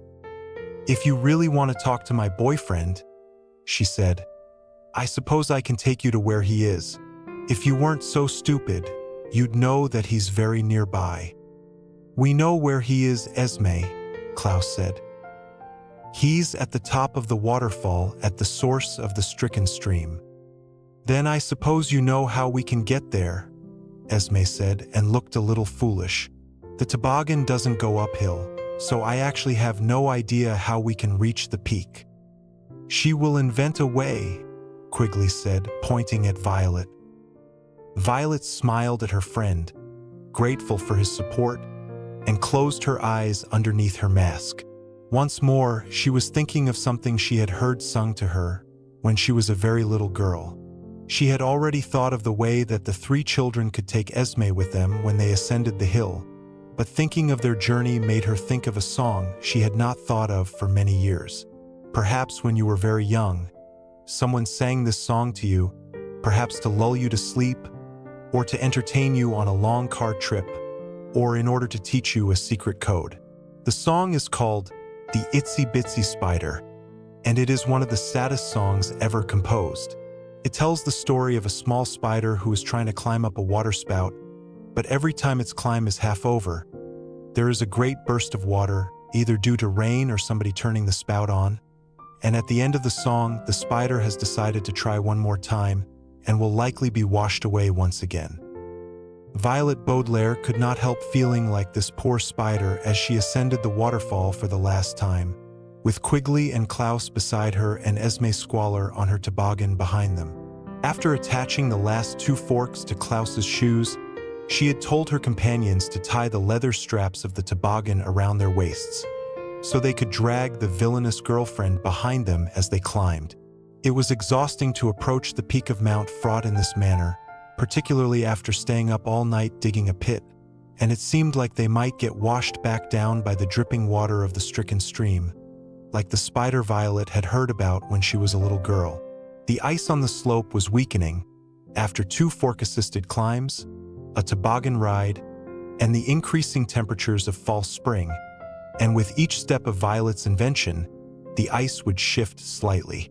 It was clear that the slippery slope was almost as exhausted as they were, and soon the ice would vanish completely. "Mush," Esme called from the toboggan.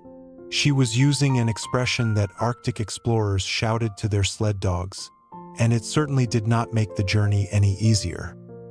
"I wish she'd stop saying that," Violet murmured from behind her mask. She tapped the candelabra on the ice ahead of her, and a small piece detached from the waterfall and fell to the ruins of headquarters. She watched it disappear below her and sighed. She would never see the V.F.D headquarters in all its glory. None of the Baudelaires would. Violet would never know how it felt to cook in the kitchen and gaze at the 2 tributaries of the stricken stream, while chatting with the other volunteers. Klaus would never know how it felt to relax in the library and learn all of the secrets of V.F.D in the comfort of one of the library's chairs, with his feet up on one of the matching V.F.D footstools. Sonny would never operate the projector in the movie room, or practice the art of the fake mustache in the disguise center, or sit in the parlor at tea time and eat the almond cookies made from my grandmother's recipe. Violet would never study chemical composition in one of the 6 laboratories, and Klaus would never use the balance beams at the gymnasium, and Sonny would never stand behind the counter at the ice cream shop and prepare butterscotch sundaes for the swimming coaches when it was her turn. And none of the Baudelaires would ever meet some of the organization's most beloved volunteers, including the mechanical instructor, C.M. Cornblith, and Dr. Isaac Anwissel, whom everyone called Ike, and the brave volunteer who tossed the sugar bowl out the kitchen window so it would not be destroyed in the blaze, and watched it float away on one of the tributaries of the stricken stream. The Baudelaires would never do any of these things, any more than I will ever see my beloved Beatrice again, or retrieve my pickle from the refrigerator in which I left it, and return it to its rightful place in an important coated sandwich.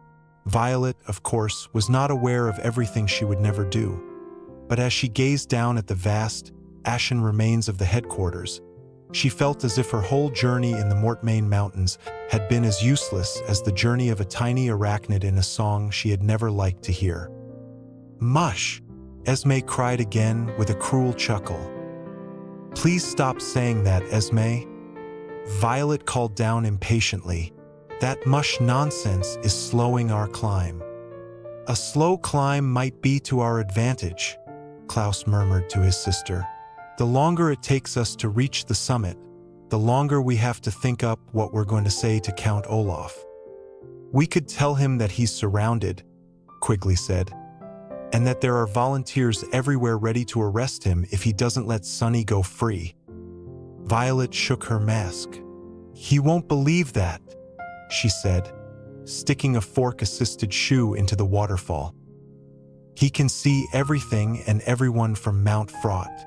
He'll know we're the only volunteers in the area." "There must be something we can do," Klaus said. "We didn't make this journey into the mountains for nothing." "Of course not," Quigley said. "We found each other, and we solved some of the mysteries that were haunting us." "Will that be enough?" Violet asked. "To defeat all those villains on the peak?" Violet's question was a difficult one, and neither Klaus nor Quigley had the answer, and so rather than hazard a guess-a phrase which here means continue to expend their energy by discussing the matter, they decided to hazard their climb, a phrase which here means continue their difficult journey in silence until they arrived at last at the source of the stricken stream. Hoisting themselves up onto the flat peak, they sat on the edge and pulled the leather straps as hard as they could.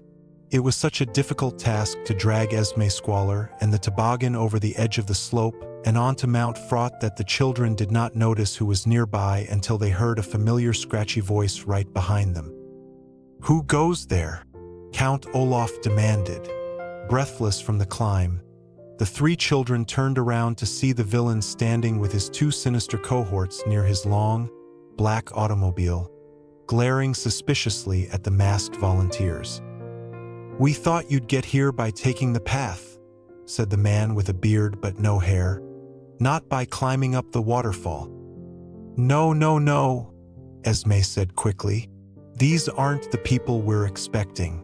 These are some volunteers I found at headquarters." "Volunteers?"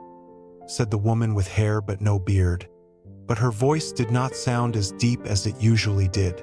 The villains gave the children the same confused frown they had seen from Esme, as if they were unsure whether to be scared or scornful, and the hook-handed man, the two white-faced women, and the three former carnival employees gathered around to see what had made their villainous boss fall silent. Although they were exhausted, the two Baudelaires hurriedly untied the straps of the toboggan from their waists and stood with Quigley to face their enemies. The orphans were very scared, of course, but they found that with their faces concealed they could speak their minds, a phrase which here means confront Count Olaf and his companions as if they weren't one bit frightened. "We built a trap to capture your girlfriend, Olaf," Violet said, "but we didn't want to become a monster like you." "They're idiotic liars," Esme cried. "I found them hogging the cigarettes, so I captured them myself and made them drag me up the waterfall like sled dogs." The middle Baudelaire ignored the wicked girlfriend's nonsense. "We're here for Sunny Baudelaire," Klaus said, "and we're not leaving without her." Count Olaf frowned and peered at them with his shiny eyes as if he were trying to see through their masks. "And what makes you so certain," he said, "that I'll give you my prisoner just because you say so?" Violet thought furiously, looking around at her surroundings for anything that might give her an idea of what to do. Count Olaf clearly believed that the three masked people in front of him were members of V.F.D, and she felt that if she could just find the right words to say, she could defeat him without becoming as villainous as her enemies. But she could not find the words, and neither could her brother nor her friend, who stood beside her in silence. The winds of the Mortmain Mountains blew against them, and Violet stuck her hands in her pockets, bumping one finger against the long bread knife. She began to think that perhaps trapping Esme had been the right thing to do after all. Count Olaf's frown began to fade, and his mouth started to curl upward in a triumphant smile. But just as he opened his mouth to speak, Violet saw two things that gave her hope once more. The first was the sight of two notebooks, one a deep shade of purple and the other dark blue, sticking out of the pockets of her companion's commonplace books, where Klaus and Quigley had written down all of the information they had found in the ruined library of V.F.D headquarters. And the other was a collection of dishes spread out on the flat rock that Olaf's troupe had been using for a table.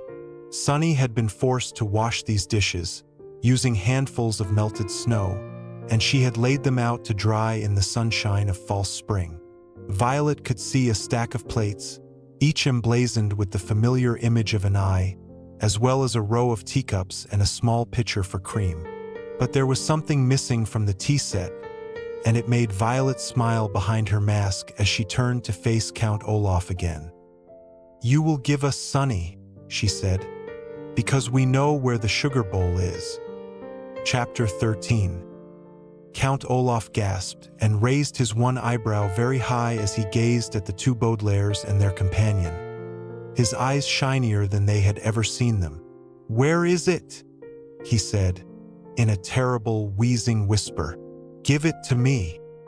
Violet shook her head, grateful that her face was still hidden behind a mask. "Not until you give us Sunny Baudelaire," she said.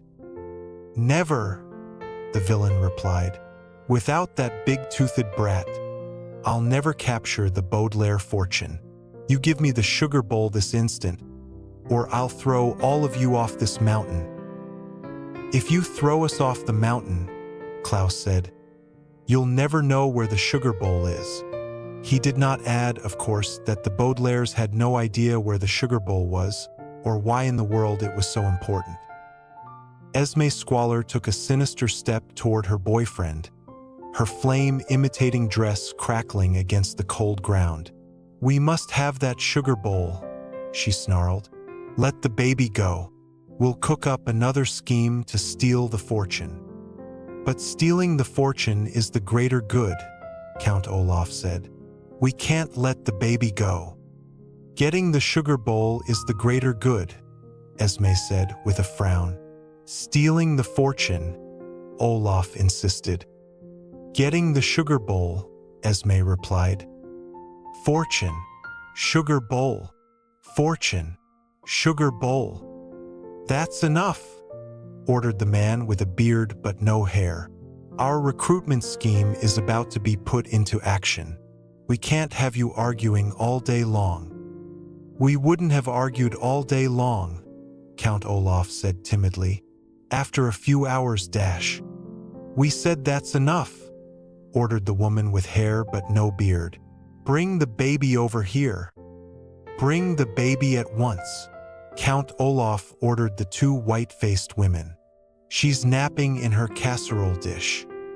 The two white-faced women sighed, but hurried over to the casserole dish and lifted it together, as if they were cooks removing something from the oven instead of villainous employees bringing over a prisoner, while the two sinister visitors reached down the necks of their shirts and retrieved something that was hanging around their necks. Violet and Klaus were surprised to see two shiny silver whistles, like the one Count Olaf had used as part of his disguise at Proofrock Preparatory School, when he was pretending to be a coach. "Watch this, volunteers," said the sinister man in his hoarse voice, and the two mysterious villains blew their whistles. Instantly, the children heard an enormous rustling sound over their heads, as if the Mortmain Mountain winds were as frightened as the youngsters, and it suddenly grew very dim, as if the morning sun had also put on a mask. But when they looked up, Violet, Klaus, and Quigley saw that the reason for the noisy sky and the fading light was perhaps more strange than frightened winds and a masked sun. The sky above Mount Fraught was swarming with eagles. There were hundreds and hundreds of them, flying in silent circles high above the two sinister villains. They must have been nesting nearby to have arrived so quickly, and they must have been very thoroughly trained to be so eerily silent. Some of them looked very old enough to have been in the skies when the Baudelaire parents were children themselves. Some of them looked quite young, as if they had only recently emerged from the egg and were already obeying the shrill sound of a whistle. But all of them looked exhausted, as if they would rather be anywhere else but the summit of the Mortmain Mountains, doing absolutely anything rather than following the orders of such wretched people. "Look at these creatures," cried the woman with hair but no beard. "When the schism occurred, you may have won the carrier crows, volunteers, and you may have won the trained reptiles." "Not anymore," Count Olaf said. "All of the reptiles except one dash." "Don't interrupt," the sinister woman interrupted. "You may have the carrier crows, but we have the two most powerful mammals in the world to do our bidding, the lions and eagles." "Eagles aren't mammals," Klaus cried out in frustration. "They're birds." "They're slaves," said the man with a beard but no hair, and the two villains reached into the pockets of their suits and drew out two long, wicked-looking whips. Violet and Klaus could see at once that they were similar to the whip Olaf had used when bossing around the lions at Caligari Carnival. With matching, sinister sneers, the two mysterious villains cracked their whips in the air, and four eagles swooped down from the sky, landing on the strange, thick pads that the villains had on their shoulders. "These beasts will do anything we tell them to do," the woman said. "And today they're going to help us with our greatest triumph." She uncurled the whip and gestured to the ground around her, and the children noticed for the first time an enormous net on the ground, spread out over almost the entire peak and just stopping at their fork-assisted climbing shoes. "On my signal, these eagles will lift this net from the ground and carry it into the sky, capturing a group of young people who think they're here to celebrate false spring." "The Snow Scouts," Violet said in astonishment. We'll capture every one of those uniformed brats, the villainous man bragged. And each one of them will be offered the exciting opportunity to join us. They'll never join you, Klaus said. Of course they will, said the sinister woman in her deep, deep voice. They'll either be recruited or they'll be our prisoners. But one thing is for certain, we'll burn down every single one of their parents' homes. The two Baudelaires shuddered, and even Count Olaf looked a bit uneasy. Of course, he said quickly. The main reason we're doing all this is to get our hands on all those fortunes. Of course, Esme said with a nervous snicker. We'll have the Spatz fortune, the Kornbluth fortune, the Winnipeg fortune, and many others. I'll be able to afford the penthouse apartment of every single building that isn't on fire. Once you tell us where the sugar bowl is, said the man with a beard but no hair, you can leave, volunteers, and take your baby friend with you. But wouldn't you rather join us? No, thank you, Quigley said. We're not interested. It doesn't matter if you're interested or not, said the woman with hair but no beard. Look around you. You're hopelessly outnumbered. Wherever we go, we find new comrades who are eager to assist us in our work. We have comrades too, Violet said bravely. As soon as we rescue Sonny, we're going to meet up with the other volunteers at the last safe place and tell them about your terrible scheme. It's too late for that, volunteers, said Count Olaf in triumph. Here come my new recruits. With a horrible laugh, the villain pointed in the direction of the rocky path, and the elder Baudelaires could see, past the covered casserole dish still held by the white-faced women, the arrival of the uniformed snow scouts, walking in two neat lines, more like eggs in a carton than young people on a hike. Apparently, the scouts had realized that the snow gnats were absent from this part of the Mortmain Mountains and had removed their masks, so Violet and Klaus could instantly spot Carmelita Spatz, standing at the front of one of the lines with a tiara on her head. Tiara is a word which here means small crown given to a nasty little girl for no good reason, and a large smirk on her face. Beside her, at the head of the other line, stood Bruce, holding the spring pole in one hand and a big cigar in the other. There was something about his face that Violet and Klaus found familiar, but they were too concerned about the villainous recruitment plan to give it much thought. What are all you cake sniffers doing here? Demanded Carmelita, in an obnoxious voice the two siblings found equally familiar. I'm the false spring queen, and I order you to go away. Now, Carmelita, Bruce said. I'm sure these people are here to help celebrate your special day. Let's try to be accommodating. In fact, we should try to be accommodating, basic, calm, darling dash. The scouts had begun to say the ridiculous pledge along with Bruce, but the two Baudelaires knew they could not wait for the entire alphabetical list to be recited. Bruce? Violet interrupted quickly. These people are not here to help you celebrate false spring. They're here to kidnap all of the snow scouts. What? Bruce asked with a smile, as if the eldest Baudelaire might have been joking. It's a trap, Klaus said. Please, turn around and lead the scouts away from here. Pay no attention to these three masked idiots, Count Olaf said quickly. The mountain air has gone to their heads. Just take a few steps closer and we'll all join in a special celebration. We're happy to accommodate, Bruce said. After all, we're accommodating basic dash. No, Violet cried. Don't you see the net on the ground? Don't you see the eagles in the sky? The net is decoration, Esme said with a smile as false as the spring, and the eagles are wildlife. Please listen to us, Klaus said. You're in terrible danger. Carmelita glared at the two Baudelaires and adjusted her tiara. Why should I listen to cake-sniffing strangers like you? She asked. You're so stupid that you've still got your masks on. even though there aren't any snow gnats around here." Violet and Klaus looked at one another through their masks. Carmelita's response had been quite rude, but the two siblings had to admit she had a point. The Baudelaires were unlikely to convince anyone that they were telling the truth while their faces were unnecessarily covered. They did not want to sacrifice their disguises and reveal their true identities to Count Olaf and his troupe, but they couldn't risk the kidnapping of all the snow scouts, even to save their sister.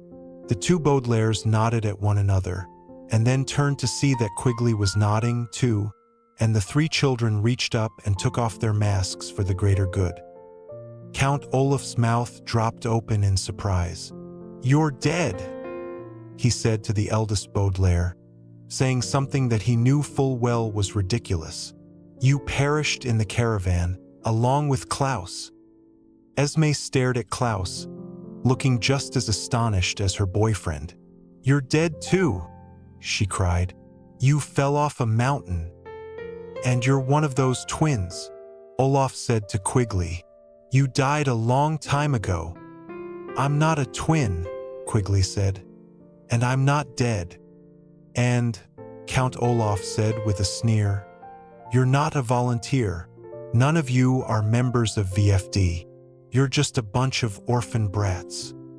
"In that case," said the woman with hair but no beard in her deep, deep voice, "there's no reason to worry about that stupid baby any longer."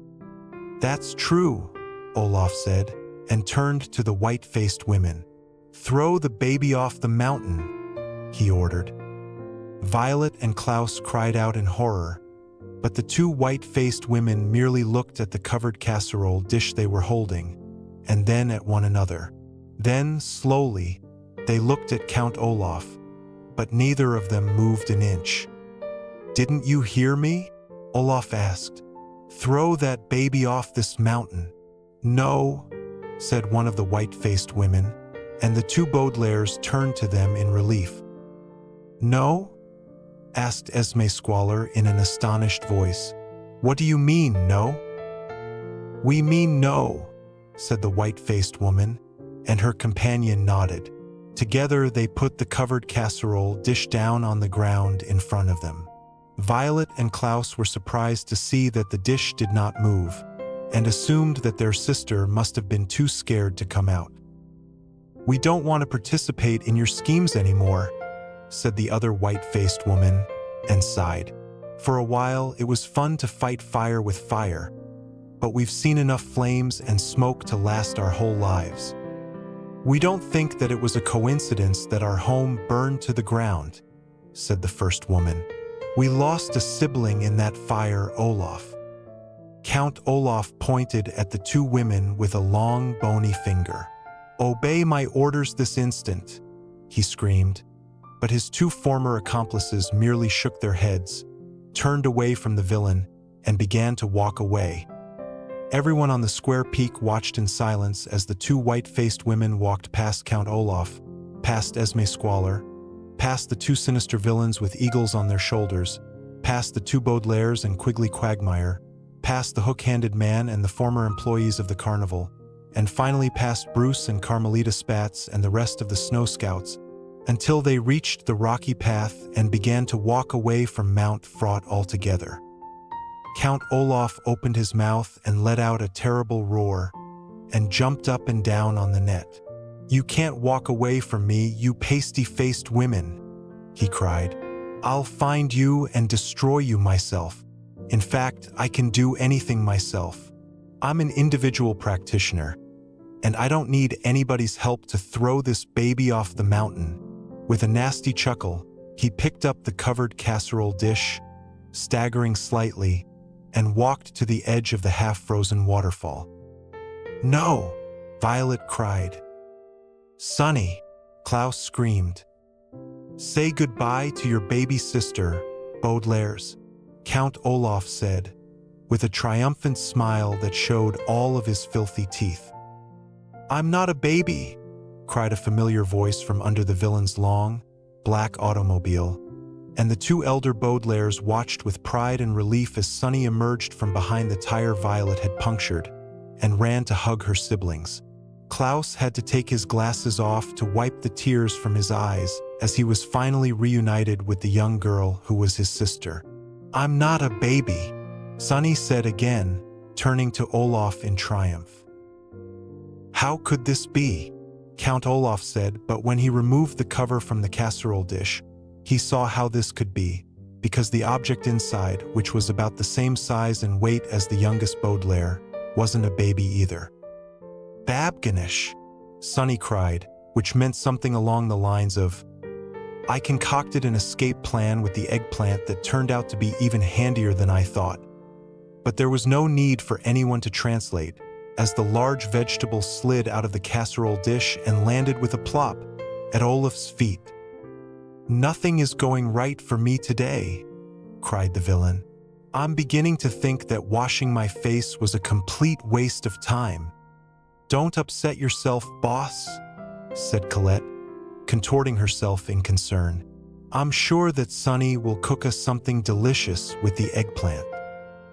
"That's true," the hook-handed man said. "She's becoming quite a cook." The false spring rolls were quite tasty, and the lox was delicious.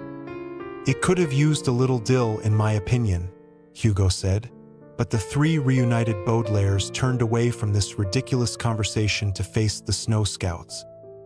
"Now do you believe us?" Violet asked Bruce.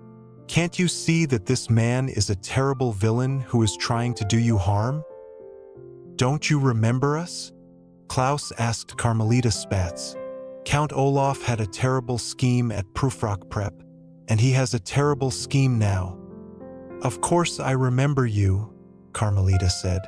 "You're those cake-sniffing orphans who caused Vice Principal Nero all that trouble.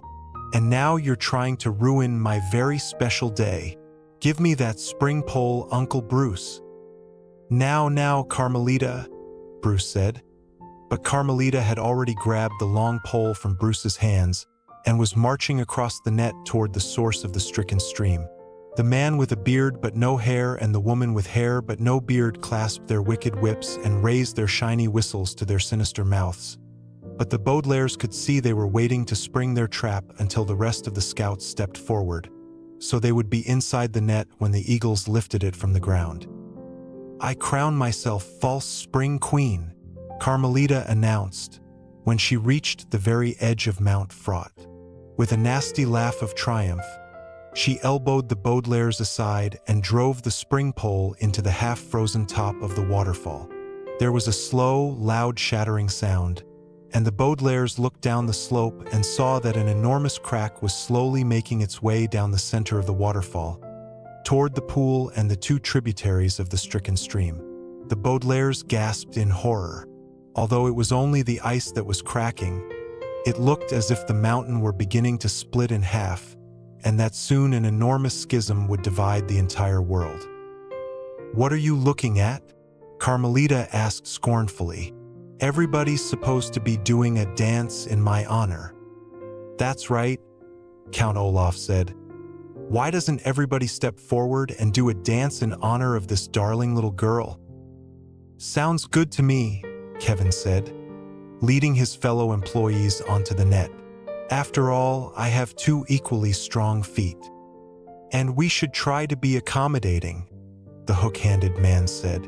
"Isn't that what you said, Uncle Bruce?" "Absolutely," Bruce agreed with a puff on his cigar. He looked a bit relieved that all the arguing had ceased, and that the scouts finally had an opportunity to do the same thing they did every year. "Come on, Snow Scouts. Let's recite the Snow Scout alphabet pledge as we dance around the spring pole." The scouts cheered and followed Bruce onto the net. "Snow Scouts," the Snow Scouts said, "are accommodating, basic, calm, darling, emblematic, frisky, grinning, human, innocent, jumping, kept, limited, meek, nap-loving, official, pretty, quarantined, recent, scheduled, tidy, understandable, victorious, wholesome, xylophone, young, and zippered, every morning, every afternoon, every night, and all day long." There is nothing wrong, of course, with having a pledge and putting into words what you might feel is important in your life as a reminder to yourself as you make your way in the world. If you feel, for instance, that well-read people are less likely to be evil, and a world full of people sitting quietly with good books in their hands is preferable to a world filled with schisms and sirens and other noisy and troublesome things, then every time you enter a library you might say to yourself, "The world is quiet here," as a sort of pledge proclaiming reading to be the greater good. If you feel that well-read people ought to be lit on fire and their fortune stolen, you might adopt the saying "fight fire with fire" as your pledge whenever you ordered one of your comrades around. But whatever words you might choose to describe your own life, there are two basic guidelines for composing a good pledge. One guideline is that the pledge make good sense, so that if your pledge contains the word xylophone, for example, you mean that a percussion instrument played with mallets is very important to you, and not that you simply couldn't think of a good word that begins with the letter X. The other guideline is that the pledge be relatively short, so if a group of villains is luring you into a trap with a net and a group of exhausted trained eagles, you'll have more time to escape. The Snow Scout alphabet pledge, sadly, did not follow either of these guidelines, as the Snow Scouts promised to be xylophone. The man with a beard but no hair cracked his whip in the air, and the eagles sitting on both villains' shoulders began to flap their wings and, digging their claws into the thick pads, lifted the two sinister people high in the air. And when the pledge neared its end, and the Snow Scouts were all taking a big breath to make the snowy sound, the woman with hair but no beard blew her whistle, making a loud shriek the Baudelaires remembered from Running Laps as part of Olaf's scheme at Prufrock Prep. The three siblings stood with Quigley and watched as the rest of the eagles quickly dove to the ground, picked up the net, and, their wings trembling with the effort, lifted everyone who was standing on it into the air, the way you might remove all the dinner dishes from the table by lifting all the corners of the tablecloth. If you were to try such an unusual method of clearing the table, you would likely be sent to your room or chased out of the restaurant, and the results on Mount Fraught were equally disastrous. In moments, all of the Snow Scouts and Olaf's henchfolk were in an aerial heap, struggling together inside the net that the eagles were holding. The only person who escaped recruitment besides the Baudelaires and Quigley Quagmire, of course, was Carmelita Spatz, standing next to Count Olaf and his girlfriend. "What's going on?" Bruce asked Count Olaf from inside the net. "What have you done?" "I've triumphed," Count Olaf said. "Again, a long time ago, I tricked you out of a reptile collection that I needed for my own use." The Baudelaires looked at one another in astonishment, suddenly realizing when they had met Bruce before. "And now, I've tricked you out of a collection of children. What's going to happen to us?" asked one of the Snow Scouts fearfully. "I don't care," said another Snow Scout, who seemed to be afflicted with Stockholm Syndrome already. "Every year we hike up to Mount Fraught and do the same thing. At least this year is a little different." "Why are you recruiting me too?" asked the hook-handed man, and the Baudelaires could see one of his hooks frantically sticking out of the net. "I already work for you." "Don't worry, Hookie," Esme replied mockingly. "It's all for the greater good." "Mush!" cried the man with a beard but no hair, cracking his whip in the air.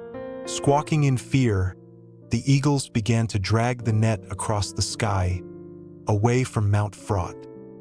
"You get the sugar bowl from those bratty orphans, Olaf," ordered the woman with hair but no beard, "and we'll all meet up at the last safe place.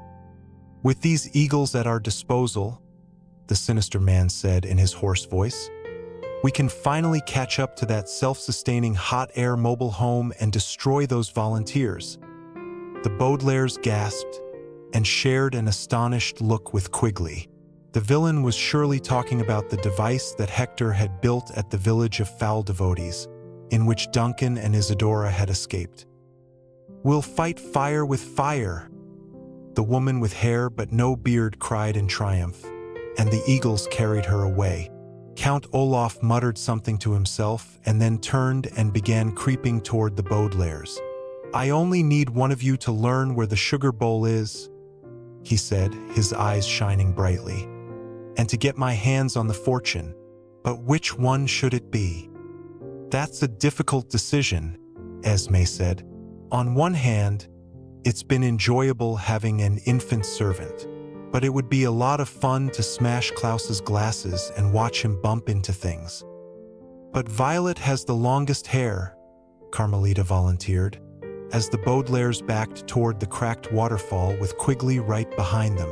"You could yank on it all the time and tie it to things when you were bored."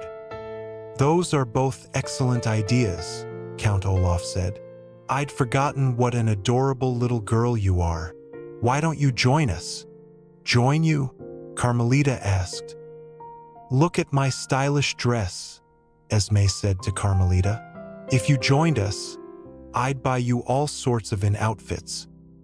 Carmelita looked thoughtful, gazing first at the children, and then at the two villains standing next to her and smiling. The three Baudelaires shared a look of horrified disappointment with Quigley.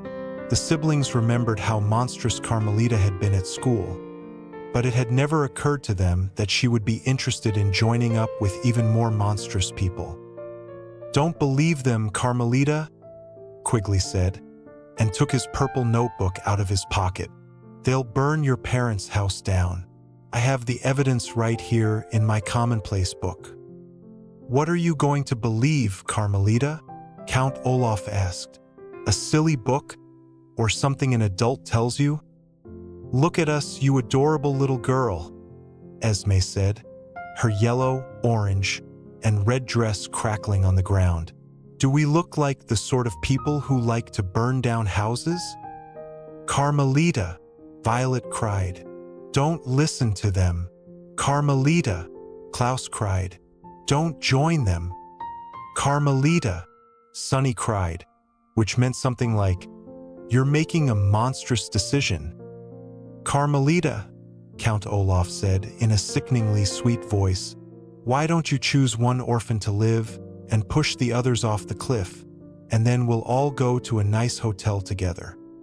"You'll be like the daughter we never had," Esme said, stroking her tiara. "Or something," added Olaf, who looked like he would prefer having another employee rather than a daughter.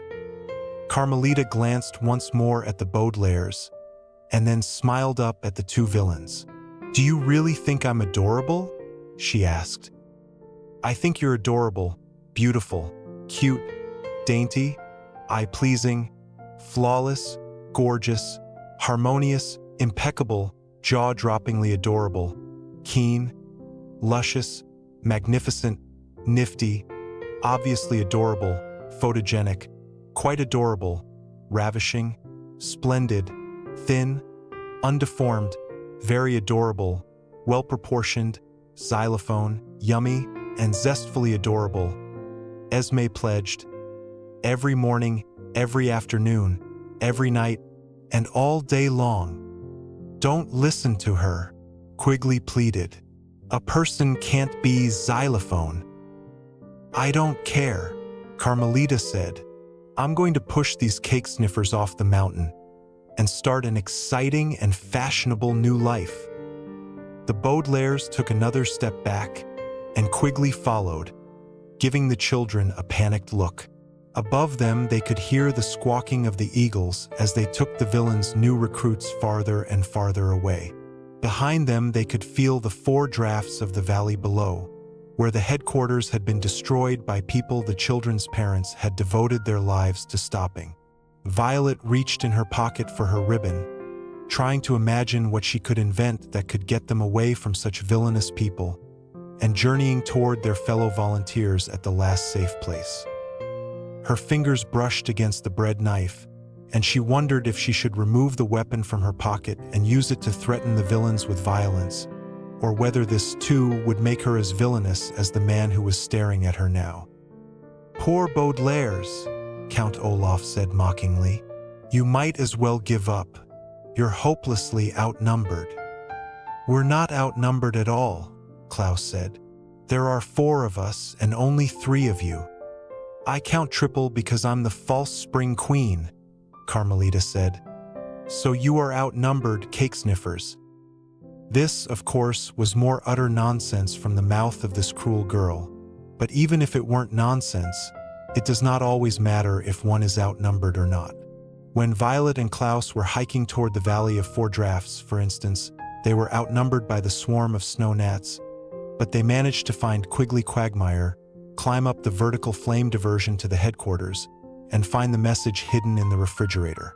Sunny had been outnumbered by all of the villains on top of Mount Fraught, and had still managed to survive the experience, discover the location of the last safe place, and concoct a few recipes that were as easy as they were delicious.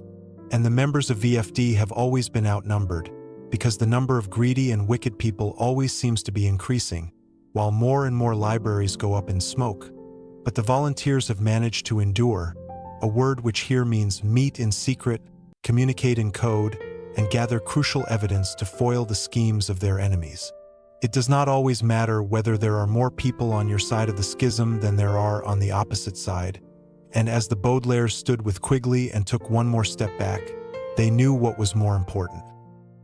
Rosebud, Sunny cried, which meant, in some situations, the location of a certain object can be much more important than being outnumbered. And it was true. As the villains gasped in astonishment, Violet sat down in the toboggan, grabbing the leather straps. Quigley sat down behind her and put his arms around her waist, and Klaus sat down next and put his arms around Quigley's, and there was just enough room in back for a young girl. So Sunny sat behind her brother and hung on tight as Violet pushed off from the peak of Mount Fraught and sent the 4 children hurtling down the slope. It did not matter that they were outnumbered.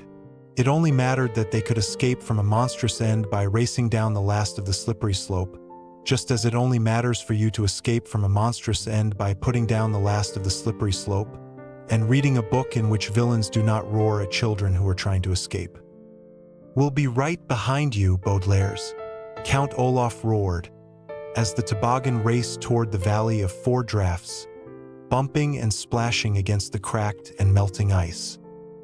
"He won't be right behind us," Violet said. "My shoes punctured his tire, remember?" Quigley nodded. "And he'll have to take that path," he said. "A car can't go down a waterfall." "We'll have a head start," Violet said. "Maybe we can reach the last safe place before he does." "Over here," Sunny cried. "Hotel de Numa." "Good work, Sunny," Violet said proudly, pulling on the leather straps to steer the toboggan away from the large crack. "I knew you'd be a good spy." "Hotel de Numa," Quigley said. "I think I have that in one of my maps. I'll check my commonplace book when we get to the bottom." "Bruce," Sunny cried. "That's another thing to write down in our commonplace books," Klaus agreed. "That man Bruce was at Dr. Montgomery's house at the end of our stay. He said he was packing up Monty's reptile collection for the Herpetological Society." "Do you think he's really a member of V.F.D?" Violet asked. "We can't be sure," Quigley said. "We've managed to investigate so many mysteries, and yet there's still so much we don't know." He sighed thoughtfully and gazed down at the ruins of headquarters rushing toward them. "My siblings, dash."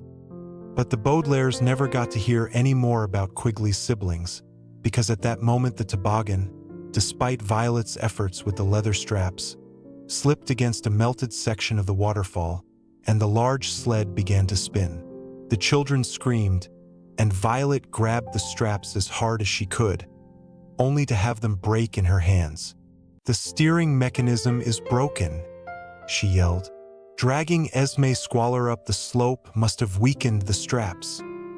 "Oh," Sunny cried, which meant something along the lines of, "That doesn't sound like good news." "At this velocity," Violet said, using a scientific word for speed, "the toboggan won't stop when we reach the frozen pool. If we don't slow down, we'll fall right into the pit we dug." Klaus was getting dizzy from all the spinning, and closed his eyes behind his glasses. "What can we do?" he asked. "Drag your shoes against the ice," Violet cried. "The forks should slow us down." Quickly, the two elder Baudelaires stretched out their legs and dragged the forks of their shoes against the last of the ice on the slope. Quigley followed suit, but Sunny, who of course was not wearing fork-assisted climbing shoes, could do nothing but listen to the scraping and splashing of the forks against the thawing ice of the stream as the toboggan slowed ever so slightly. "It's not enough," Klaus cried. As the toboggan continued to spin, he caught brief glimpses of the pit they had dug, covered with a thin layer of weakened wood, getting closer and closer as the four children hurtled toward the bottom of the waterfall. "Bicuspid?"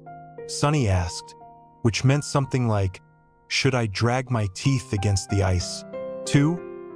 "It's worth a try," Klaus said, but as soon as the youngest Baudelaire leaned down and dragged her teeth along the thawing waterfall, the Baudelaires could see at once that it was not really worth a try at all, as the toboggan kept spinning and racing toward the bottom.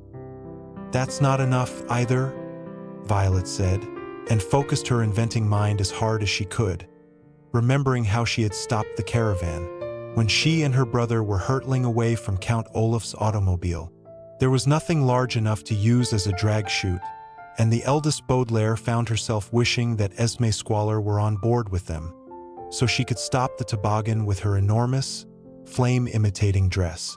She knew there was no blackstrap molasses, wild clover honey, corn syrup, aged balsamic vinegar, apple butter, strawberry jam, caramel sauce, maple syrup, butterscotch topping, maraschino liqueur, virgin and extra virgin olive oil, lemon curd, dried apricots, mango chutney, crema di nosai, tamarind paste, hot mustard, marshmallows, creamed corn, peanut butter, grape preserves, saltwater taffy, condensed milk, pumpkin pie filling, or glue on board, or any other sticky substance, for that matter.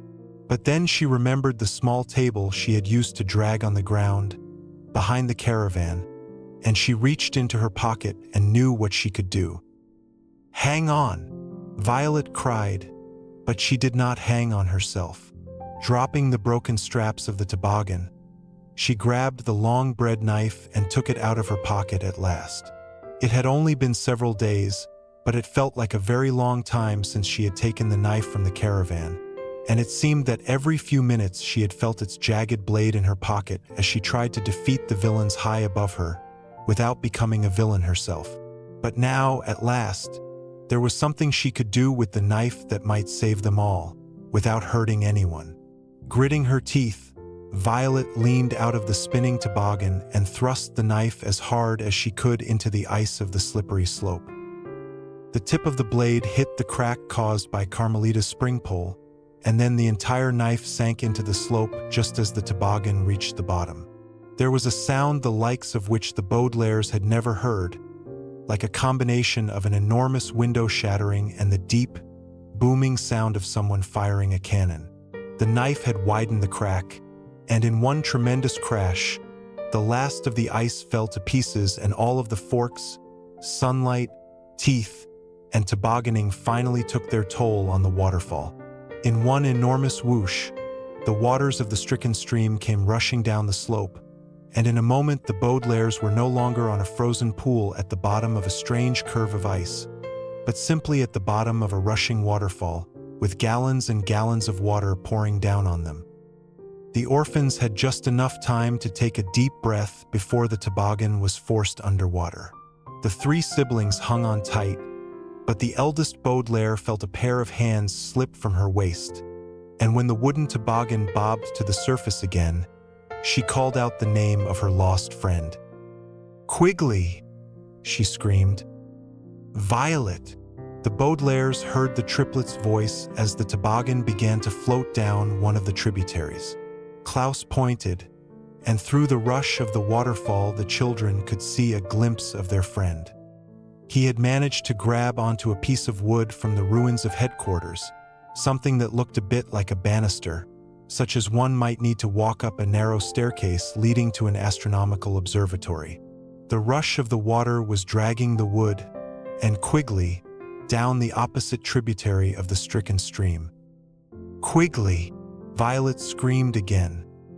"Violet!" Quigley shouted over the roar of the water. The siblings could see he had removed his commonplace book from his pocket and was desperately waving it at them. "Wait for me! Wait for me at dash!" But the Baudelaires heard no more. The stricken stream, in its sudden thaw from the arrival of false spring, whisked the banister and the toboggan away from one another, down the two separate tributaries. The siblings had one last glimpse of the notebook's dark purple cover before Quigley rushed around one twist in the stream, and the Baudelaires rushed around another, and the triplet was gone from their sight. "Quigley!" Violet called, one more time, and tears sprung in her eyes. "He's alive," Klaus said, and held Violet's shoulder to help her balance on the bobbing toboggan. She could not tell if the middle Baudelaire was crying, too, or if his face was just wet from the waterfall. "He's alive, and that's the important thing."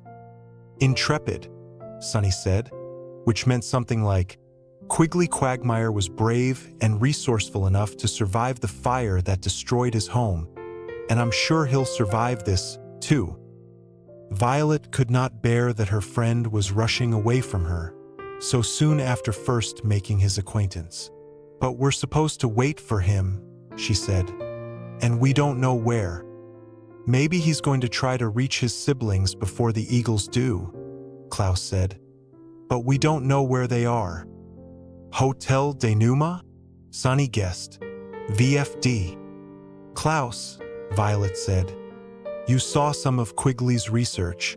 Do you know if these two tributaries ever meet up again?" Klaus shook his head. "I don't know," he said. "Quigley's the cartographer." "Godot," Sonny said, which meant we don't know where to go, and we don't know how to get there. "We know some things," Klaus said. "We know that someone sent a message to JS. "Jacques," Sonny said. Klaus nodded. "And we know that the message said to meet on Thursday at the last safe place." "Mata Hari," Sonny said, and Klaus smiled, and pulled Sonny toward him so she wouldn't fall off the floating toboggan. She was no longer a baby, but the youngest Baudelaire was still young enough to sit on her brother's lap. "Yes," Klaus agreed. "Thanks to you, we know that the last safe place is the Hotel Denuma. But we don't know where that is," Violet said. "We don't know where to find these volunteers, or if indeed there are any more surviving members of V.F.D. We can't even be certain what V.F.D. stands for, or if our parents are truly dead." Quigley was right. We've managed to investigate so many mysteries, and yet there's still so much we don't know. Her siblings nodded sadly, and if I had been there at that moment instead of arriving far too late to see the Baudelaires, I would have nodded too. Even for an author like myself, who has dedicated his entire life to investigating the mysteries that surround the Baudelaire case, there is still much I have been unable to discover. I do not know, for instance, what happened to the two white-faced women who decided to quit Olaf's troupe and walk away, all by themselves, down the Mortmain Mountains. There are some who say that they still paint their faces white and can be seen singing sad songs in some of the gloomiest music halls in the city. There are some who say that they live together in the hinterlands, attempting to grow rhubarb in the dry and barren ground. And there are those who say that they did not survive the trip down from Mount Fraught, and that their bones can be found in one of the many caves in the odd square peaks. But although I have sat through song after dreary song, and tasted some of the worst rhubarb in my life, and brought bone after bone to a skeleton expert until she told me that I was making her so miserable that I should never return, I have not been able to discover what truly happened to the two women. I do not know where the remains of the caravan are, as I have told you, and as I reached the end of the rhyming dictionary and read the short list of words that rhyme with zucchini, I am beginning to think I should stop my search for the destroyed vehicle and give up that particular part of my research. And I have not tracked down the refrigerator in which the Baudelaires found the verbal fridge dialogue, despite stories that it is also in one of the Mortmain Mountain caves, or performing in some of the gloomiest music halls in the city. But even though there is much I do not know, there are a few mysteries that I have solved for certain, and one thing I am sure about is where the Baudelaire orphans went next, as the ashen waters of the stricken stream hurried their toboggan out of the Mortmain Mountains, just as the sugar bowl was hurried along, after the volunteer tossed it into the stream to save it from the fire. But although I know exactly where the Baudelaires went, and can even trace their path on a map drawn by one of the most promising young cartographers of our time, I am not the writer who can describe it best. The writer who can most accurately and elegantly describe the path of the three orphans was an associate of mine who, like the man who wrote The Road Less Traveled, is now dead.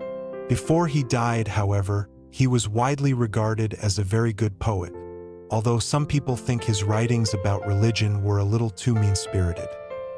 His name was Algernon Charles Swinburne, and the last quatrain of the 11th stanza of his poem, The Garden of Proserpine, perfectly describes what the children found as this chapter in their story drew to an end, and the next one began.